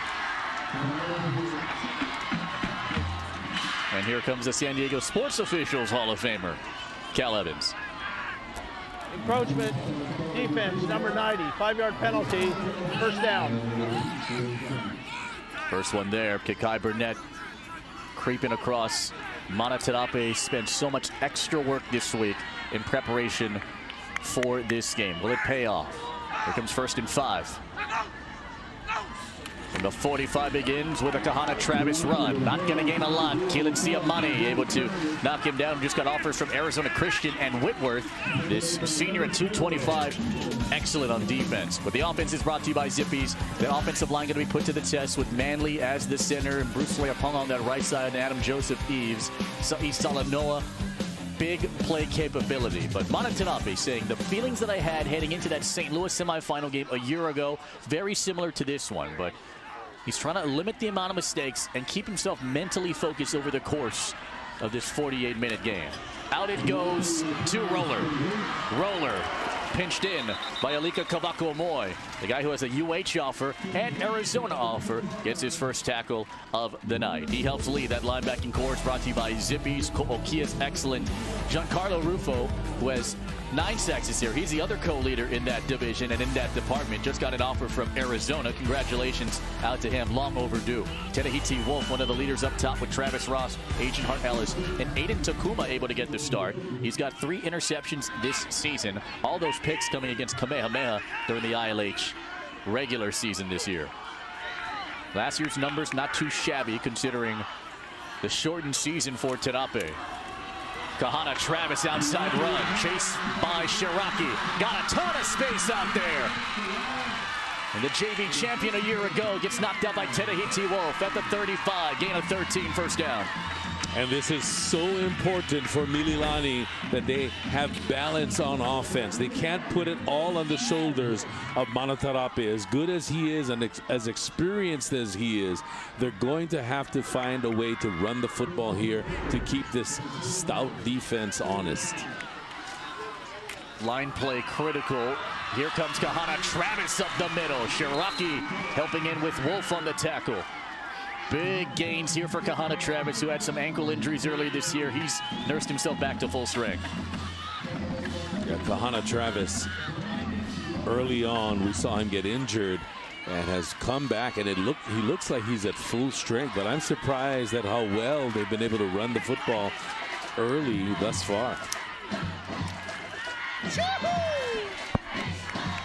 First down at the 23-yard line.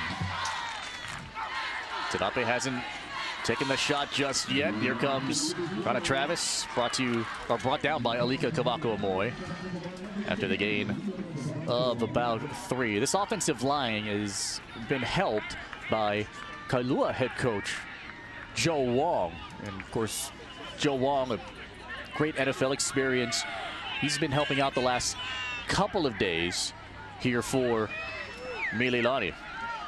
Still remains as the Kailua head coach, by the way. Just want to put that out there. But he wanted to implement and help his friend, Rod York. Rod York also, by the way, up in the booth for the first time this season. Better communication between him and Manatarape.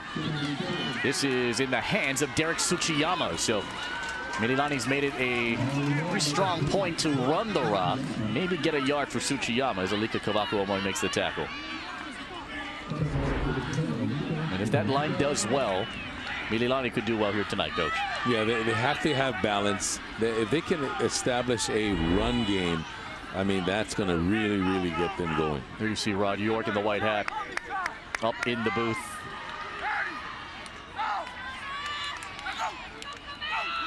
Third down and about 6. Tanape to the air. Firing. It is Salanoa. He caught it. Got on the back shoulder and found the first down. It's 1st and goal for the Trojans. Sai Salanoa, so explosive. Look at the time for Tanape where he can just set up. And, man, what a beautiful pass to the outside. What a catch. Salanoa has been a catch. Oh, man. 51st catch of the season for the sophomore who said that this experience at Mililani has far exceeded his expectations. Kingston Samuelu the back. He's typically money in the red zone. Samuelu, though, gets tripped up with a marker down after Ioane tripped him up.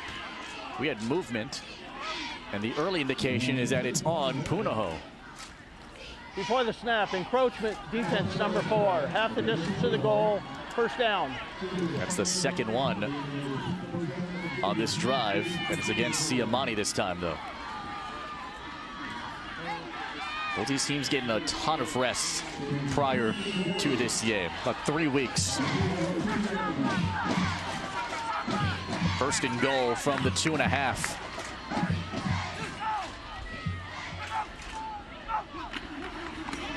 Kahana Travis can't get there. Push back. They surge out in front. And Giancarlo Rufo, who's been an animal all season, rejects him. You know, Rufo always is talked about as a pass rusher. You talked about his 9 sacks, but against the run, he just sets the edge. And, man, this guy just has a great motor. He was a 16-year-old senior the majority of the season, turned 17 in early October. His strength, his knowledge, his leadership, his know-how, and just on full display throughout the ILH campaign. 2nd and goal. Kahana Travis sticks his helmet down, and he'll maybe get a yard. They'll bring up 3rd and goal coming up as Kahana Travis loses his shell, as Alexander Yuen and Alika Kabako Omoy make the tackle.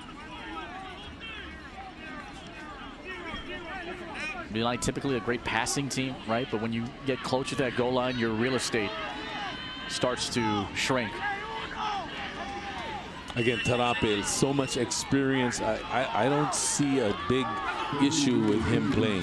10th play of the drive. Samuelu sticks his head down, and he's spun down. It's Giancarlo Rufo again. The first surge came from Kinkai Burnett, and it's 4th and goal Mililani right now. Wow, Rufo has, I mean, taken on a double team, slicing through, and that was a wrestling move. Yeah, Giancarlo Rufo, man, this guy is rugged. So here comes Mikel Paiva. Paiva was 4-5 a year ago, 1 for 1 this year. This is from 20 out. It's a chippy to give Mililani the first lead. Marker down. The play clock run out? It did. Delay game, defense. Half the distance to the goal. It's a delay game defense. I think he meant offense. Stretching, delay game offense. 5-yard penalty. 4th down. There you go. So Paiva, who's got a great strong leg.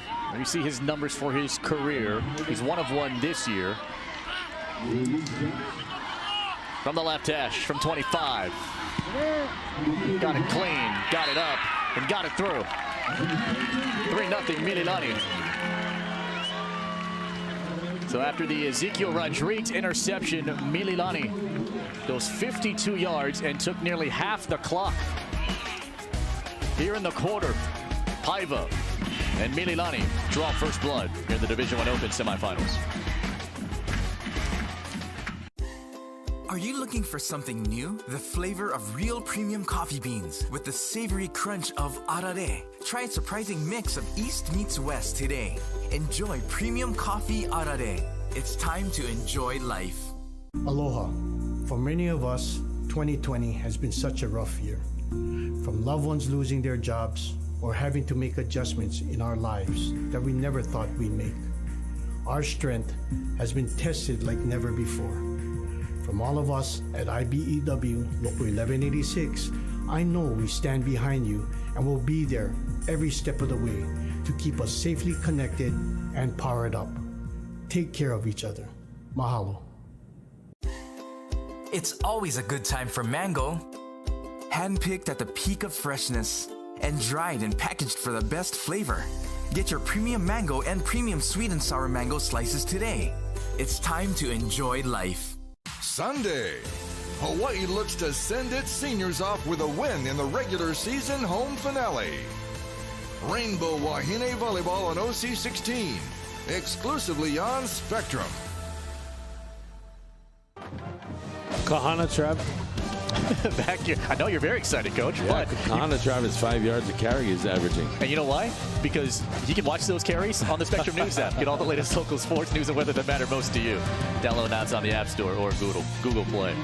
Mililani Town Center, as the holiday season approaches, that'll be dressed to the nines. It's a gorgeous night here in Mililani, and so Kahana Travis, 6 carries, 33 yards. What an opening drive for the run game for Mililani.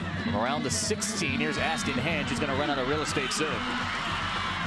Good return, though, to the 40-yard line. Elton Sue able to make the tackle on special teams. He's a dynamic player, just an exciting player. We've seen him burn so many opponents this year. And you notice that anytime a returner kind of waits and bides his time, it doesn't always work out well. If you watch Kai Carvalho, he makes a quick snap decision and then he goes and hits the hole.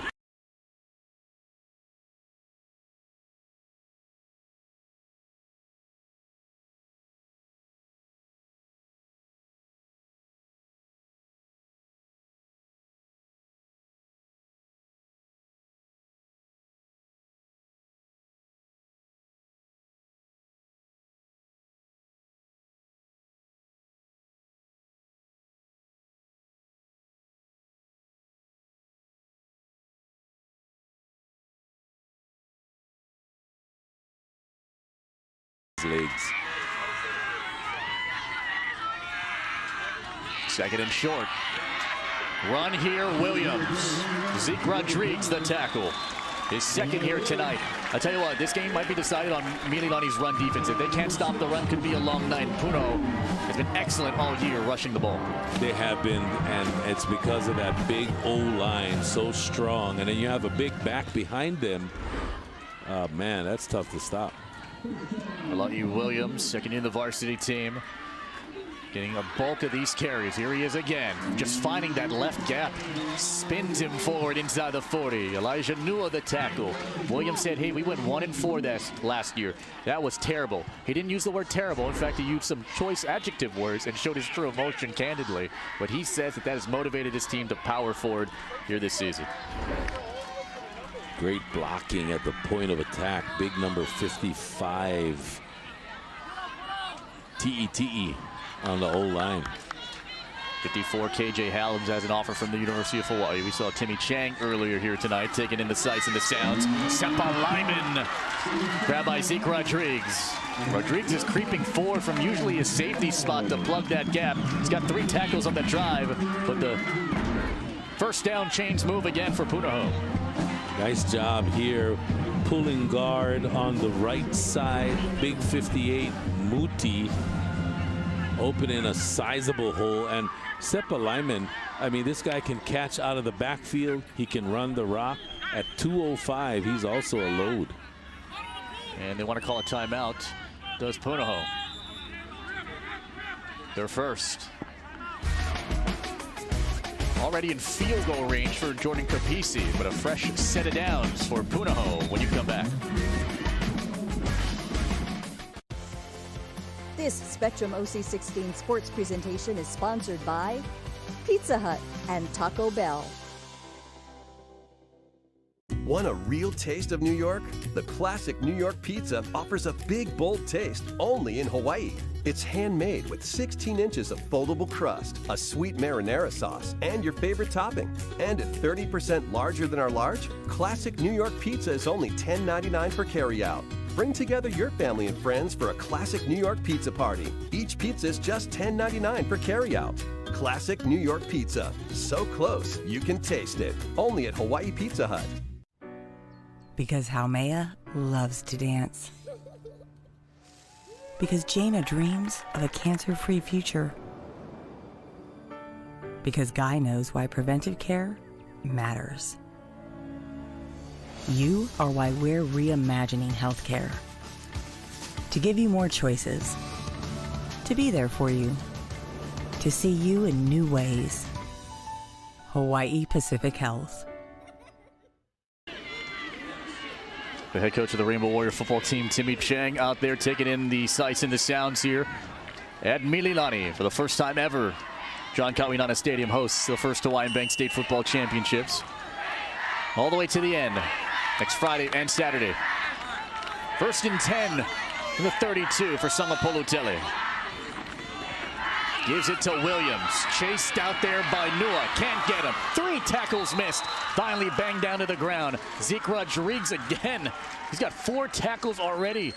Brings up 2nd down and a couple. And when your safety is the last line of defense making all the stops, that is not a good thing. That means the running back is running through your D-line and linebackers. It's a beautiful counter play. Muti again out front, big 58, leading the way. Play 6 of this drive. 42 rush yards here for Punahou this evening. Sangapolutele lets it go. It's incomplete.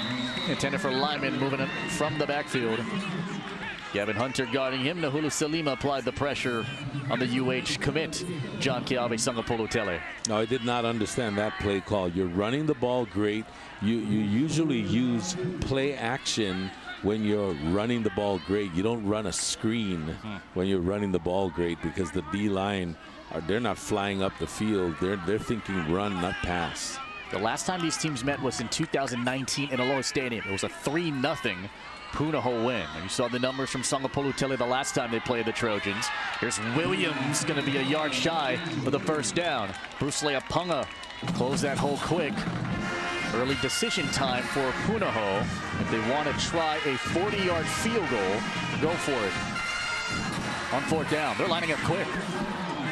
Maybe get a free 5 or take it. Mililani stays on their side.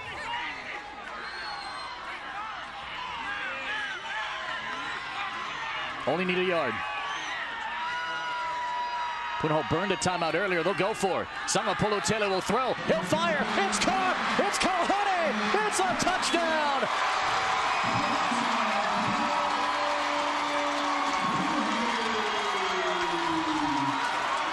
John Keawe Sangapolutele, that is the experience of a 4-year varsity quarterback.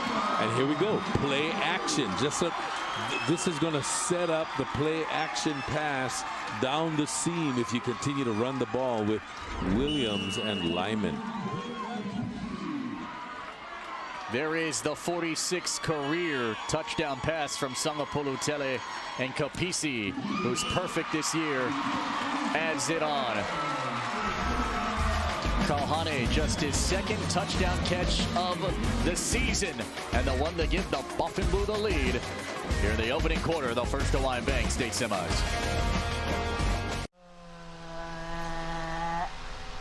Dance party. Let's go. When inspiration strikes, say yes with the new Priority Unlimited credit card from First Hawaiian Bank. Wherever you shop, whatever you're shopping for, you can earn 2% cash back on everything you buy. From small stuff to big stuff to stuff you want. A card that rewards you for every purchase and helps you stay connected to everything that matters. Hey, I'm officially a Zipster now. I signed up for Zipster Rewards, and now I get to feed on free Zippies. Well, me too, but what does it mean to be a Zipster? Being a Zipster rewards rolling in like a hero at the potluck. Exactly. And one day, you'll have OZ cred. So being a Zipster means loving Zippies same as always, only now it's more rewarding. You got it. Yeah. This month, warm up to a super combo with the grilled tuna melt and tomato bisque combo. Sunday, The Bisons of Lipscomb University travel across the Pacific for an afternoon showdown with Hawaii. Rainbow Wahine basketball, only on Spectrum Sports.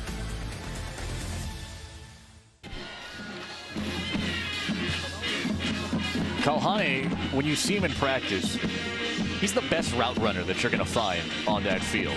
And he got more reps after the injuries racked up to the likes of Ian Kamau Waikiki, to Kalen Smith. So Justice Wynn, Christian Kauhane, and Dash Watanabe, all of them having to pick up that slack. Kauhane with a touchdown against Kamehameha earlier this year. Gets one tonight against Mililani. Gives the Buff and Blue the lead. Kapisi. This is a brand new stadium he's ever kicked inside of before.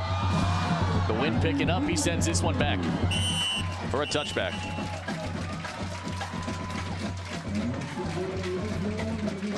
So look how it played out, right? So Mililani had the ball at the 2-yard line on their opening drive. Couldn't punch it in multiple times. Settled for the field goal, took the points. Punahou runs the ball well. And then they capitalize on a 4th and 1 and get a touchdown here. Mililani will try and answer back. The Trojans coming off that 35-0 loss to Kahuku in the OIA final. OIA gets 3 berths in this state tournament for the Division I Open. ILH just the champion, in this case Punahou. Who won this state title a couple of times, most recently in 2013. Mililani begins at the 20. 4 on the rush, Tanape chase. Tanape goes down. Giancarlo Rufo, 10 sacks this season. Giancarlo Rufo with a fresh Arizona offer in his pocket is now the state leader in sacks with number 10. And he just flies around the field. I just love his energy. He reminds me of Max Crosby. I mean, just the way he plays at a high speed, high level, always talking, always communicating with his teammates. This guy is rugged. Him and RJ Kelemete out of Waipahu are the only 2 players with double-digit sacks this season.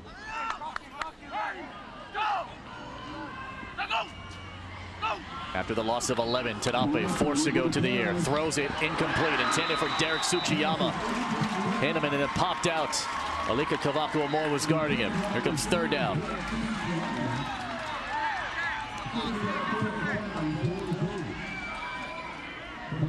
Tanape says that he can remember really all the big moments in that game last year against St. Louis at Farrington in the state semifinals, nearly leading Mililani to the title game.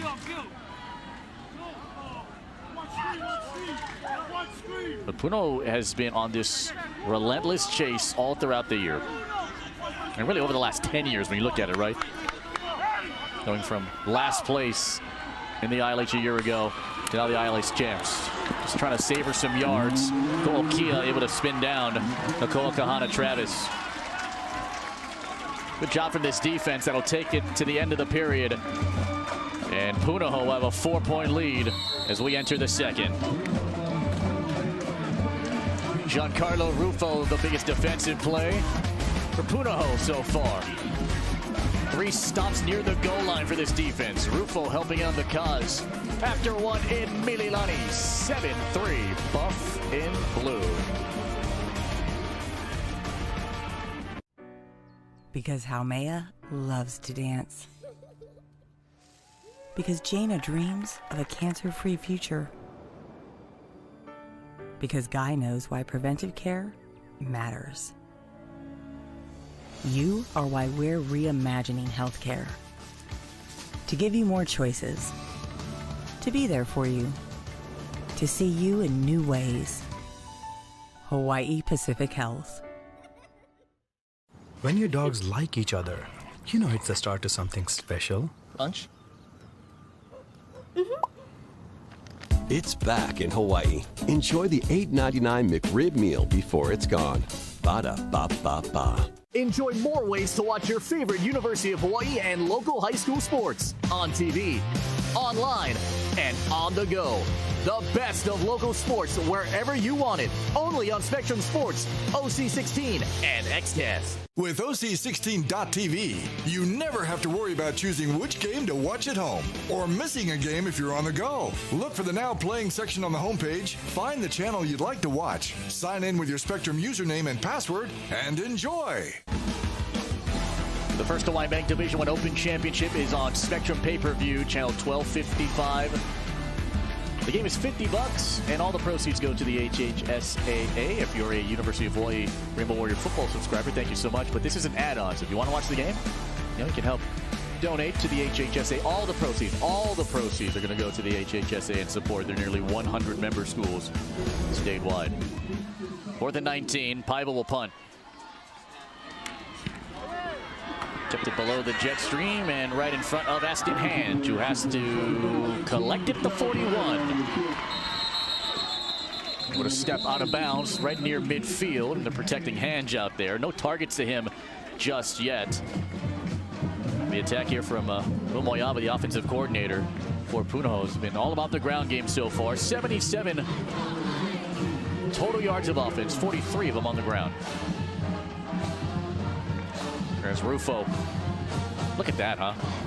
Man, that guy flies. I mean, you can't spell Rufo without UFO, unidentified flying object. He's flying all over this field thus far. I mean, 2 tackles on the goal line. Man.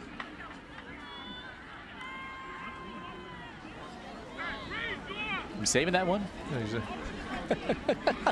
No, he's so nothing rhymes with Rufo. So. That's right, yeah. Oh, the truck's going crazy right now. They're going to find something. 11:50 to go. Let's see if at the 42-yard line. And they're making sure about the spot of the ball, because when Aston Hange was going back to try and get the ball, essentially kind of giving himself up, right? So he's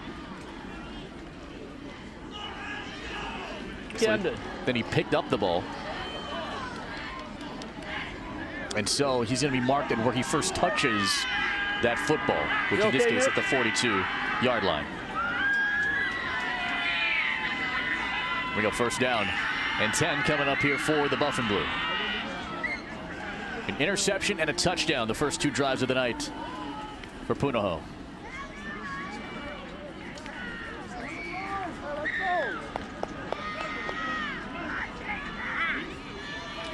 Again, the discussion is within the officials to see if Aston Hand, and this is just my personal opinion, but just based on what we're seeing here, if he gave himself up enough, which would negate that return. Because if that was the case, then the first point of the touch would be at the 42. Well, they got all that settled somehow. And we play on. From the 42. Fake the give, fired quick in the hands of Aston Hange. First catch of the night, dragged on to by Caden Anzaldo. To the 44-yard line of Mililani, and a gain of 14. When this offense is clicking, they are so dynamic. You could see Hange closing in on a 1,000-yard receiving season. I mean, it starts with up front with the big O-line, the run game, Muti, Hallams. I mean, these guys are top-notch O-linemen. He's now 7 receiving yards away from 1,000 this year. More great field position for the Buff and Blue. Williams gets bear hugged and wrestled down to the ground. Gain of only 2. Elijah New and J.B. Laval. Those 2 been excellent on the defensive side. Able to knock down Williams.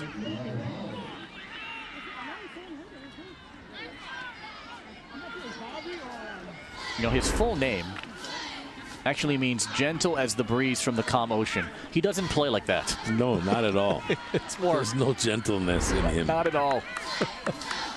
It's more roaring thunder every time he touches the ball. 2nd down and 8.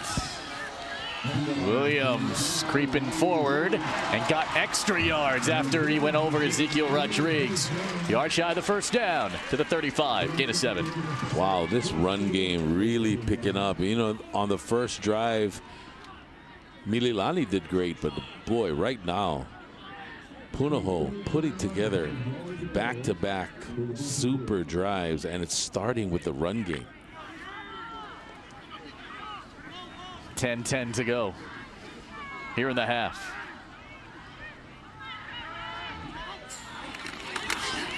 Inside give, Seppa Lyman. So Lyman able to creep forward right at the line to gain. Let's see where they're going to spot it.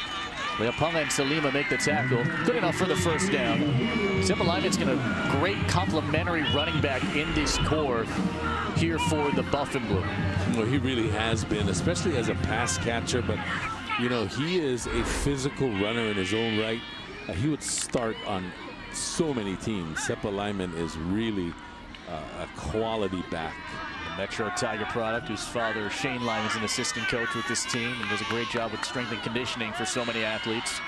Seppa, one of them. In the belly of Williams. Williams with Leoponga all over him, who lost his helmet. Man, they are getting gashed on the ground. It all starts again with that offensive line. They are just doing it up. Hallams, T.E.T.E., Muti, Hanisi, Rhinelander. Those 5 dudes are moving some earth right now. And they'll get into a 7 offensive lineman rotation usually during this season, who have been excellent this season. This throw is incomplete, intended for Makapulai. It's guarded by Iosefa.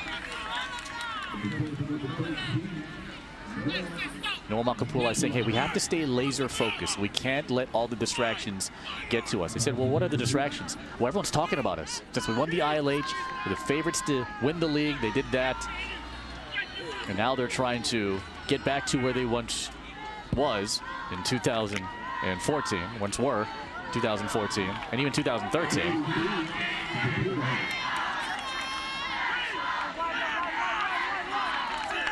Anjan Makapulai up top, Kahane the receiver at the bottom. 3rd and 3. Pirouettes around, got rid of it, and Lyman dropped it. Man. Him and Gavin Hunter have some words. Nahulu Salima applied the pressure. It's 4th down. Field goal from here would be 44 yards if they decide to go for it. This is a well-designed play, but the pressure by Salima caused that pass to be just a little high and outside. Bring up 4th down as the play clock is still winding down. They converted the last 4th down attempt and turned it into a touchdown. Play clock inside of 10. And now 5. Going for it, 4th down. Flip it here to Williams. Williams goes over the top. Went over 3 Trojans to get there. Oh my goodness. What a first down run to move the chains. Big Alai Williams. Look at the holes. And again, that is not a hurdle. He jumped over a tackler who's going in for his legs. And as he was ascending up, eventually it landed on top of 2 more Trojans, got over them. 8 yards in the gain and the chains move. What a play there from Alai Williams. Sangapolo Tele, play action shot, end zone Makapulai. Hunter, did he stay in? Did he stay in? There's a flag down there. No signal yet if it was a pick or not. Makapulai was calling for a pass interference because there was contact on his route. Let's take a look at this here. Got the right toe in, pick. but it could be negated if it's a defensive penalty. Makapulai, number 13, felt like he was held on his way down there. And the fact that the officials didn't rule interception or not. Defense number 9, half the distance to the goal. First down, replay first down. It's on Anzaldo. I say that the fact that they didn't rule interception gives at least an initial indication that it's a defensive penalty, which would negate that turnover. And so Anzaldo. A good call by the officials. I mean, that was a pick, but it was after the penalty, so negated. And so we have the rare 1st and 1. Up the middle, Williams, touchdown.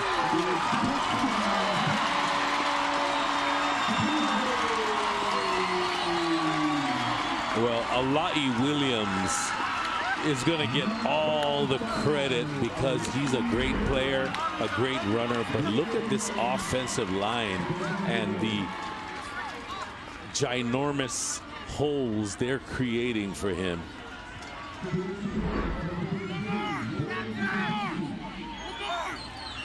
Back-to-back touchdown drives. Kapisi ready to tack on the extra. 48 of 48.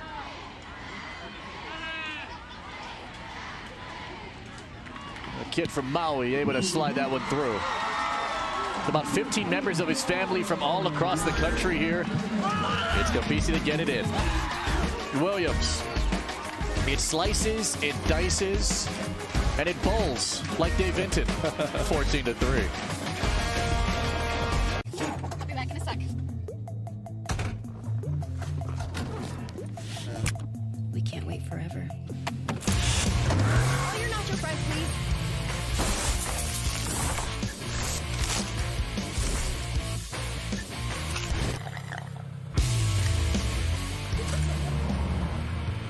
Can't be mad. We got you nacho fries. Made with Mexican spices. Made for nacho cheese sauce. Only at Taco Bell. I'm Mallory, and I've been with Ultras for 5 years. Here at Ultras, we are solutions-driven. When it comes to processing payroll for our clients, we're not just looking at payroll. We're looking at the whole HR picture. We want to dig deep. We want to look at how things are being handled and how to create a more efficient way of doing things, so your time can be spent with your family, your company, and your people. And you can leave all that other stuff to us. That's what makes us different.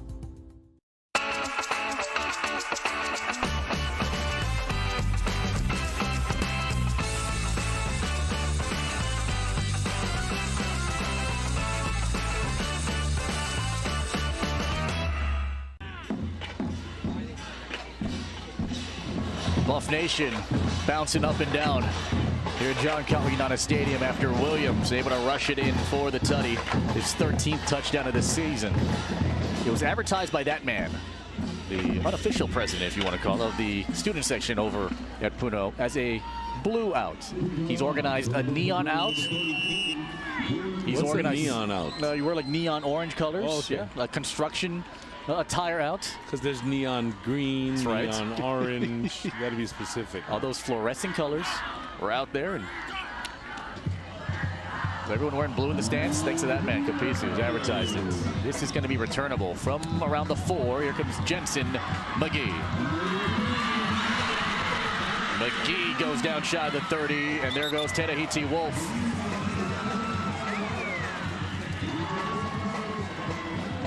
Good job to make the tackle there from Wolf. That looked like a real promising return. There was a crease there. It just closed down so quick. Wolf with a nice stop. All right, now they're down 11 here now, Coach. Mililani's offense back on. They got to get balanced. They got to go back to running the football, which they did well on that first drive. But you got to hit those passes. We had a couple of drops early. They had a couple of drops and overthrows. They got to hit those. Not a ton of targets to Roller just yet either, until now. Roller brought down Shiraki, the first Shiraki in his family to play in the state tournament. And Blaine Shiraki, who comes from a great long lineage of excellent football players. It's a great tackle there. Well, the blocking on the perimeter is just not there at all. And you're going to put a guy, Lehiva Kahana Travis, who's a nice kid and a great talent, but he's 150 pounds, and you're going to ask him to block a 210-pound linebacker. That's not going to set him up for success. All throughout the season, Shiraki has been telling me, hey, we're the best linebacking core in the state. That's Blaine's words, along with Alika Kavako-Moy. They've really advertised themselves, and they've delivered in the ILH. Ripped down by Ioane is Kahana Travis. Big Fua Ioane, 290 pounds. That's what he's listed as. He's looking a lot bigger than that. Second year in the varsity team. More strength up front with him there as the anchor in that D-tackle spot, with Burnett and Siamani flanked to his sides. 3rd down and 13. Mililani's converted 2 of 4. Tarape, pressure coming. The ball is out. It is ruled a fumble. For the time being, it's a fumble, and it's recovered by Ioane. Giancarlo Rufo able to deflect it. It's a turnover, so it has to be automatically looked at. Did the arm go forward, or was this out prior to the arm going forward? Are you kidding me? This ball's out. Rufo is just wrecking shop tonight. There's no other explanation. The guy has 4 tackles, 2 sacks, 4 tackles for loss, and a forced fumble. That's a career for some guys. And he's done that in the first half. That looks like a good sack, strip, fumble recovery. It was recovered by Ioane. Rufo gets the sack. 11 sacks now for Rufo, and Ioane gets a big play.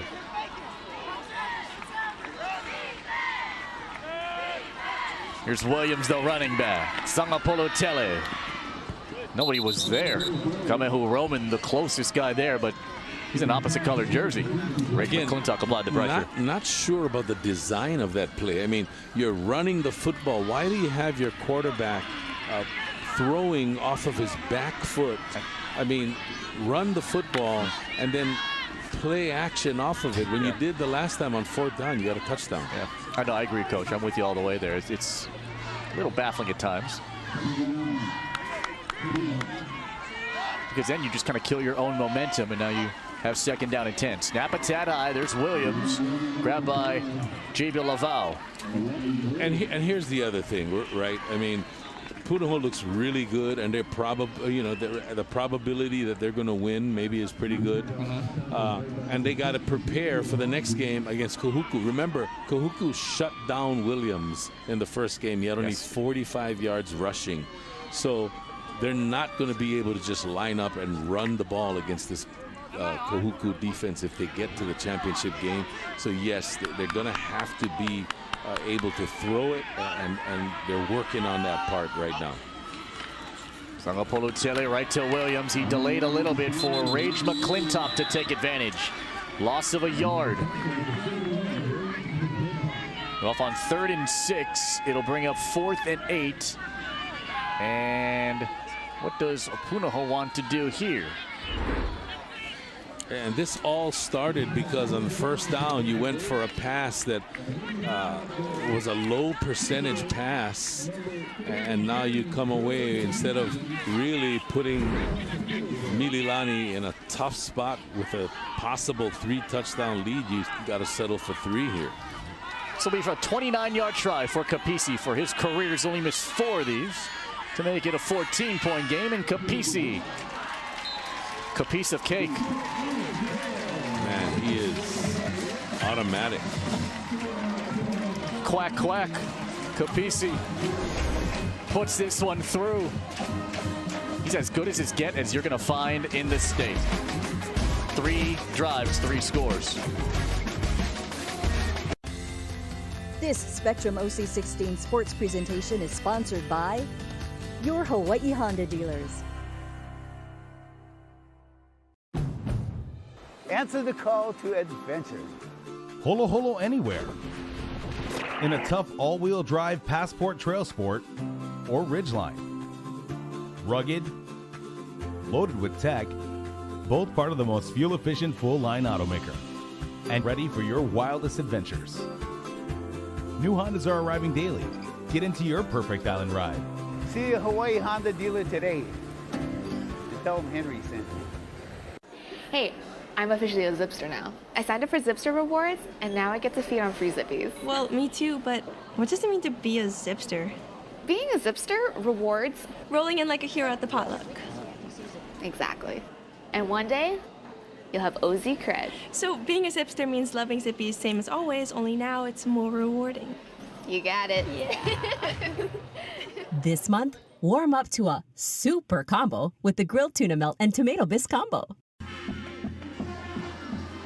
So Jordan Capisi, who's originally from Pukalani, Maui, is kicking mechanic, has been excellent the last couple of years. He looked up to guys like Kaimi Fairbairn, and I'll tell you what, the amount of kickers that have come out of Puno have been excellent, right? Alex Trifanovic, Kaimi Fairbairn, Jet Toner, Quinn Moretsky, Tim Horn. Wow. And now Jordan Capisi is one of those kickers that a lot of guys are going to look up to. In fact, he coaches a lot of the younger kickers, and his attention to detail is awesome. #1 kicker in the state, and I've never seen a guy pay so much attention to his craft, kicking, than Capisi. That work has paid off. Touchback. That's probably the biggest weapon right there. His ability to consistently kick it into the end zone where your opponent has to set up on the 20 every time. I mean, that is huge for your defense. The last 3 drives for the Buff and Blue ended up as scores. Mililani's gone field goal, punt, fumble. And that field goal coming on that first drive that took nearly half the clock, but the last 2 drives have only taken 2 minutes and 54 seconds. Now Manatarape was 3 for 4, 14 yards, but he has to get protection in order for Mililani to have any kind of chance here against this furious Buff and Blue defense. They have to look for where Rufo is lined up.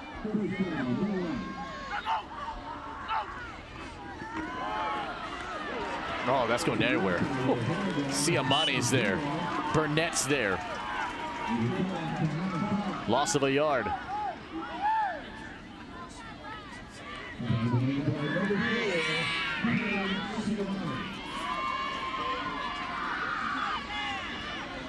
The running back position over the last few years, it's been okay for Mililani, right? I mean, Kalifi Malapea in that group, mostly Sam. Last year, Maya Timoteo, but kind of been by committee this season. And again, Kenny McMillan not playing tonight because of the knee injury that he suffered in the semifinal game of the OI tournament against Campbell. 2nd down and 11 for Tarape in the offense. Flag is out, delay a game. Delay game, offense number 13, 5-yard penalty, 2nd down.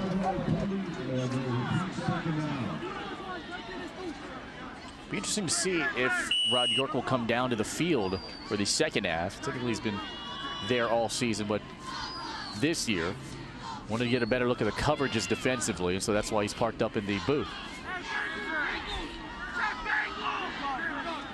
It's very, very strange to see Rod York in the booth. Yeah. 2nd down and 16. Who moved first? Because off the edge was Kahuku Amoy. Ball start, offense number 58, 5-yard penalty, 2nd down. This is ugly.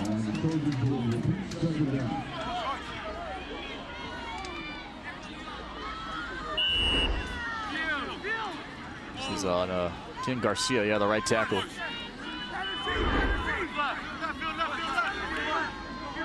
And the defensive line for Puno does a lot of pre-snap shifting. Might throw off the timing for the offense. Or you see it shift to the right.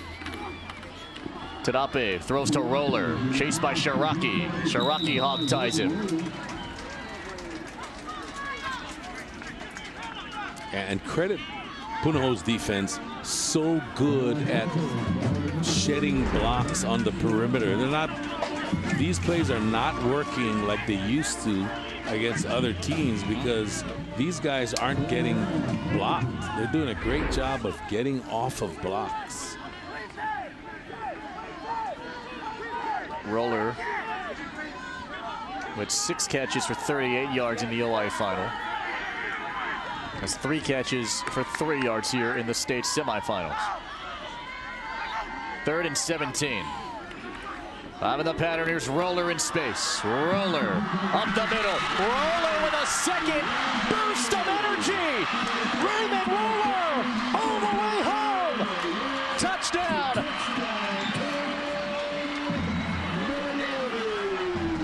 Wow. 87 yards to the Holly. In his hometown, this guy is firing. No one's gonna catch Roller. Ooh. That was quick. And just like that, Paiva could make it a touchdown game. And Paiva puts that through. And Mililani desperately needed that one, and Roller delivers here for the Trojans.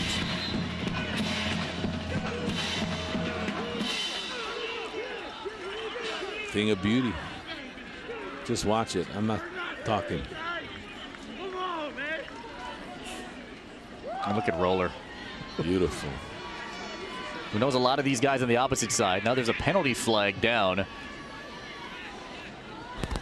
That came during the point after. I think there might have been some jarring between Mililani's offensive line and Faifu Ioane, so the cards are out.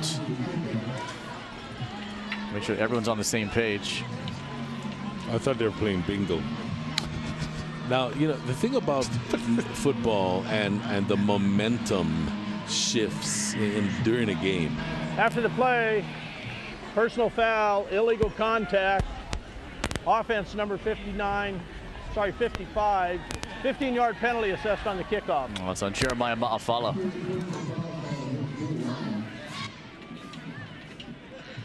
But let's talk about momentum. You know, Punahou had all the juice. They had all the momentum. They were running the football. They were muscling their way up the field. They could have put this game away a couple of times. They've had a few missteps. Yep. And they let Mililani back into the game with this huge, big play. 87 yards to the house, and now it's 17-10. Well, it looked like it could have been a runaway. Back to a one-possession game. Travis Rost and Aston Hange back deep to return the kick of Mikel Paiva. Remember, he's kicking from his own 25-yard line after the 15-yard penalty on Ma'afala. The personal foul. And there was movement right at the point of the kick. So it could go back 5 yards.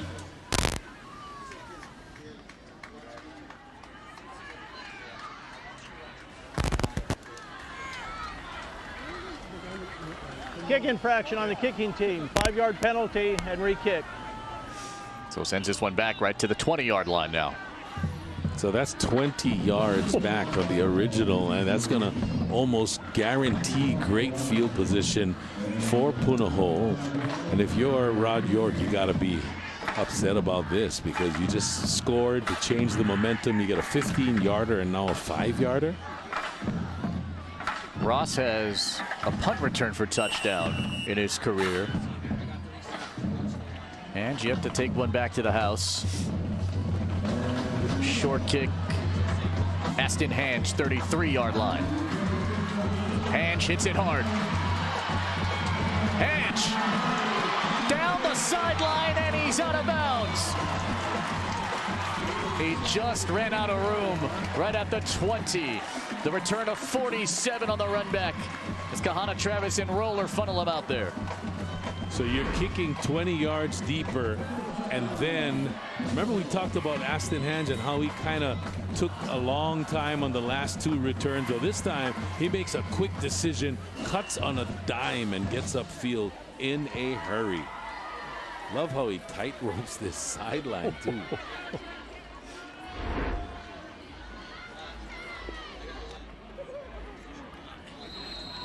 3:34 remaining, and now they're going to send a Mililani player off.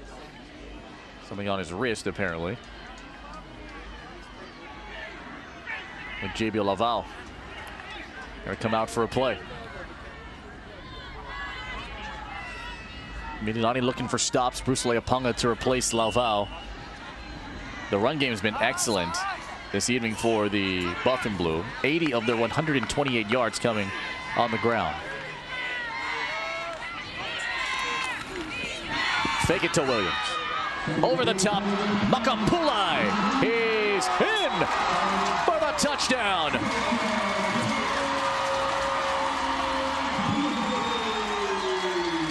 How about that for an answer? Noah Makapulai, one of the most explosive players in the state of Hawaii. This guy can motor, and he's got incredible moves in space. Came very close to stepping on that sideline. Ruled inbounds after the score was automatically reviewed. Now they're going to try and check this out one more time, because when he stepped and try and vault himself forward, came close to that sideline. So again, because it's a score, it's automatically reviewed from the guys upstairs.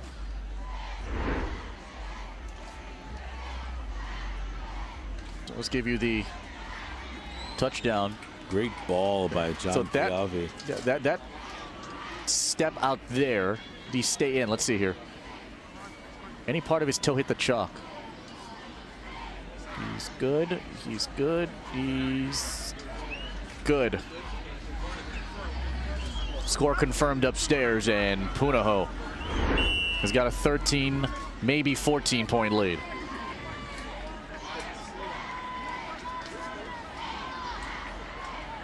Kapisi.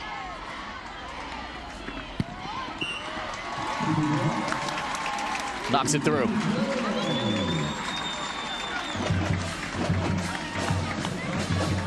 Coach, the emotional level needs to be toned down a bit, and Mililani, he shot themselves in the foot there. Gave the great field position, and did just one thing on top of another compounded. What a turn of events. A 15-yarder, then a 5-yarder infraction for offsides, and then you kick the ball 20 yards deep, and then you give up a 47-yard return. Now, they did something that I like on defense. I saw a 4-man front. Now, they're a traditional 3-man front. They aligned in a 4-man front, Mililani did, in an attempt to slow down the run game. So let's see how that works out as we go from here. But that was a lot of gifting. It was. Since the interception, Punahou has scored on their last 4 drives. Touchdown, touchdown, field goal, touchdown.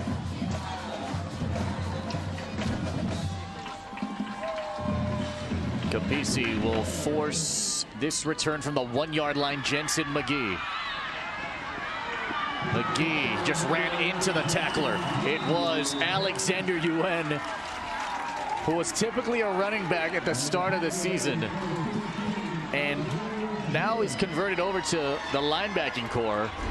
And this was like he had a McGee magnet. Man, a McGee magnet. I like it. What a physical tackle on special teams. Yes, pound your chest, young man. Muscling up for the senior.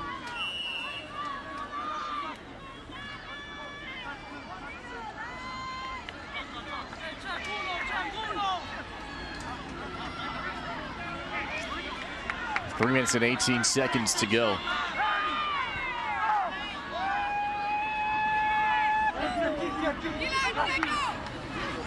Snap a bit low. Got time to throw. It's rollers incomplete. Guarded by Agent Hart Ellis.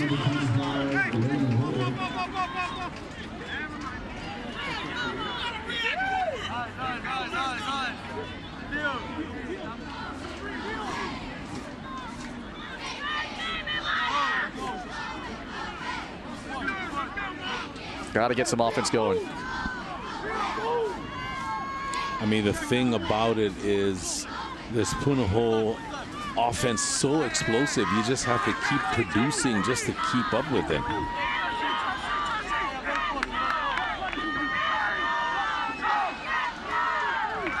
Second down and 10 coming up. Trying to plug the run, Kahana Travis. Chased from behind there by Giancarlo Rufo. You know, it's tough for Rufo having all of this talent, right, but not getting the right looks and seeing people at other schools, you know, kind of elevate their games and get all these offers. And typically when that happens for athletes, you always think, okay, well, what am I doing wrong? What about me? But it was about time and patience. And typically an athlete would just, okay, give up. Not Rufo. Stuck with it. Got that Arizona offer and just hopefully the start of many more to come in his mailbox. Kahana Travis chased by Ku'okia. And there goes Aiden Takuma. My goodness. Aiden Takuma with a wallop here at the end of the play. Just coming in, a shoulder shot to the helmet. Timeout, Buff and Blue.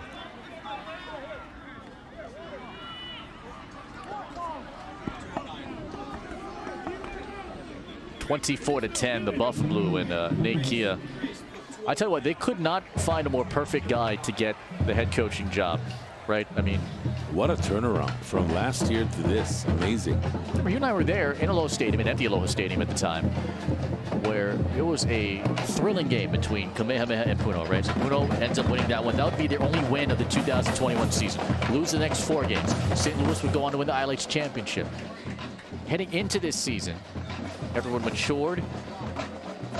Nick Kia surrounded himself with the right pieces in the coaching staff, which included Cayman Shutter, former Puno quarterback, state champion, which included Andrew Manley, former Lelehua quarterback, state champion.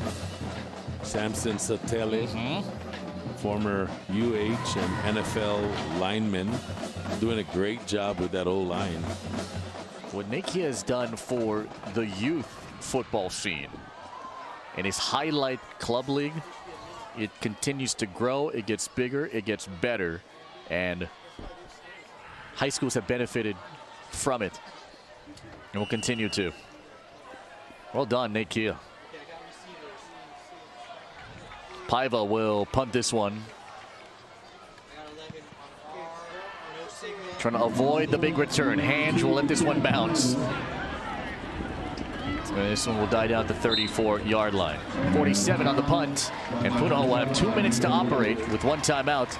Try and add to this 14-point lead. 148 yards of offense for Puno. Sangapolo Tellers 4-9 for 68 yards, 2 touchdowns and an interception.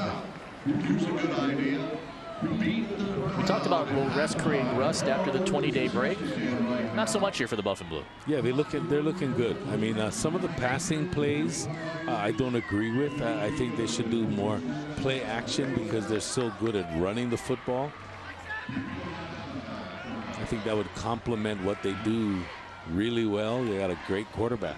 Sangapolo Tele, the pocket was collapsing, and so he gets off and gets a first down. So at the start of his slide, where did he start to descend his body? One official has it at the line, the other has it 2 yards shy of the first down. Remember, regardless of the knee, the minute he lowers his body to protect the quarterback, that's where they're going to spot him.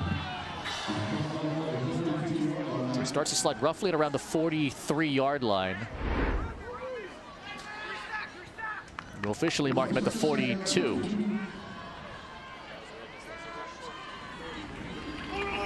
Quick throw. This is caught for a first down by Aston Hange.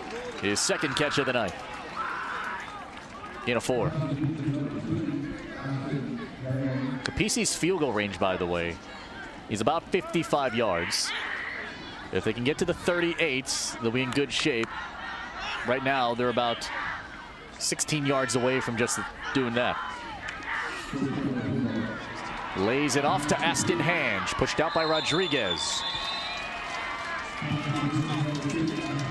When Punahou gets going like this, they are tough to beat. Just that's their opponents this year. Yes, 42 points a game. Look for a screen at some point to Seppa Lineman. Seppa Lineman does such a great job. One of the most natural running back screen players I've seen in a while. There he is, lined up right behind Sangapolutele. Hange motions, Sangapolutele throws, Makapulai juggles and catches. And he's grabbed up high. Rodriguez able to get him there. Was it from the side of the shoulder pads? He's coming over from this side. This came very close. And this is always hard for an official to identify live because the action's going so quick. Where was this grabbed? The jersey was grabbed, so that was close. But yeah, it's flirting with horse collar, but yeah, you have to grab a hold of the back of the shoulder pads. It looked like he grabbed jersey only, so it was very close. Do the eye test and they mark it a first down, so the chains will move, the clock will stop for the time being. 48 seconds to go. We're going to add time to it. Was there time ticking off the clock? It'll still remain Punahou's ball. The game clock will be set to 55 seconds and start on my whistle. There you go, so they added 7 seconds. That's good communication from the officials there. Any kind of score here for Punahou would be devastating for Mililani.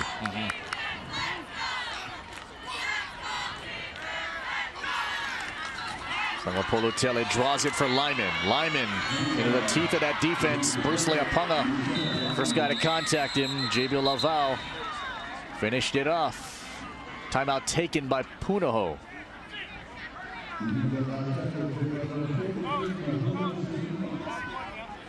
With 40 seconds to go, and Punahou now empty on timeouts.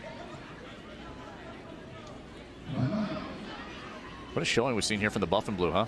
Yeah, you know, that first interception early, and then on defense, giving up a bunch of giving up a bunch of runs to the clip of over 5 yards a carry on that first drive. But great adjustments made by Nate Kia on defense.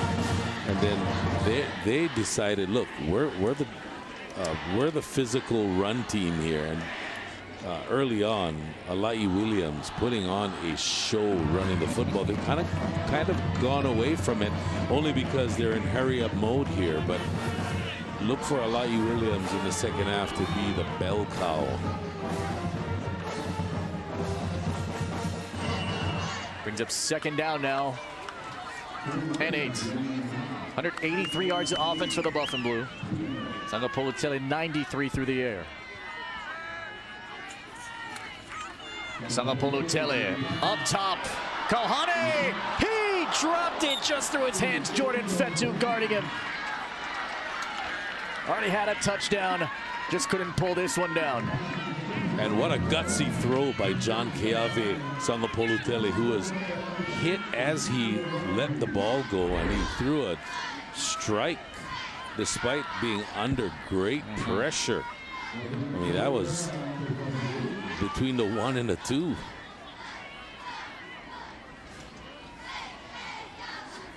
Brings up third down. It's at the 31-yard line. Hange in motion. Look to Hange. Fire to Hange. Hange makes the catch. Rodriguez pushes him out of bounds. It'll bring up fourth down coming up at the 26-yard line. Field goal range. Yep.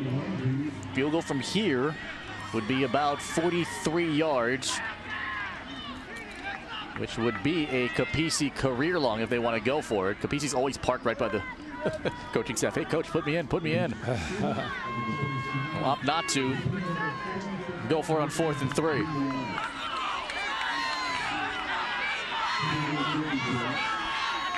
Mililani looking for a big stop here before the half.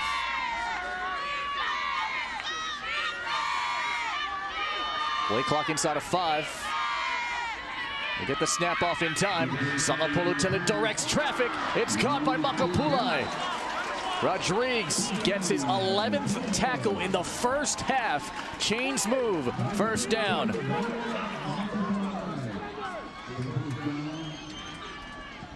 Clock is spinning. And now they'll clock it. 20 seconds to go. What a beautiful strike to Makapulai to not only stop the clock here with 20 seconds for a chance for a couple of plays into the end zone, but also an opportunity if they don't get in. It's a chip shot now for Kapisi. Kapisi, who hit one from 29 earlier.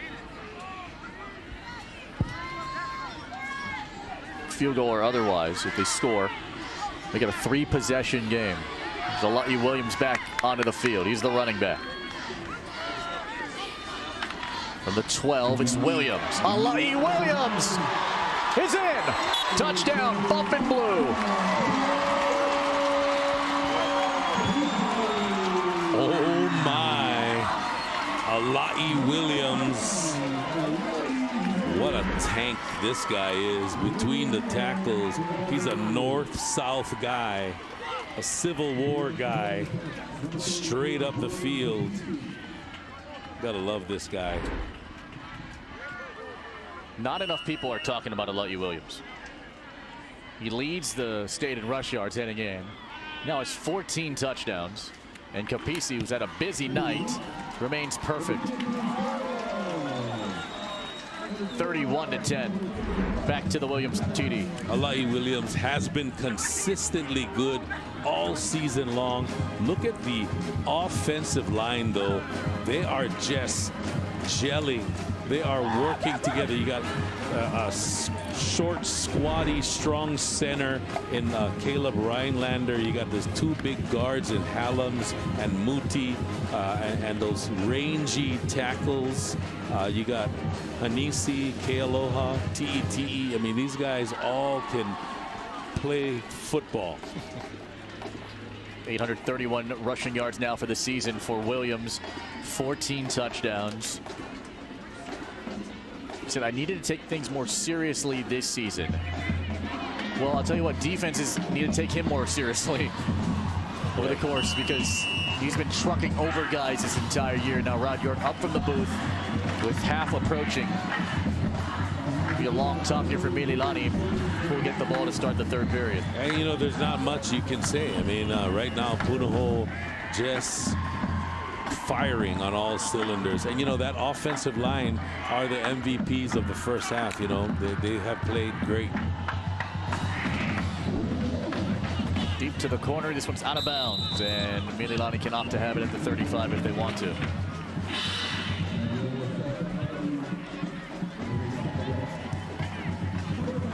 A few times that these teams meet. Just the 9th head-to-head meeting in the last 18 years.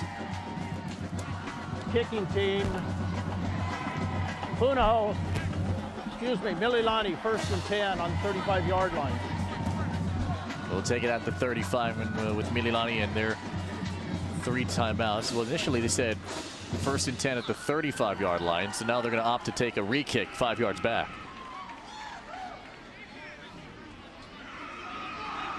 Yeah, their special teams talents to try and produce. And if you're Punahou, look, you gave up 1 big explosive play on offense, on defense to Mililani. And then the passing game has not been as efficient. Sagapolutele 9 of 15, 112 yards, not really producing much big numbers there, but you really don't need to. And Williams 14 for 84 and 2 touchdowns at the half. Whew, that's pretty impressive.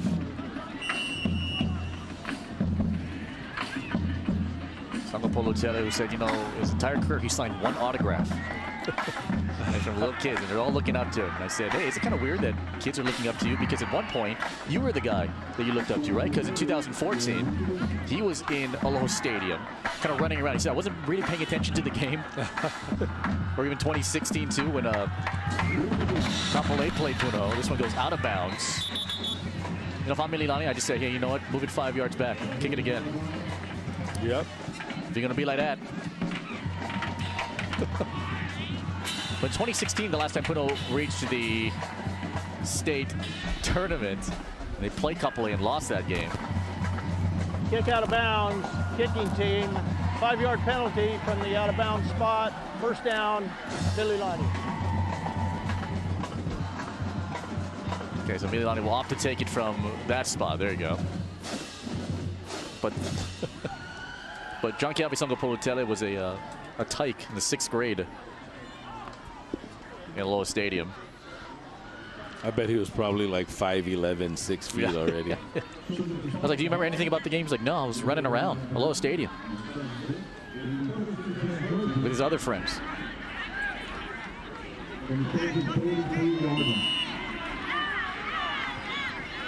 Move it to 43-yard line.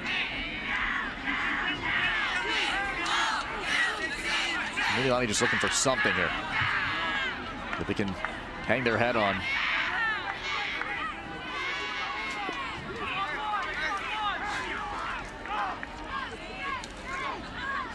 And Tanape works it middle. It's in the hands of Zeke Padelos. 19th catch of the year, and Shiraki able to get right in front of him and tag him, and that'll take us to the half. All Punahou in the first 24 minutes. Since throwing the interception, the last 5 drives, 4 touchdowns, 1 field goal, 31 in the first 24 minutes. Raymond Roller, 87 yards to the house. The only touchdown for the Trojans, but the Buff and Blue up big by Blackjack here in the First Hawaiian Bank State Semifinals. Want a real taste of New York? The classic New York pizza offers a big, bold taste only in Hawaii. It's handmade with 16 inches of foldable crust, a sweet marinara sauce, and your favorite topping. And at 30% larger than our large, classic New York pizza is only $10.99 for carryout. Bring together your family and friends for a classic New York pizza party. Each pizza is just $10.99 for carryout. Classic New York pizza. So close, you can taste it. Only at Hawaii Pizza Hut. Because Haumea loves to dance. Because Jaina dreams of a cancer-free future. Because Guy knows why preventive care matters.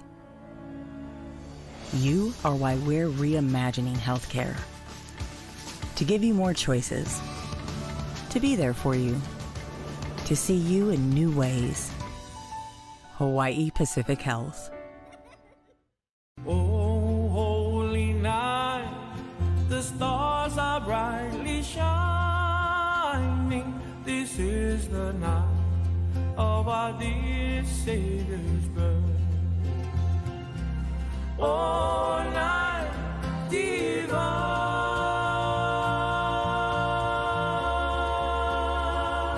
oh, holy night.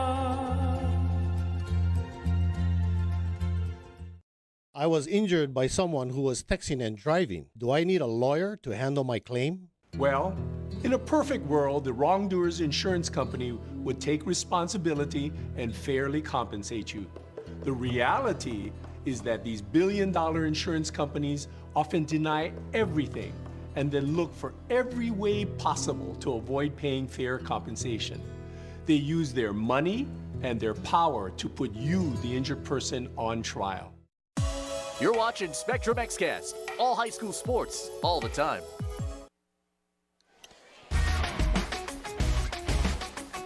So Rod York up from the booth, back down on the field with the brain trust, if you will. They try to come back from this 21-point halftime deficit. Puno dominated in the first 24 minutes of play, and now they're 2 quarters away from the first state final for them in 8 years. Felipe Ojasco, Darren Hernandez, Jimmy Bender on the way in just a second. So the one mistake so far from John Kiabi-Sanga-Polutele, the interception taken away by Ezekiel Rodriguez. Since then, they've been flawless in the first 2 quarters of play. Yeah, I mean, on defense, they have really been on fire, just stopping Mililani at every turn, save for the 87-yard explosive play by Roller. But other than that, they have been amazing on the back end.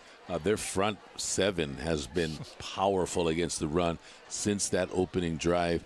I mean, Giancarlo Rufo has been out of his mind, flying everywhere. Yeah. So he's fun to watch. I love the defense and the concept. I'd like to see Punahou be more complimentary on offense. I'd like to see, with that amazing run game, more play action and some RPOs.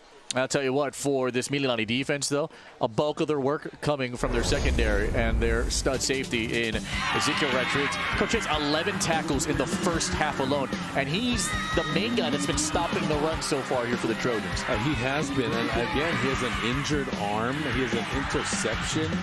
I mean, he's playing with a wrapped-up arm. He has 11 tackles, which tells you, as I stated earlier, that the fact that Williams is getting to the second level, the third level of the defense means they're just running right through the Mililani front 7, and they're leaving it up to Rodriguez to make the play, and he's the last man standing. He's making all the plays. 11 tackles already in the first 24 minutes. For the first time in his career, John Kiabi-Sanga-Polutele is in the state tournament.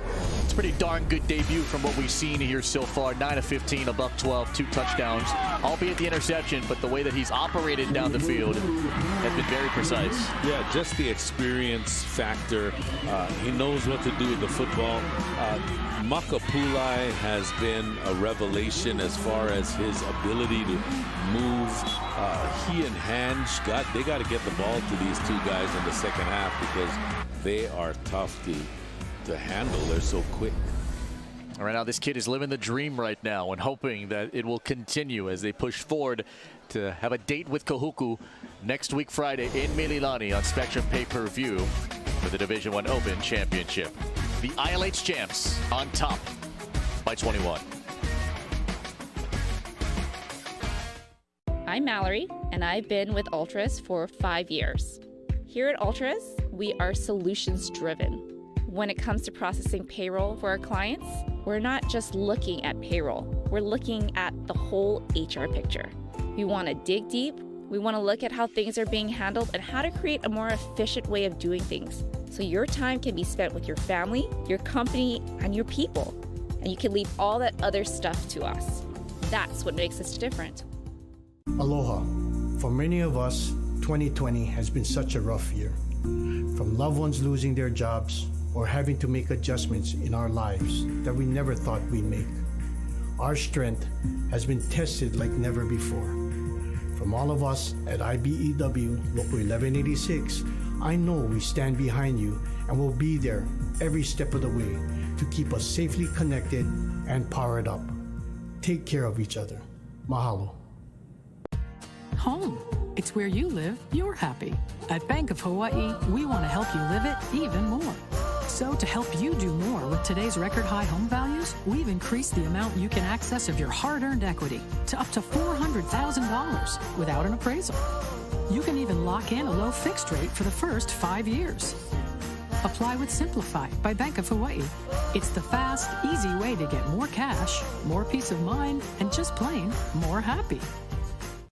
Hey, I'm officially a Zipster now. I signed up for Zipster rewards, and now I get to feed on free Zippies. Well, me too, but what does it mean to be a Zipster? Being a Zipster rewards rolling in like a hero at the potluck. Exactly. And one day, you'll have OZ cred. So being a Zipster means loving Zippies same as always, only now it's more rewarding. You got it. Yeah. This month, warm up to a super combo with the grilled tuna melt and tomato bisque combo. Well, this evening has belonged to Giancarlo Rufo, who is putting up really season-long stats in a single game alone. He's been spectacular.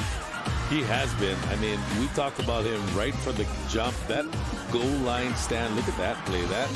really encapsulates what he brings. I mean, that is a beautiful scramble drill wrestling tackle. Yeah, he's been fun to watch. These are the Jack in the Box halftime stats for Rufo, by the way. 5 tackles, 4 for loss, 2 sacks, and a forced fumble. Nearly 2-to-1 on the total offensive yards. Turnovers hurting both teams, but how about the running game here for the Buff and Blue, huh? Yeah, that's been outstanding. I'd like to see them throw a screen pass to Lyman. That's where he really gets it done.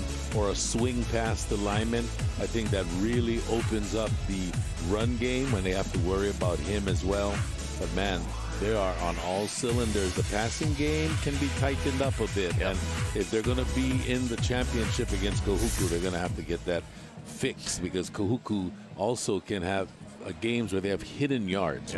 They had 215 return yards in the first game. Crazy. I can't remember a time where Mililani's only had 4 first downs through 2 quarters of play. Got to turn that around. They get the ball to start the 3rd period. We check in with Jimmy Bender when you come back. It's do or die here for Mililani to try and keep their playoff hopes alive, or the Buffalo punch their ticket to next Friday's final. This holiday at Aloha Kia, yes, we will be selling cars. Fill the soul this holiday season. We're making donations in our community. Beanie, tell them the organization. Salvation Army, La Lima, Hawaii Food Basket, and Kauai Independent Food Bank. Bring a few cans of food or household essentials to any of our Aloha Kia locations. You too can help our neighbors. There's so much to be thankful for, right, Kia Guy? Lease a 2023 Kia Soul for just $250 per month with $2,750 due at signing for just 36 months. And remember, you know a guy. Ho, ho, ho. Extra, extra, hear all about it. Hawaiian Financial Federal Credit Union's latest savings certificate is yielding 4.0% per year. That's right, get the highest rate in town. Don't miss your chance to earn more. Earn 4.0% on a 15-month certificate with a $2,000 minimum. Get your Hi-Fi FCU Extra, extra rate today. Check out Hawaiian Financial Federal Credit Union at hificu.com. New money only. Hawaiian Financial Federal Credit Union, here for all your money needs for life. From Makatu Makai, make Honda your perfect island ride. It's a party every time you're in a fun Honda Civic or HRV. So grab your Ho'aloha, hit play on Apple Music, and get the paina started in style. New Hondas are arriving daily. Get into an UI Civic or HRV. Your perfect island ride. See a Hawaii Honda dealer today. Tell them Henry sent you.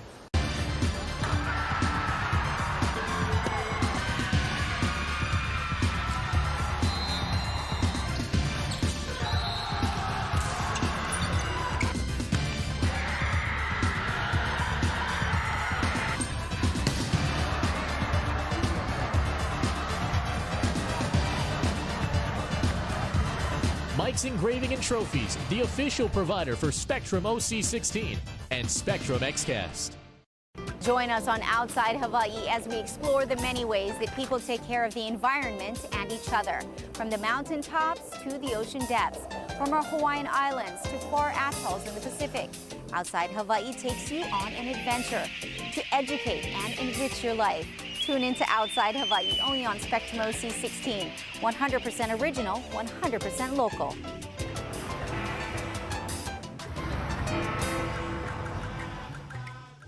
Hey, how's it going? You got Lanai with Cooking Hawaiian Style, presented by Aloha Mortgage Advisors. And this week, look who's in the kitchen. She used to be my babysitter. Kimberly Osaki will be joining us. What are you going to make? I am gonna make one of my dad's recipes, and we call it Sensei's Secret Salmon. Ooh, what else? And then the next one we're gonna make is going to be a heka, chicken heka, which all the family used to help in chopping. One of my favorites. Check your local listings for times. It's Cooking Hawaiian Style.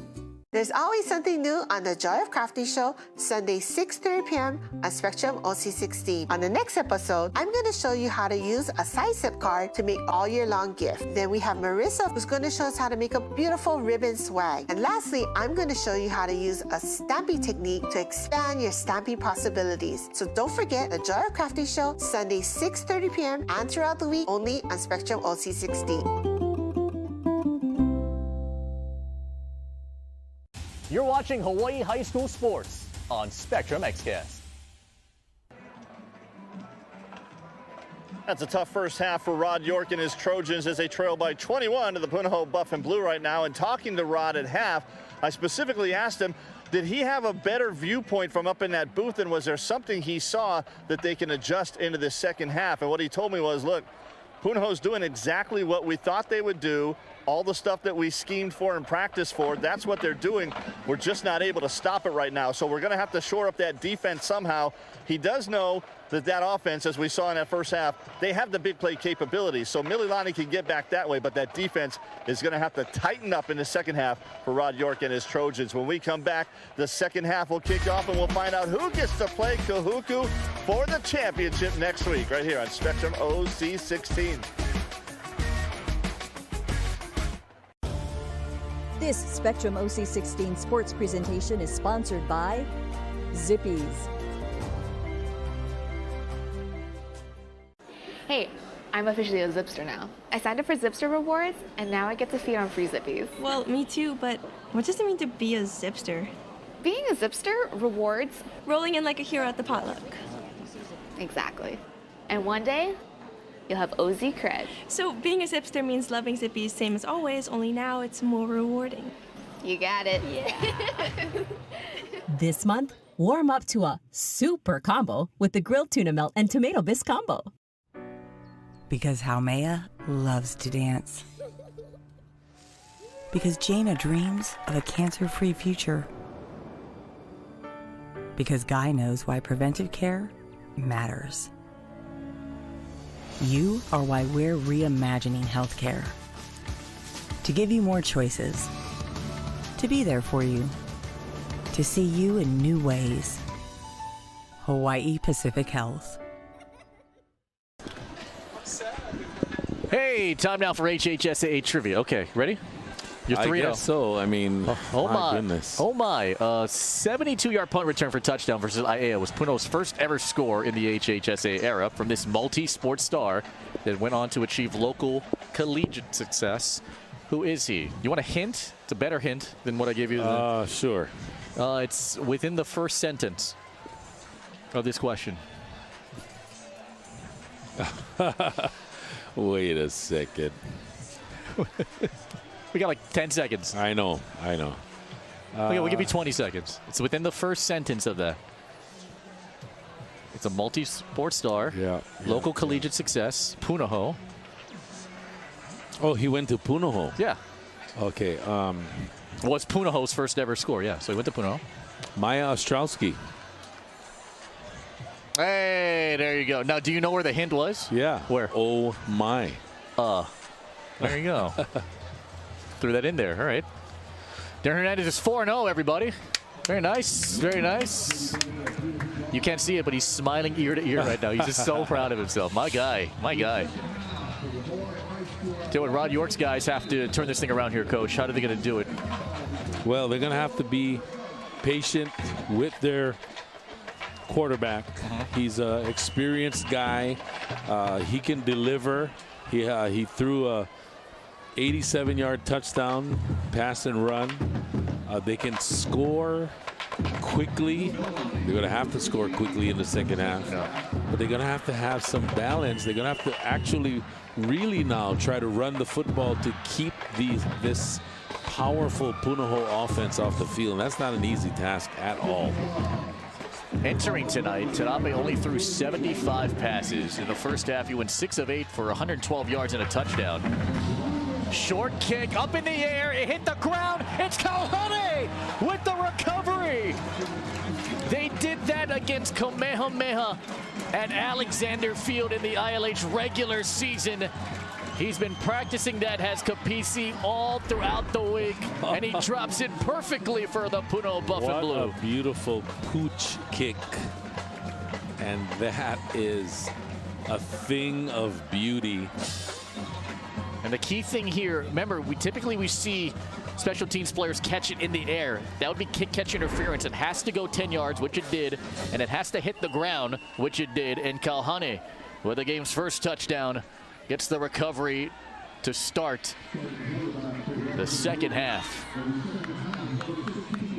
Tony Kapisi, you are ridiculous. Here's Noah Makapulai around the edge. Good tackle there by Elton Sue. Makapulai is one of the most fun guys to watch. 5'7", 160, as shifty as they come. One of my other favorite guys to watch, Dakota Torres in a Punahou Buff and Blue uniform. Big Dakota. Dakota is an amazing, amazing talent during his time on that Punahou campus. Williams hesitated a bit, and it was enough for Rage McClintock to take advantage of it. Lose a couple. They were going to experience growing pains, was that Punahou offense last year. Coming off a really COVID season. And they only played about 1 or 2 games. It was really more controlled scrimmages in that COVID era. And then 2021 came, went 1-4. Now here they are, 8-1.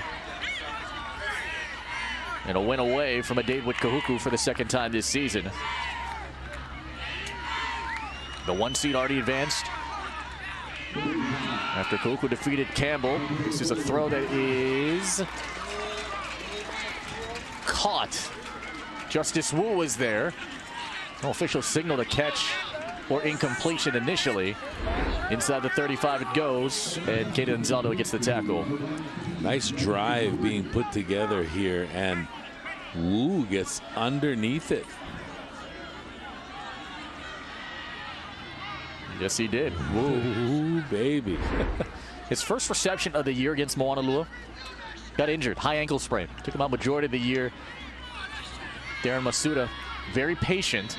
The boys basketball head coach, because one of his players, in fact, a number of his players play on the field here.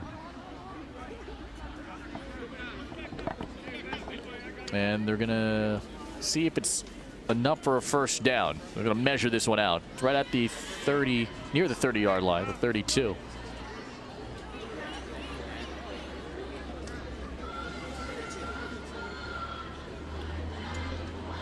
So they get the chains out.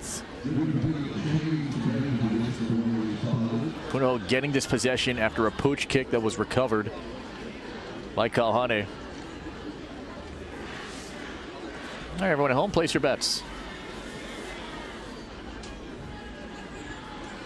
It is short.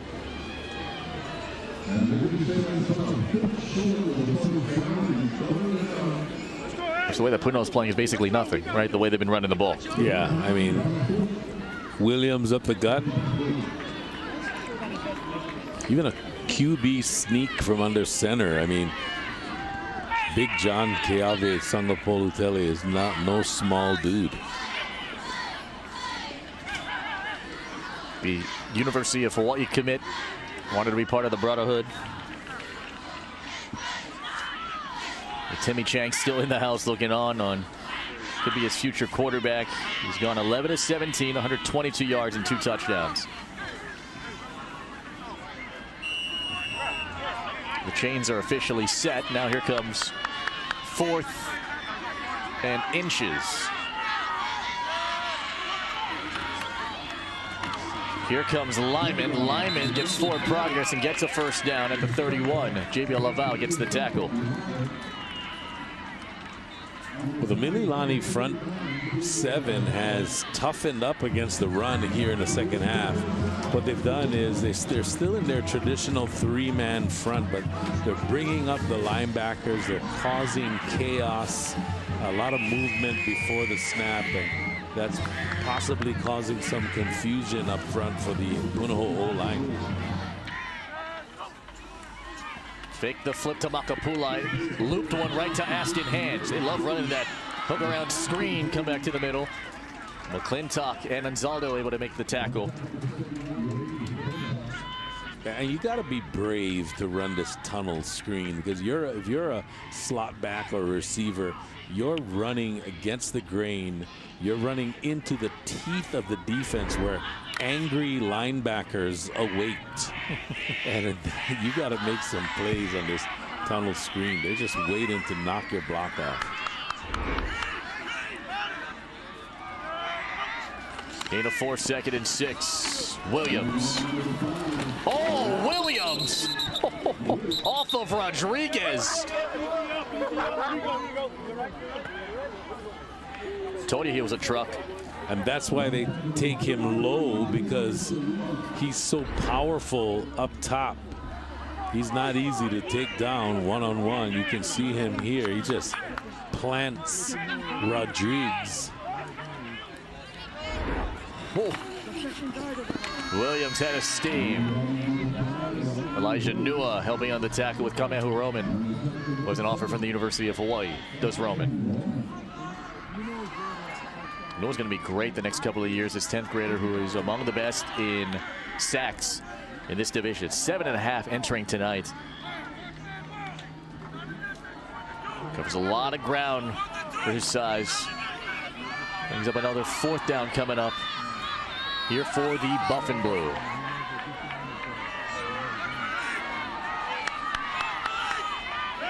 Sangapolutele, 12 of 18 here tonight, about 26. Inside give, Sepa Lyman. Lyman got a 1st down. Rodriguez brings him down. Chains move again to the 15. A gain of 9 on 4th and 3. That's his 12th tackle. And Rodriguez with a fractured forearm earlier in the season, then re-aggravated that injury, so then they taped it heavily. So that's why he's playing with that big club on his right arm. Garrett Gabriel awaits his arrival, as Zeke expected to play basketball for the reigning Hawaii basketball champions, the Mililani Trojans.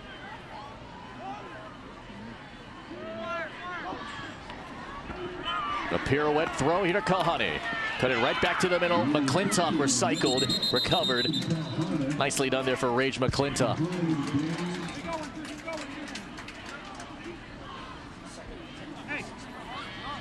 The guy is a people mover. Mililani doing a great job of defending the screen passes to the receivers on the perimeter. They are breaking. I mean, they are breaking through any type of blocks. Unlike the first half. I mean, the first half they were not there. This half they have really clamped down on defense. Puno's still moving the ball, but not as easy. Kahane had to come out because of his wrists. Wu is in. Williams knifing through. Williams with Salima draped on top of him. To the 11, gain of 5. Man, you talk about a team that's controlling the clock right now. About 5 minutes ticking off the clock already.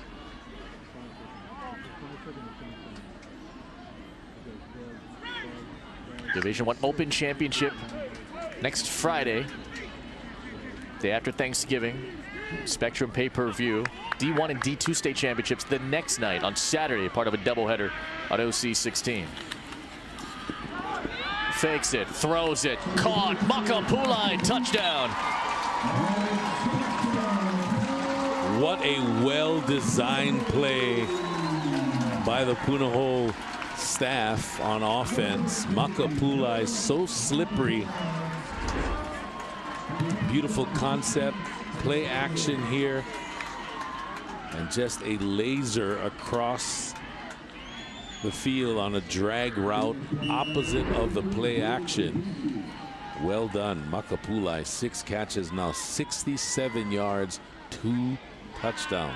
11 for the season. Kapisi to tack on the extra. 5 touchdowns, 1 field goal. The longest drive of the night here for the Buff and Blue. 11 plays. Took 5.5 off the clock. Sangapolutele to Makapulai, and the Buff and Blue are in control. I love how in Hawaii we are all connected. That's Layla. She just bought this house. Hey, welcome. And that's her first Hawaiian loan officer, Gloria. Oh, you know I hooked my girl up. Of course, they're friends now. Ron crushed it at Gloria's wedding. Oh. Hey, thanks, Marcus. So I booked an play tonight. Yeah, you. First Hawaiian Bank keeps you connected to your finances and a whole lot more.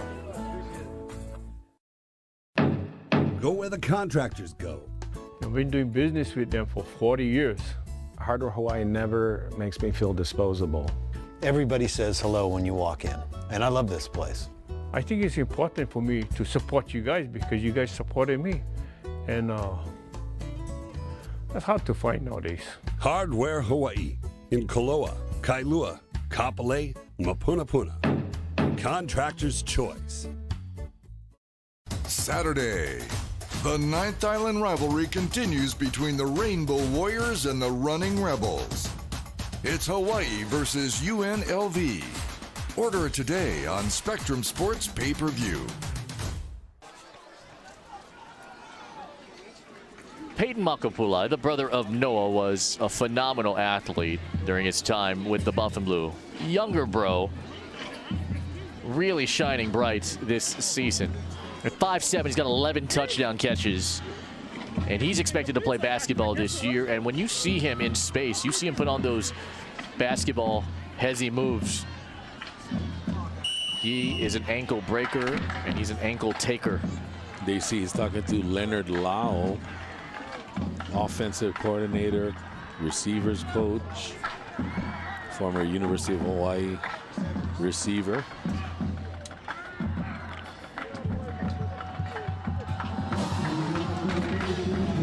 And we have a good kicker like Kapisi. You can do those things, and Mililani will have to be at the 20-yard line. Mana Terape, you know, his number's not bad, right? 6 of 8, 112 yards and a touchdown. Just not enough protection out there for really this offense to hum. And when you found Roller, this 87-yard touchdown, by the way, the second longest in the history of the HHSAA Division I Open Tournament. Only behind Chevin Cordero to Mitchell Quinn. 95-yarder in 2017 against Kahuku for St. Louis. Here's Kahana Travis right to Tedahiti Wolf. Right to the 30-yard line. Look, if they can get some balance here, if they can run, if they can continue to do this, man, they have a chance to get back into this game. They see a pull on the helmet at the end by Wolf.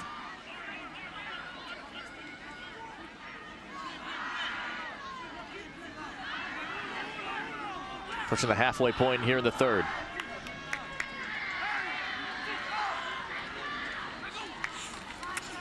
Four on the rush, Roller, the catch. Receiver screen outside, and Alika Kawaku-Amoy had to come a long way to tag him from behind. So they had 4 first downs in the first half. They have 2 on this drive here to start the second half. And this is what they do. This is their bread and butter. The quick screen to the receiver, the play action, the RPO. This is their game. They just have to do a better job blocking on the perimeter.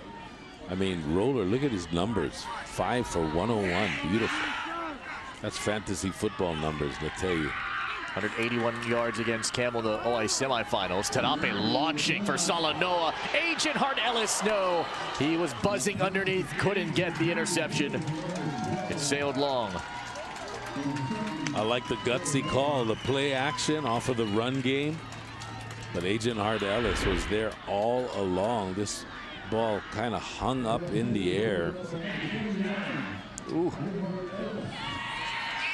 That's 5'11" going up against 5'11". His father, outstanding coach, a part of this Puno program. That's the first long ball, really, of the night for Terape. Sit out of the gun one more time. Salanoa, can he get this one? You bet! All the way! Touchdown! And Mililani saw something on film, saw something in the second half adjustments that they thought that they could exploit. And that was Sai Salanoa in this matchup against Agent Hart Ellis. They failed the first time. Ellis with a beautiful broken up pass. This time leaves his feet. Beautiful throw. And Salanoa, man, big play. 9th touchdown pass by Terape for the season. Salanoa's 7th touchdown catch. Mililani opting to go for 2. They're 1 for 3 this season on 2-point conversions.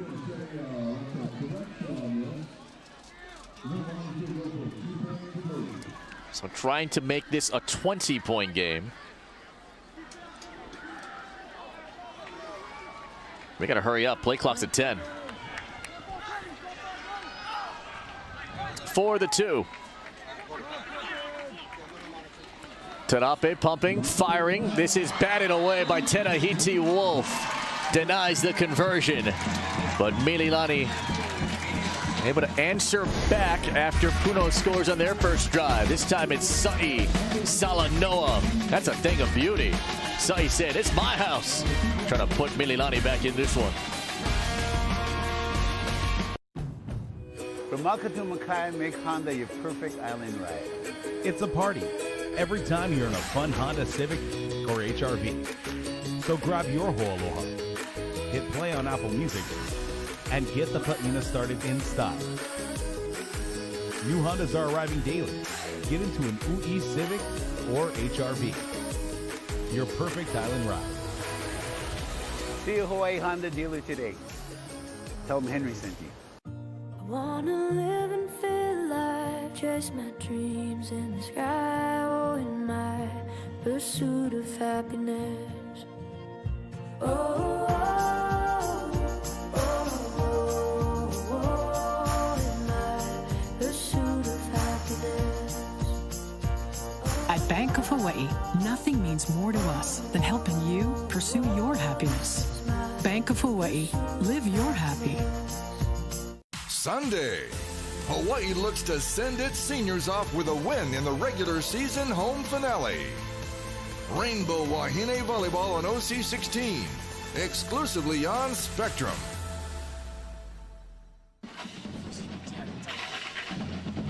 Sa'i Salanoa saying that this experience at Mililani has far exceeded his expectations when he was heading in, and it's just been a joy to watch him grow with the program. You see Keenan McMillan, who's out with that knee injury. The usual starting quarterback. Salanoa with the game winner against Campbell in the regular season. And he has the touchdown to pull Mililani within 22. Defense got to create some turnovers here if they want to have any chance. Hange, I think he gave a fair catch signal. Yeah, Seppa Lyman gave the fair catch signal, and he was the up man in front of Hange. Yeah, it was Seppa Lyman who did it. Sorry, bro. Number 7 right there, fair catch signal. Oh, there it is.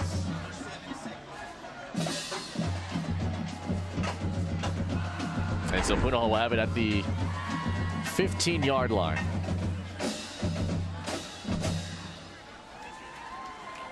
Bring their 20-yard line, excuse me. Nope, the 15-yard line. I saw it correctly. Here's Lyman now.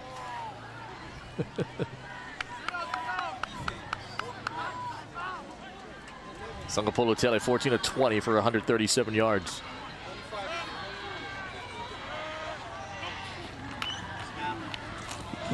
And the throw goes to Aston Hange. Got by Iosefa. Got by Laval. Iosefa came back to get him. The talented sophomore. Able to get the tackle, but Hange, using that speed, able to fly through. And Hange now 6 catches, 48 yards. I just love watching Aston Hange. I mean, when he has the ball in the open field, you're just not going to get a clean shot on him. He's so slick.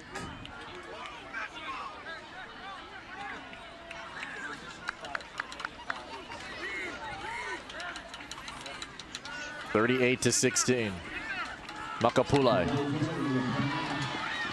Crunch from behind by Caden Anzaldo.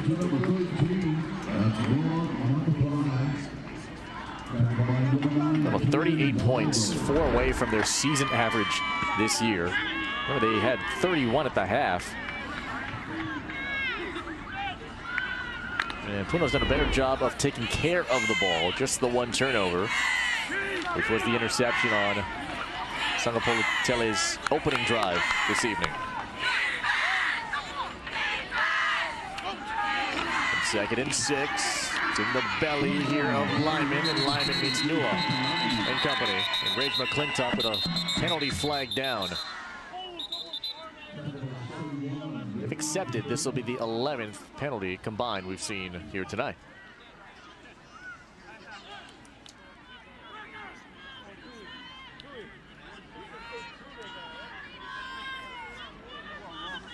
Cal Evans talking here. Try and sort this thing out. Personal foul, face mask, defense number 40. 15-yard penalty, result, first down. What a face masking penalty called against the Trojans. Ouch, that really hurts. There's Nua. I think it might have been incidental, it looked like. It wasn't a full grab and twist, but the hand did get in there. Puts it at the 44-yard line. 5 on the rush. Sangapolu Tele somehow escapes, but could not get by the second wave because Elton Sue was there. There's now 8.5 sacks this season for the Trojans. Knifing through. When these waves come, they're tough to beat, and this is one of the rare occasions where Sangapolu Tele just had nowhere to go. Yeah, great job by Sue, just continuing. You know, he missed the sack the first time, made sure he didn't miss it the second time. The shoe came off for Sangapolu Tele, so now Ty McCutcheon has to come in. So McCutcheon is among the best in completion percentage in the state at 71%. Is Eva Beach kid now his first snap in the state tournament stage. It's a run for Lyman. Oh, Lyman popped off of Roman. It was enough for Salima to help, along with Gavin Hunter. It's a name we haven't called really all night, Gavin Hunter. Yeah, I mean, he has not been targeted on offense. But look at the defense swarming Roman in a hurry. I mean, he was in the backfield before you knew it. McCutcheon will stay in with this 3rd and 15 coming up.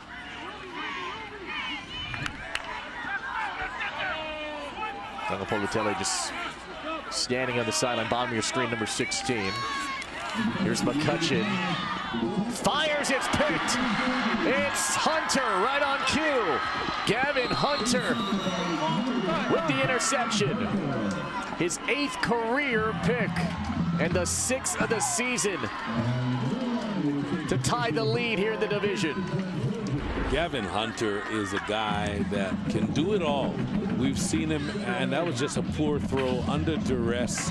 McCutcheon should never have let that ball go. He was in the pocket, ready to get hit, and he just threw it up there. And Hunter hunted it down. That's the first interception of the year here for Ty McCutcheon. After going 78 pass attempts without one, on the 79th one, he throws the pick. Tanape deep shot for Salanoa. Salanoa's got it! And he's out of bounds! First and goal at the 8, gain at 29. And Salanoa cannot be covered. And this is a great job by the staff. Beautiful catch. Great job by the staff, the Mililani staff. They saw that perhaps whoever they put on Salanoa was unable to stay with him, and they're just exploiting that. Mililani's got to score here to have any chance. Here comes Tanape, throwing it out. It is caught by Kahana Travis. Brought down. Guess who? The Wolf. Teen Wolf. Terahiti Wolf with a beautiful open field tackle. God, that must feel great if you're a DB to make a tackle like that. His father, who's a fire captain over on the North Shore, just a few miles away from Kahuku High School. He doused that play quickly. Timeout, Mililani. What are the chances Terahiti Wolf knows who Duran Duran is? I'd say pretty low. Timeout, Trojans. With OC16.TV, never miss a game at home or on the go. Look for the Now Playing section on the homepage, sign in with your Spectrum username and password, and enjoy. When your dogs like each other, you know it's the start to something special. Lunch? It's back in Hawaii. Enjoy the $8.99 McRib meal before it's gone. Ba-da-ba-ba-ba. Because Haumea loves to dance. Because Jaina dreams of a cancer-free future. Because Guy knows why preventive care matters. You are why we're reimagining healthcare. To give you more choices. To be there for you. To see you in new ways. Hawaii Pacific Health. Our islands are full of natural beauty no matter which way you turn. Discover all the outdoor adventures Hawaii has to offer on Spectrum OC16.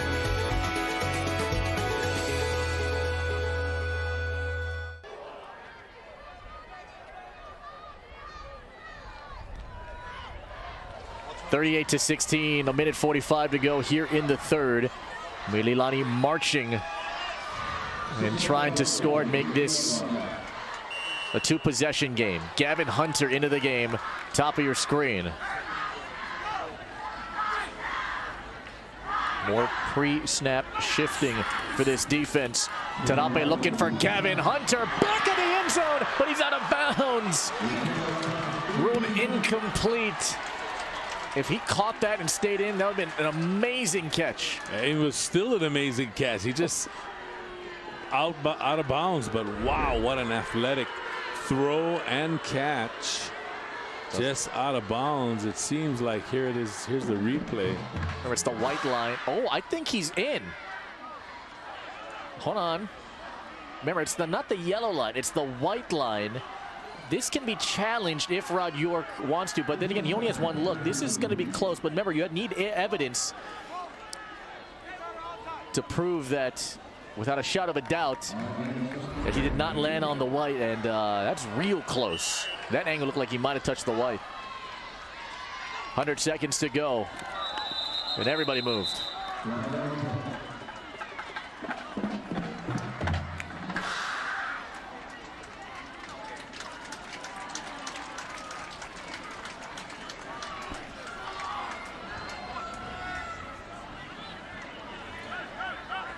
False start, offense, 5-yard penalty, third down. One of the tough things too, having the state tournament here, as opposed to like at Aloha Stadium. You know, at Aloha Stadium, you could see it on the jumbotron, right? And then, so coaches could get that look and then think, okay, maybe I can throw that flag. Here, you have no frame of reference. You have to look at it live and make an instinctual decision on that. 38-16, third and goal. How many coming after him? Tarape feeling the heat. Hit as he's thrown. Back in the end zone. Hunter back pedals in for the touchdown. What a throw by Tarape.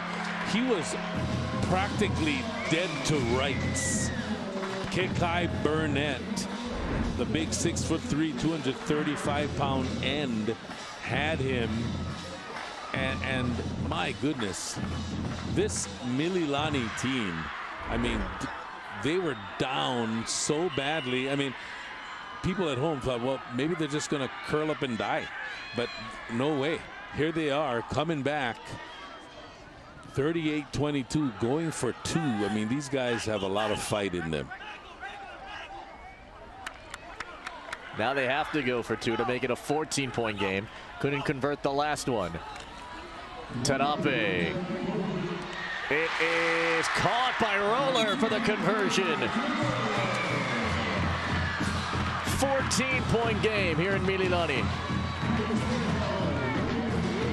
And again, it all came after the Ty McCutcheon interception. Mana Tarape is throwing dimes. Did he hang on and control the ball all the way to the end? Let's see it here. Let's keep it spinning, and he's got it all the way through. Yep, good for the conversion. Gavin Hunter, by the way, that touchdown, 8th of the season. The last 5 catches he's had, all of them have been touchdowns. That's a heck of a touchdown catch percentage. And Mililani, who has faced adversity before, right? They were down double digits against Campbell in the regular season, down 8 against them in the Hawaii playoffs at the half. And now Lyric Sarai comes in. And we showed footage of Lyric Sarai taking a field goal attempt earlier in game number 1. Here he is now. This one sidewinder towards Hange, and it goes out of bounds.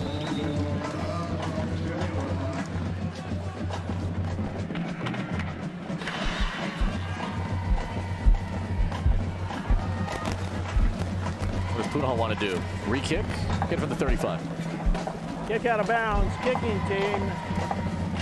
Punahou chooses a re-kick after a 5-yard penalty. Go to the 35-yard line.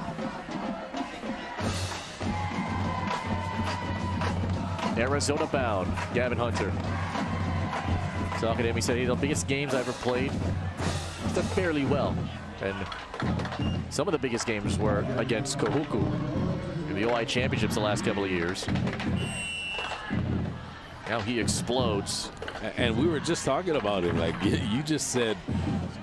First time calling his name? Yeah, we haven't called Gavin Hunter's name. He gets an interception and a touchdown. Paiva pumps this one. Hange from around the 11. Hange has daylight in front of Fetu, past him. Hange keeps it going. Hange with another big return. But they'll flag down on the return. It's at the 20-yard line. Oh.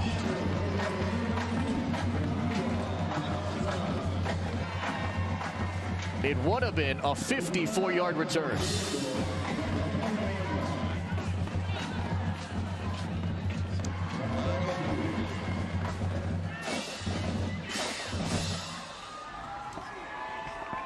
Punahou would have had 126 return yards. This one's going to be called back, though. During the return, personal foul, illegal blindside block, return team number 15. Half the distance to the goal, first down Punahou. Yeah, Alexander Yuen, number 15, as it's called. Here's the run back, though, that would have been a 54-yard return. Just looking at just his patience, right? And his ability to throttle down, throttle up. So what, this offense better throttle up, and this defense better throttle fast. They want to have a chance at this one. Punahou, a bit sluggish right now. Last 2 possessions starting inside the 20-yard line. Here comes Williams running it forward. Gain of about 3.5. Kamehu roaming the tackle.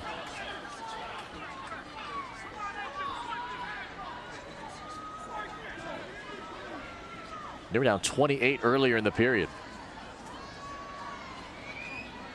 Only down to 14 now. And we're still in the third quarter, the end of the third, but we still have a whole quarter to go. Told you they were going to light up the scoreboard. The last time they were in the 2014 final. 98 combined points. And all of them scoring in the first 3 quarters. There were no points scored in that final. In the fourth, trying to pry the football loose. Salima gets a second contact along with Sue and Nua. We get the initial tackle. Half minute to go in the third. You know, the defense, you know, what have they done? How did they adjust to this? Well, they're a 3-man front. They're still running a 3-man front, but they have inched up the linebackers. They have done a lot of like faking, like they're going to blitz through certain gaps and then move. There's a lot of movement, and it's confusing the Punahou offensive line. And this defense, I mean, they're just flying around. They're just more energized, very confusing front. Let's see what happens in the fourth quarter. Mililani scored 14 in the period. Punahou scored 7, and the Buff and Blue lead by 14. This presentation of the First Hawaiian Bank State Football Championships from John Kahuku Stadium in Mililani continues after this.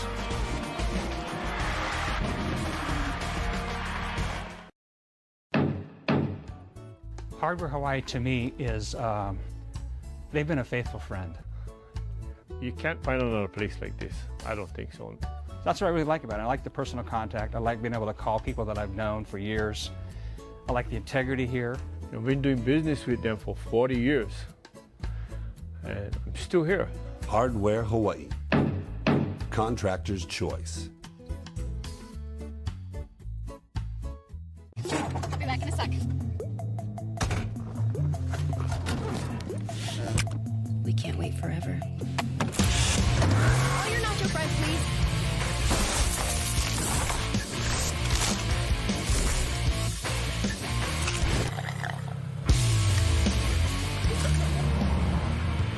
Can't be mad. We got you nacho fries.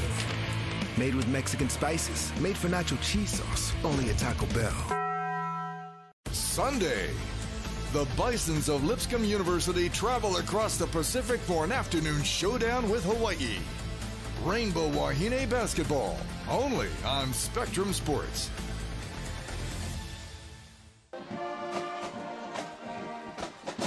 We begin the fourth quarter here in Mililani with the Trojans down 14 here in this Division I Open semifinals. With Darren Hernandez and Jimmy Bender, Felipe Ojastra, our entire OC16 crew getting closer to Championship Friday next week on Spectrum pay-per-view. Third down and 2. Kahuku awaits the winner of this one by virtue of their win over Campbell earlier in the day. Mililani gotta get a stop here. Akapula in motions. It's a run. Here comes Williams. Brought down. Rage McClintock there. First down to the 25. Gain of 7. And that puts him over 100 rushing yards tonight for Williams.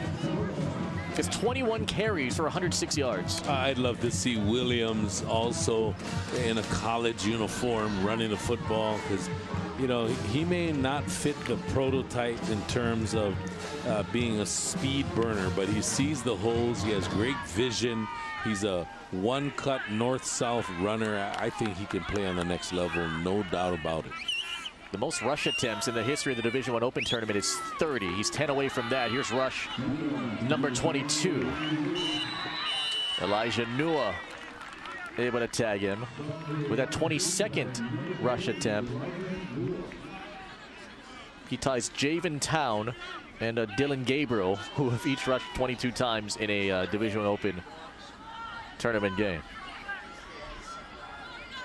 That's pretty crazy that 22 rushes for Dylan Gabriel. I mean, he was such an amazing quarterback in high school. He was just so hard to defend. And he did it against St. Louis. The only bad part is for Dylan Gabriel, though. He had 13 yards on 22 carries. That pressure was coming from that Crusader defense.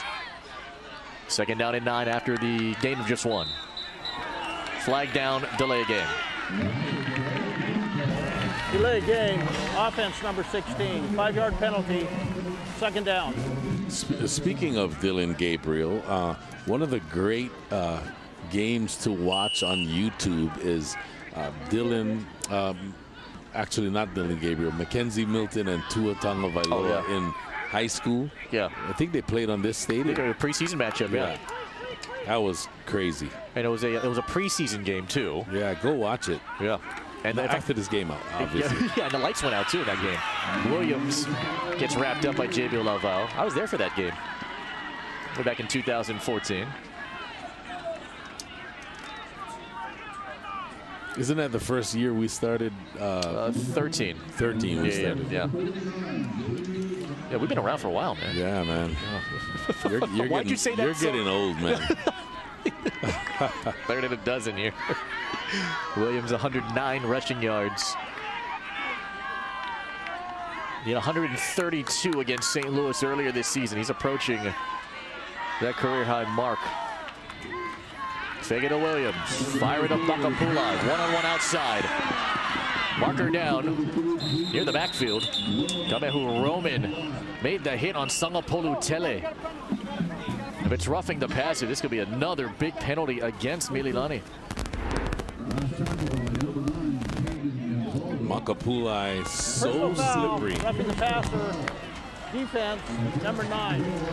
15-yard penalty from the end of the run for the automatic first down. Here's the roughing the passer call on Roman.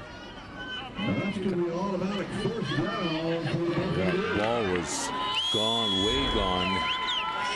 From that angle, it almost looked like he led with the helmet. The way his head kind of dipped down slightly. Got him in the shoulder.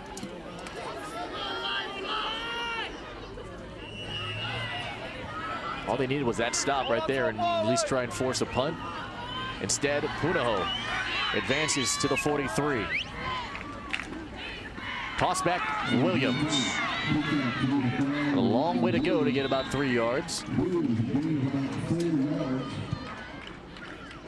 Williams, as we mentioned, all throughout the season, one of the guys he looked up to was Wayne Talapapa, which was the running back in the last Mililani Punahou game in the playoffs.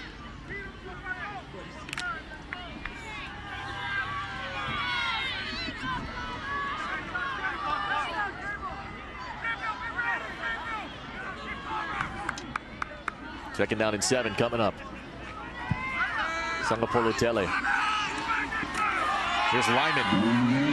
Sepa Lyman with Salima right behind him around his waist. Couple yards shy of the first down.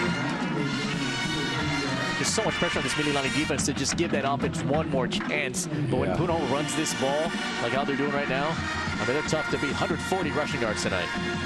Yeah, and when you got two guys, when you got a guy like Lyman who can also just bang it.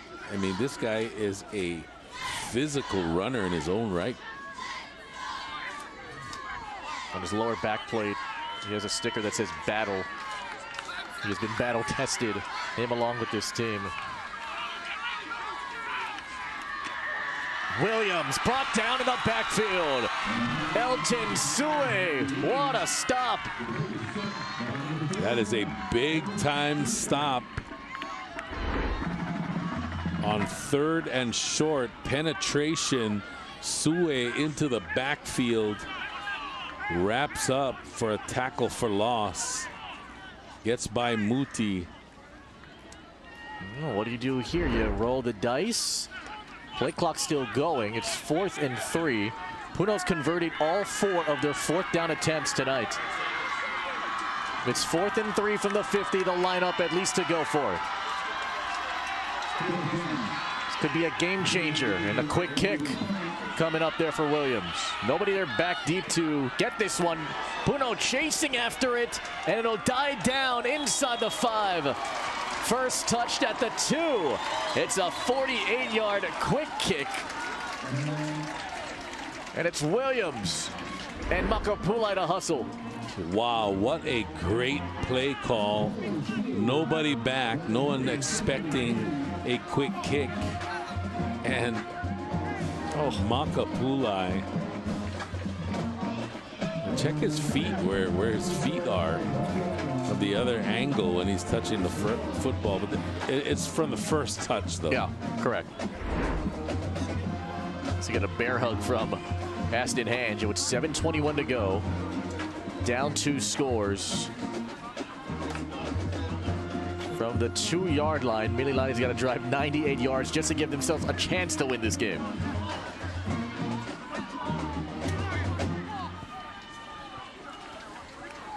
Tarape.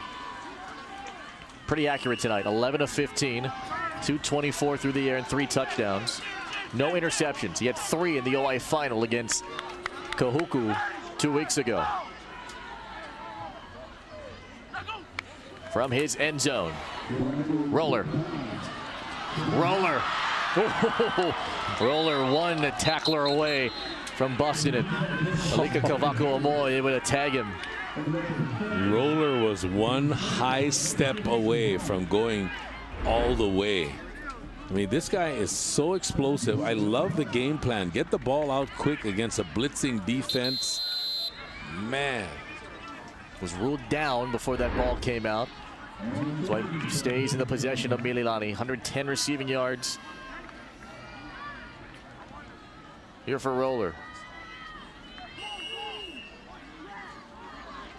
7 minutes to play. Kahuku won the first game 32-7 over Campbell. Closely watching this one.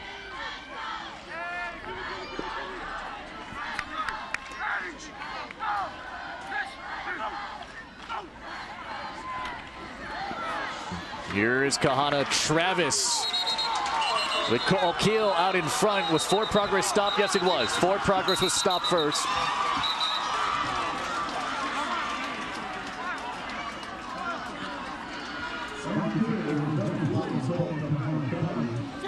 Kalika Kahuku Omoy in on the tackle.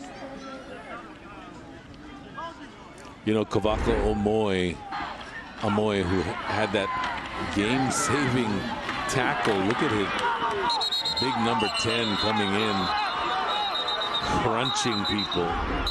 Yeah, clearly the whistle coming first before that ball is jarred loose. Halfway home in the fourth. Mililani down 14. Salanoa, the lone receiver up top. Roller moves that way. They look that way. Tanape fires that way. Roller goes up and crunches it. What a grab over Takuma. Gain of 28. What a game for Roller, but not enough has been said about the kind of game that Tarape has had. I mean, this is a guy who is the backup. 13 of 17, 262 yards, 3 touchdowns. Under pressure, delivers a dime, no picks. Good clean catch there. Gain of 28. 5:15 to go.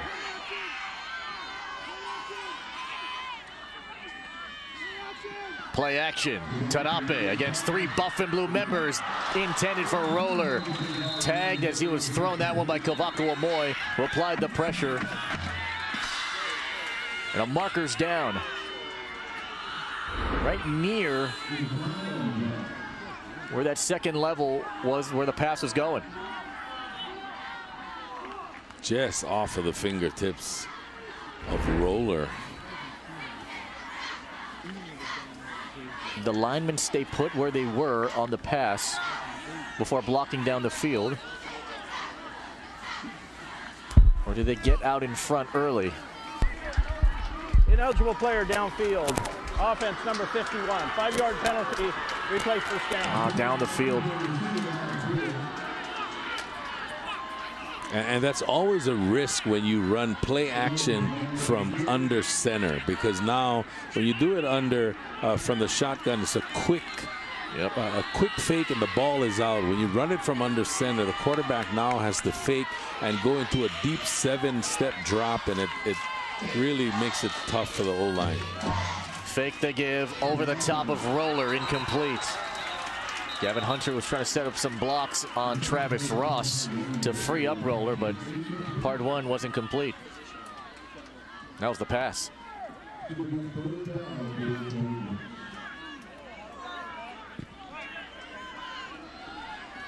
Five minutes to go. It's pretty much 4-down territory the entire way at this point. Mililani can get at least half these yards on this down. Give him a chance.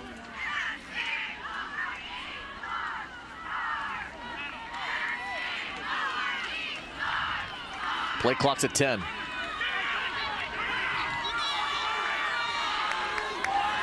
Now at 5. Got it off in time. Tanape, sideline, worked it. Salanoa. Oh, what a pick by Takuma, but he was out of bounds. He did not land in. It's ruled incomplete. Takuma with a phenomenal effort, just couldn't stay in. Takuma, we saw him with a beautiful play earlier, a tackle. And look at this, he goes up. Well, the right foot was in, but did he secure it? The right foot I saw land inbounds. Let's see where the right foot was when he caught the ball, though. No foot was down when he caught the ball. Well, I thought the right toe was down. He was airborne when he caught it, and then he landed. There he is. He's airborne, and then he lands out of bounds. 3rd down and long, and Tanape sacked. Kai Burnett disintegrates him. That may be the play of the night for this Punahou defense.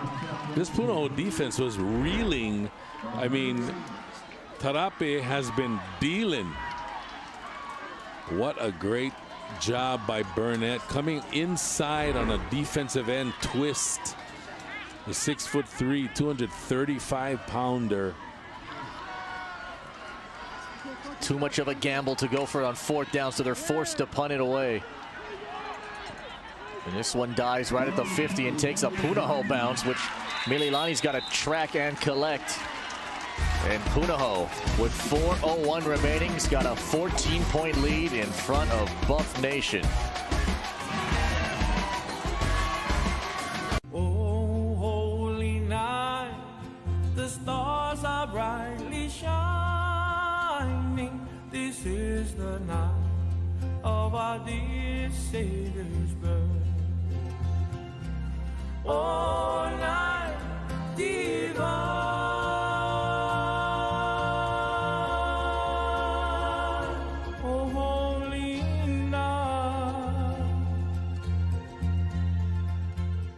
Aloha. For many of us, 2020 has been such a rough year. From loved ones losing their jobs or having to make adjustments in our lives that we never thought we'd make. Our strength has been tested like never before. From all of us at IBEW Local 1186, I know we stand behind you and will be there every step of the way to keep us safely connected and powered up. Take care of each other. Mahalo. Enjoy more ways to watch your favorite University of Hawaii and local high school sports on TV, online, and on the go. The best of local sports wherever you want it. Only on Spectrum Sports, OC16, and XCast.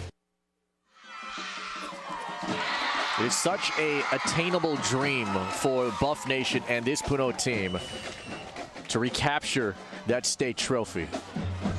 Heading into the season and his career, it was John Kiabe Sangapolutele as a freshman at Farrington. And he saw their usual starting quarterback, Hugh Brady, go down with a leg injury, an ACL injury, game 2 of the year. Since then, Sangapolutele has been excellent. Can he close this thing out? His team up 2 scores in the hands of Williams. Big burst. Williams rips one for 18 first down yards. Man, Williams is an absolute sledgehammer. Caleb Rhinelander, the center, and Tui Muti, the left guard, just moving earth, moving heaven and earth to create huge gaping gaps. 129 on the ground, 3 away from his career high.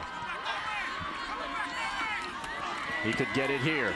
He's got it here. And he's up the middle for the touchdown. A dagger driven by Williams.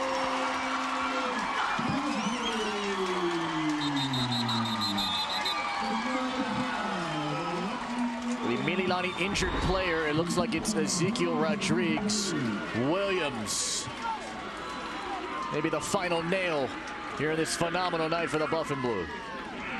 Boy, Ala'i Williams, he's had himself a night, huh? Look at this guy. Big, strong, fast, agile, mobile, and hostile. And in some circles, not even considered to be running back or player of the year. I have no idea how, but that should definitely change very soon. And it's a travesty that he's not already. Yeah, I mean, those people don't know football. And Ezekiel Rodriguez right now was given everything here tonight. He got 12 tackles. Remember, he had 11 of them, coach, in the first half? Yep. And an interception. And an interception is just... wrapped up arm. You know, every game, what I love about being up here is that you're close to the fans. And, you know, the fans give a lot of love and, you know, a lot of support to the team. But you always hear some funny comments. I just heard, "Hey, lose money, refs." I mean, it just cracks me up, the stuff I hear. And sometimes it's directed at coaches too. Yeah. Here's Kapisi.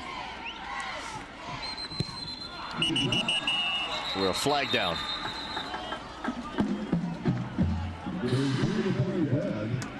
Encroachment. defense, number 8. Half the distance to the goal.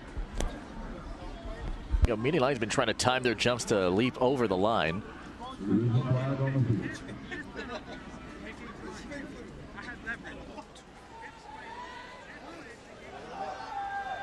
Couple of flags. One came on the near sideline. The other right in the middle, run by the umpire.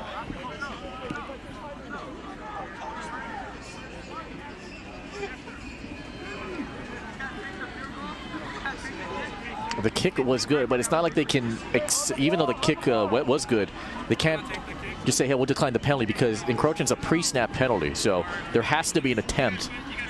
It wasn't a live action or a live ball type of penalty. And those referee classes really paying off right now. Thanks, Ofoa. Coming off the edge there. I think it was Jordan Fetu.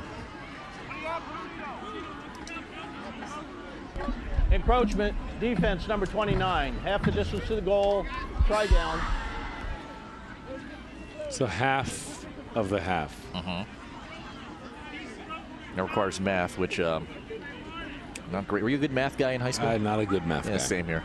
What was your subject? What was right down? My subject, well, actually, I won my 8th grade class spelling bee. Oh, okay. So it was reading, writing, history. What was the word? Do you remember the winning word? Shucks. It was hammer slaughter. Right through the middle is Capisi. And Punos put up a 45 burger here in the state semifinals.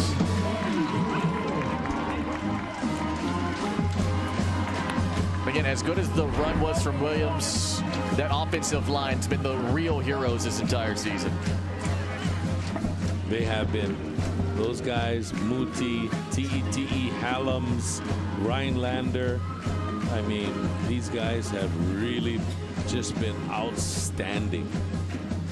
Again, as you look forward to the championship, the question is, can they do it again against that rugged Kahuku front?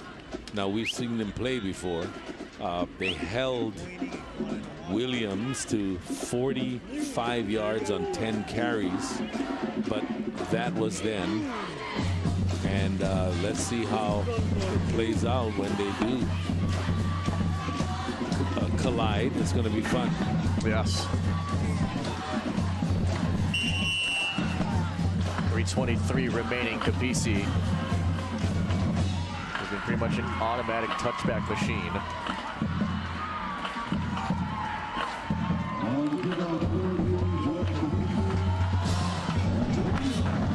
We'll send this one to the 20-yard line.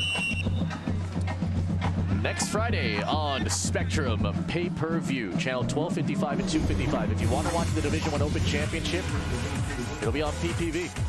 The ordering window will open at 12 or on Monday at channel 1255. You can use via your digital remote. All the proceeds, by the way, going to go to benefit the HHSAA and all their member schools. All different sports. And appreciate the partnership with the HHSAA. Thank you for being a loyal University of Hawaii Rainbow Warrior football subscriber. But if you bought that package, this is separate. So if you want to watch the high school kids, which you should, some of the best talent around, $50. All the proceeds go to the HHSAA. Next Friday, D1 and D2 championships doubleheader next Saturday the 26th. That is on OC 16. Darren, Jimmy, and I got you covered, our great crew. And then we sweep right into basketball.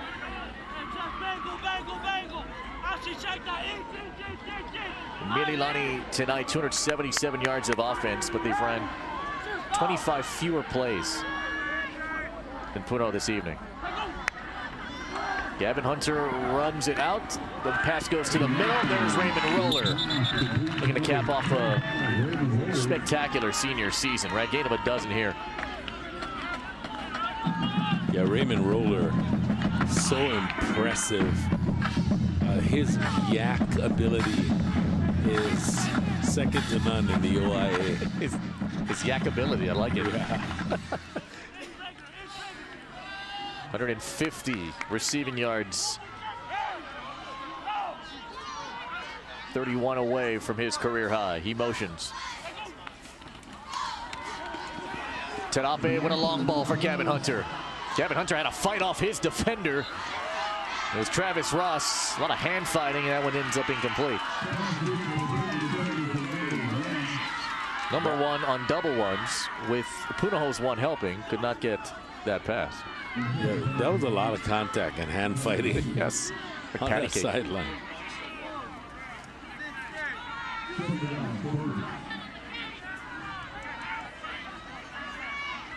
.244 remaining. Mililani on a wild season that had them host Mission Viejo.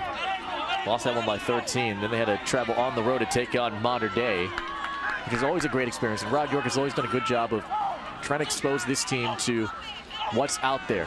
And these kids see their possibilities. This one could be deflected up in the air by Alexander Yuen, and Ioane ends up with the football. Yuen got that deflection up in the air. Him and Burnett collide, and the big boy, Fua. And if you told me that Fua Ioane, the big nose tackle, would get an interception tonight, man.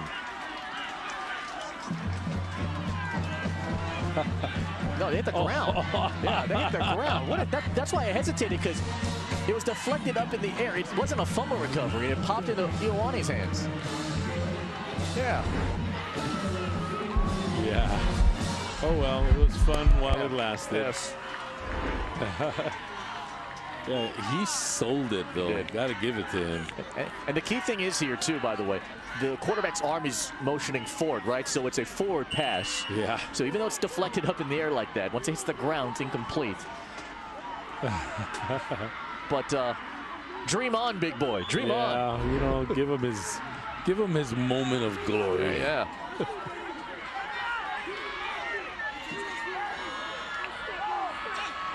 Third and 10. 4 on the rush. Terape. Hunter against Ross. Tedahiti Wolf helps in on the stop.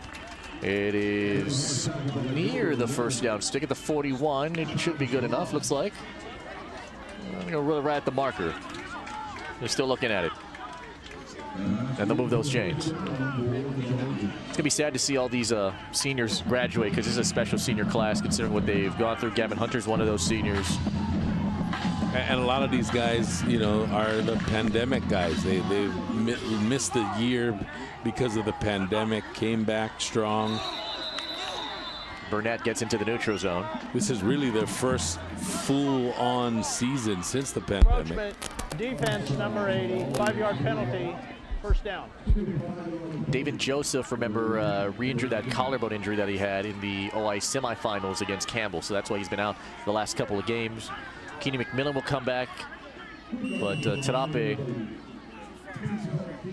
who just came so close the last couple of years, and how he's handled the pressure. And he said one of his biggest fears, talking to him in practice, is just letting other people down. And that's says a lot about his character, because he's always so giving and wanting to help the people alongside him. Terape will unload it. It is Agent Hart Ellis with the interception. His second of the year.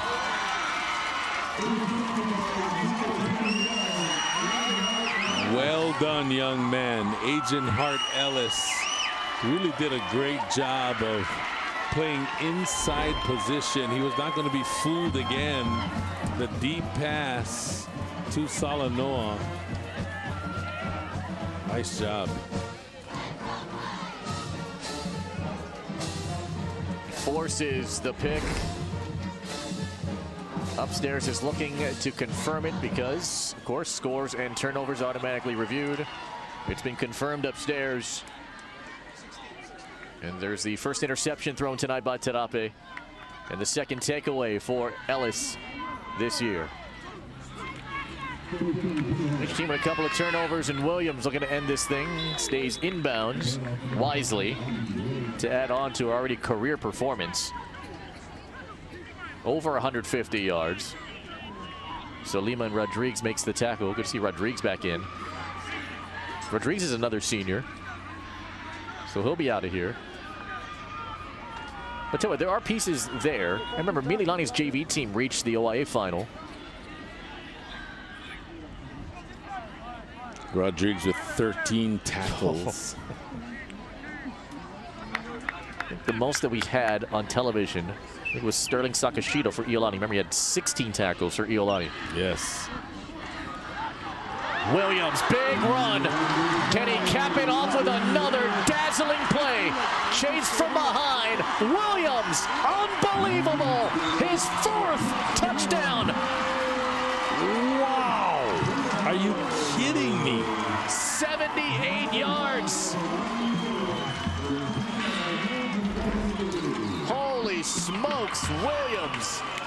He's in rare territory. Over 200 yards. Man, oh man. It's the 2nd longest touchdown run in the Division I Open tournament. Second only to Tua Tagovailoa when he had 80 against Waianae in 2016. They dropped 50 on Mililani. 237 rushing yards now. And that is a Division I Open record set by Alai Williams. Wow, that is amazing. And he's in the top 5 all time for single game rushing for Punahou. Only Ryan Tuiasoa with 271 yards, Wayne Talau Papa with 260, and Mosi Tatupu with 249. You talk about legendary names, are ahead of this young man, Alai Williams, who is just, I mean, he's shredding it right now. Nearly doubled his career high. 29 carries, 1 shy of the record in this division held by Zealand Matangi. The 237 yards, the most in Division I Open tournament history. Someone, please, talk about Alai Williams, for God's sake. Well, there's going to be a lot of talk about him after tonight. Record-breaking night for that young man.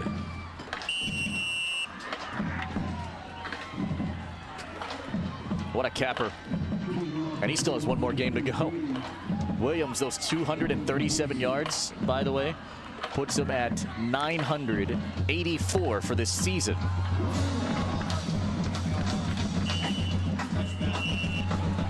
And 1 play, maybe a couple plays away from putting this thing away. Wow. The speed for a 6 foot, 215-pound runner who can run with power. What a dangerous weapon Alai Williams is in this tournament.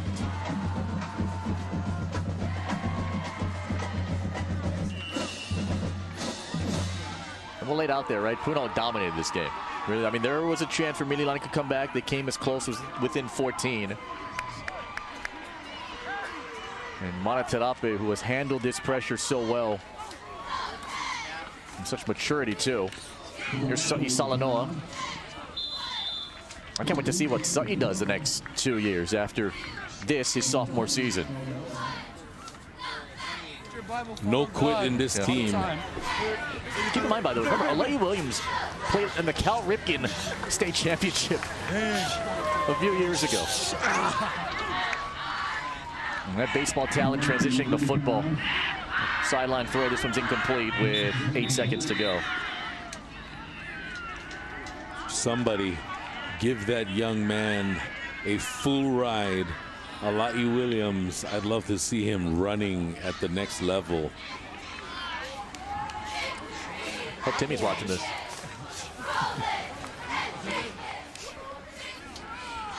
Third down coming up, could be the final play. So Punahou wanted a chance to exact revenge on Big Red. They'll get an opportunity to do that in the biggest game of the season 7 nights from now. Through the hands of Lehiba Kahana Travis, and they'll get one more playoff with 4 seconds to go. And remember, that game between Punahou and Kahuku, played up north at Carlton D. Weimer Field, ended on a game-sealing sack from Naidis Aulua, in which Punahou had their only loss to Kahuku, 27-20. In a game where Sanga Polutele threw a few touchdowns and didn't even sniff the second half. Ty McCutcheon nearly drove them back to tie the game. But those teams are much different now, and the stakes are much higher now. Solano will get the final play here of this semifinal game as he is out of bounds. And for the first time in 8 years, the Punahou Buff and Blue are marching back to the state